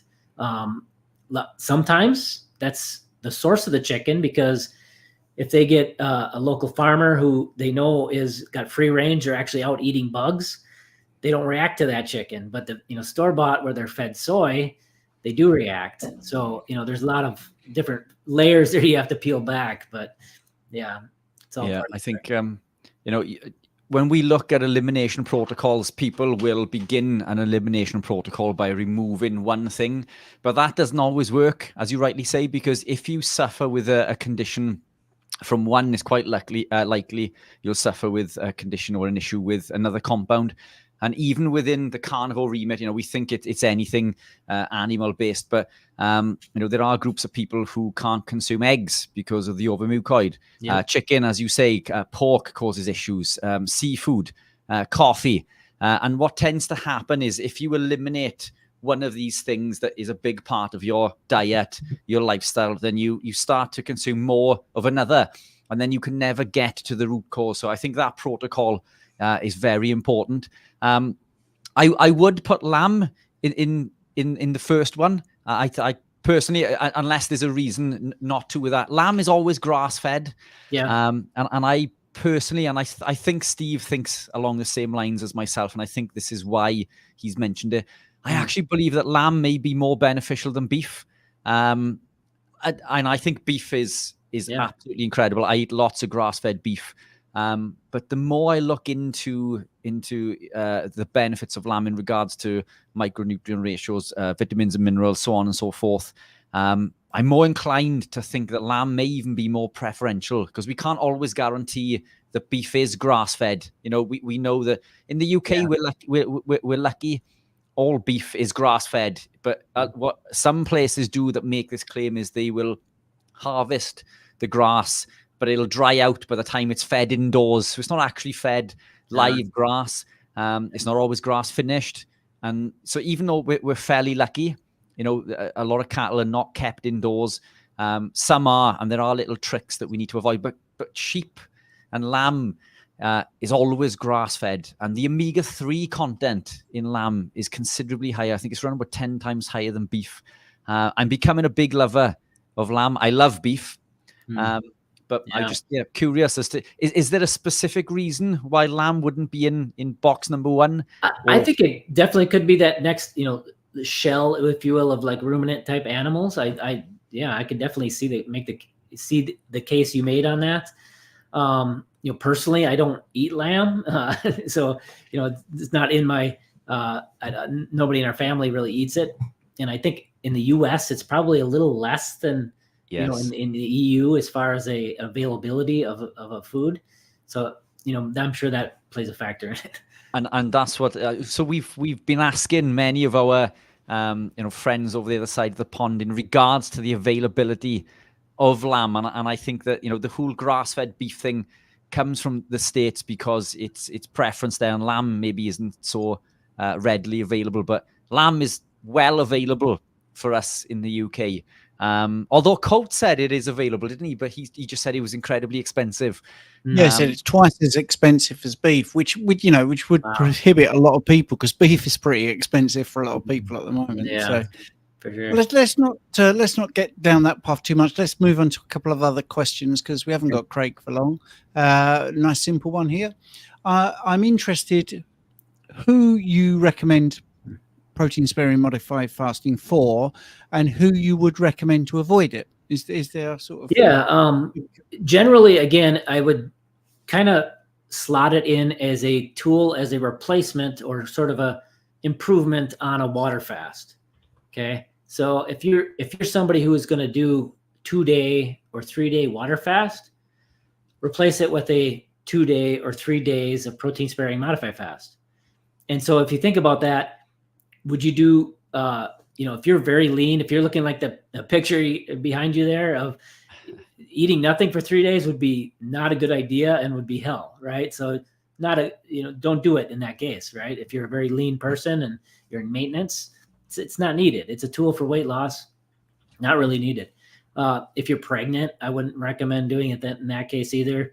If in general, if you got a decent amount of weight still left that you want to lose, and you're either stalled or you just want to speed up your results a little bit and throw a day here and there of protein sparing in to speed up your results, I think that's a perfect place where it's applicable, and it's a good tool for those kind of goals, There's a question here from Gaza. Craig, do you have a book or a PDF? I think this man does have some books to tell you about. I do low-fat EOD and find it helpful, but of course it's better to learn from the path well trodden. So yes, Craig. EOD. I'm not sure what you mean EOD there, but every here's the thing every other with it. day? End of the day, maybe. Yeah. Here's the thing too with it, with protein sparing, it becomes an even better tool the more obese you are.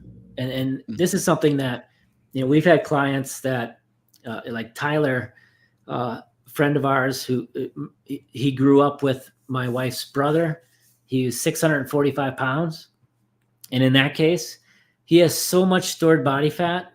There's so little need for dietary fat in his diet in the early stages that he would do, you know, borderline protein sparing a lot of days. You know, normally we say like do 1 to 3 days a week, because just like you wouldn't water fast every single day, you don't want to do protein sparing every single day, you know? So you use it a day here, a day there. If you've got 400 pounds to lose, you can use it a lot because the body's got all that fat stored. The essential fatty acids for the diet for things like cell walls, excuse me, you know, this is not thriving in any way, and this isn't talking about maintenance. It's only like 15 grams of fat a day that are essential fatty acids. So to, you know, those are, a lot of those are like your omega-3 DHAs for making cell walls and those kind of things that your body can't make. All the saturated fat, your body can make all the saturated fat it needs. It's right there in its stored fat cells. That's all the saturated fat it needs. It can use all of that, tap into it for energy. So there's no essential fatty acid, you know, minimum, if you will. But again, it depends. It's sort of a spectrum. It depends on your goals. If you are 200 pounds overweight, it can be a really great tool to get the weight off quickly, and you can use it more often early on. As you get closer to goal weight, you're gonna use it less because, you know, you have less body fat to tap into, and so you don't want to push it too much like that. And so, you know, you can use it as a tool that way.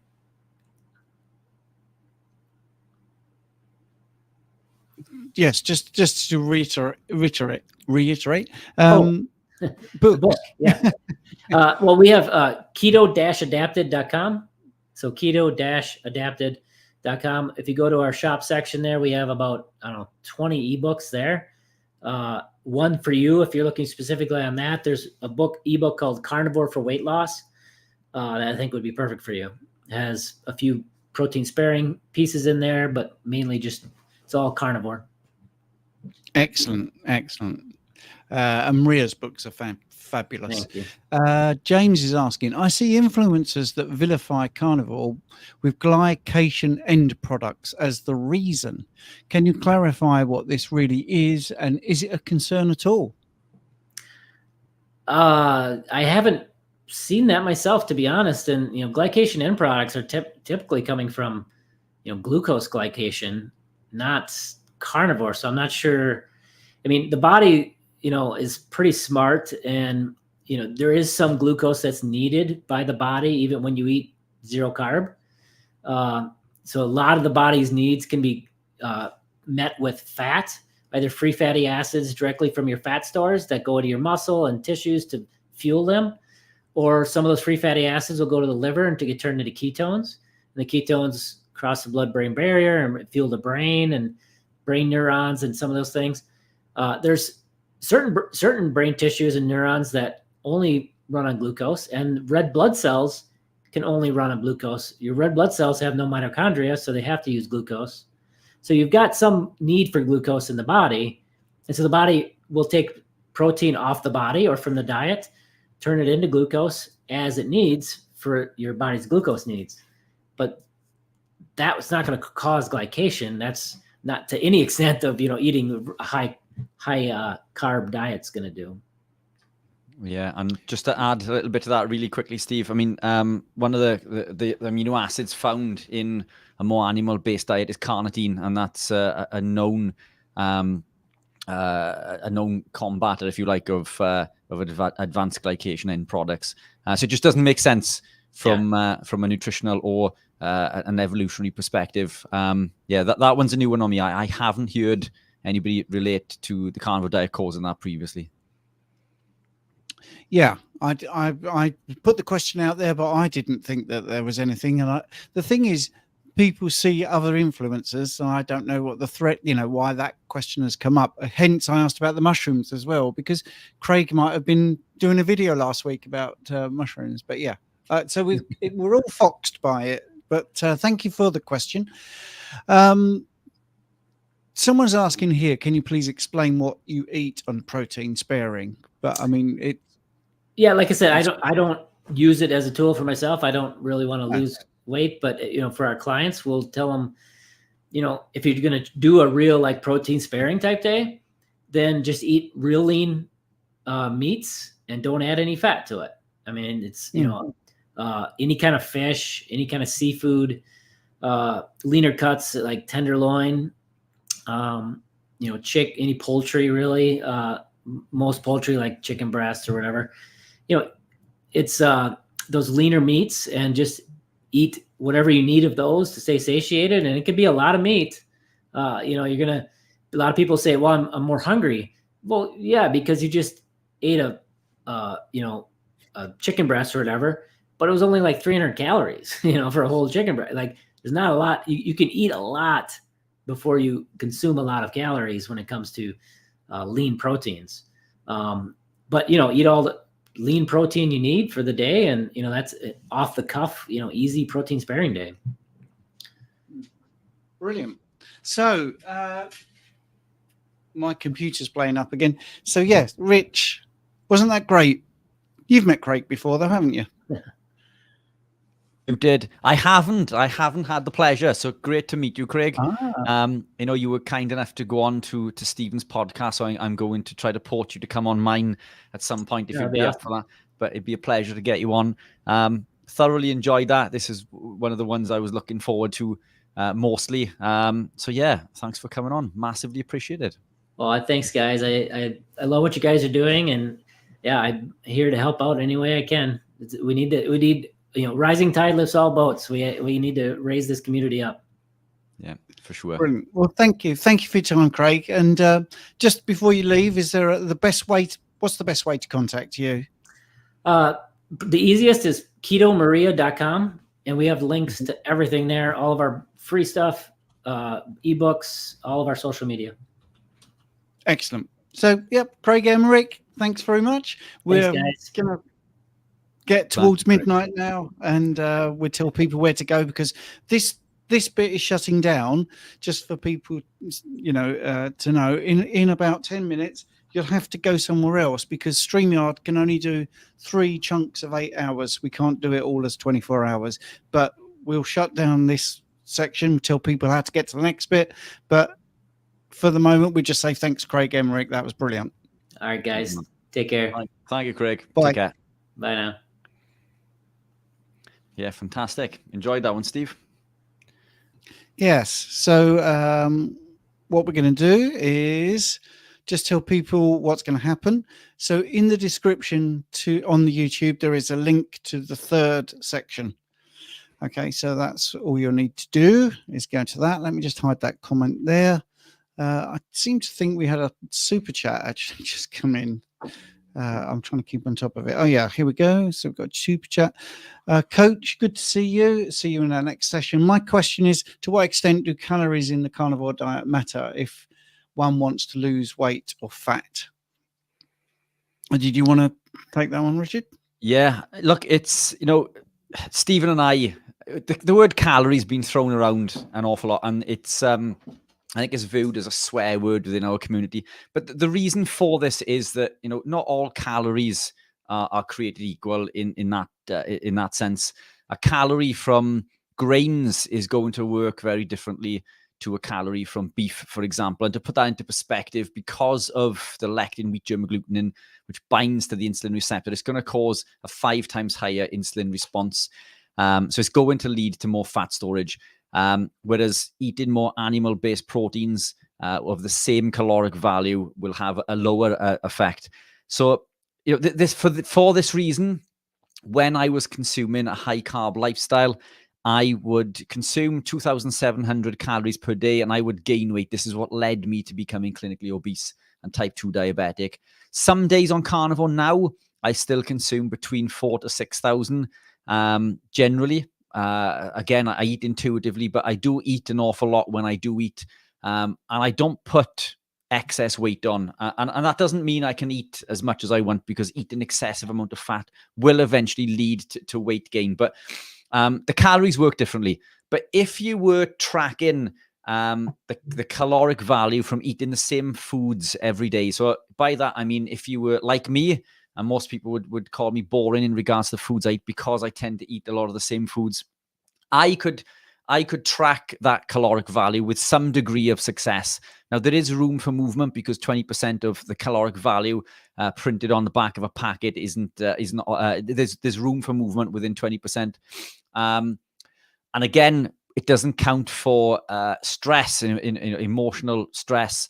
It doesn't count for brain activity, you know, these little twitches, these micro movements and things that we do, but you can use that as an element. So if you were consuming the same type of food every day and you were stalled for 3 or 4 weeks, then reducing the amount that you put in would allow you to further reduce body fat, stored body fat. But the lever I would pull first there, if you were consuming enough, because quite often many people do not consume enough.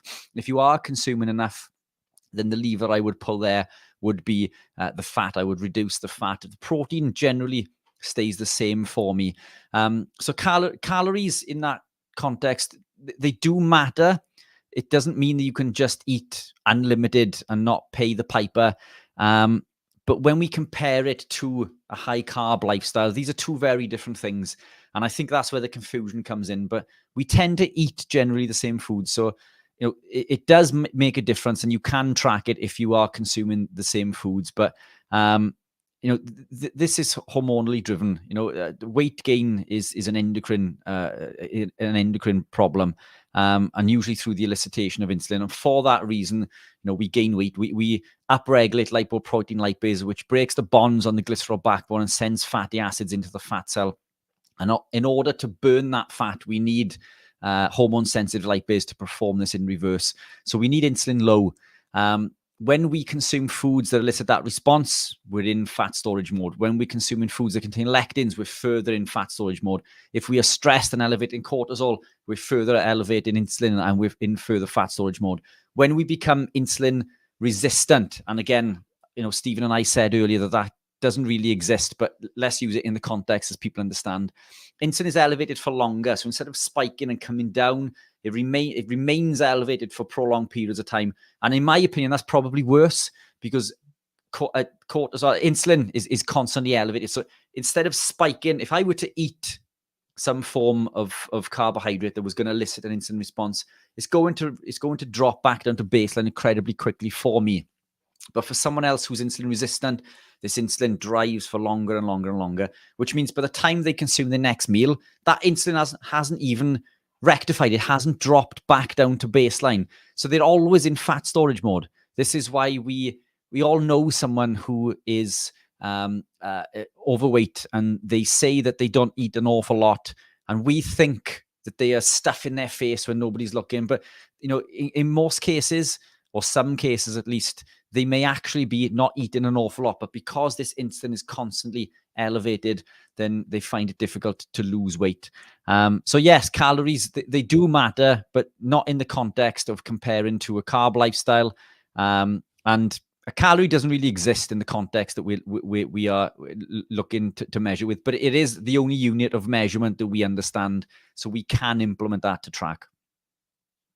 Yeah, it's a measurement of heat.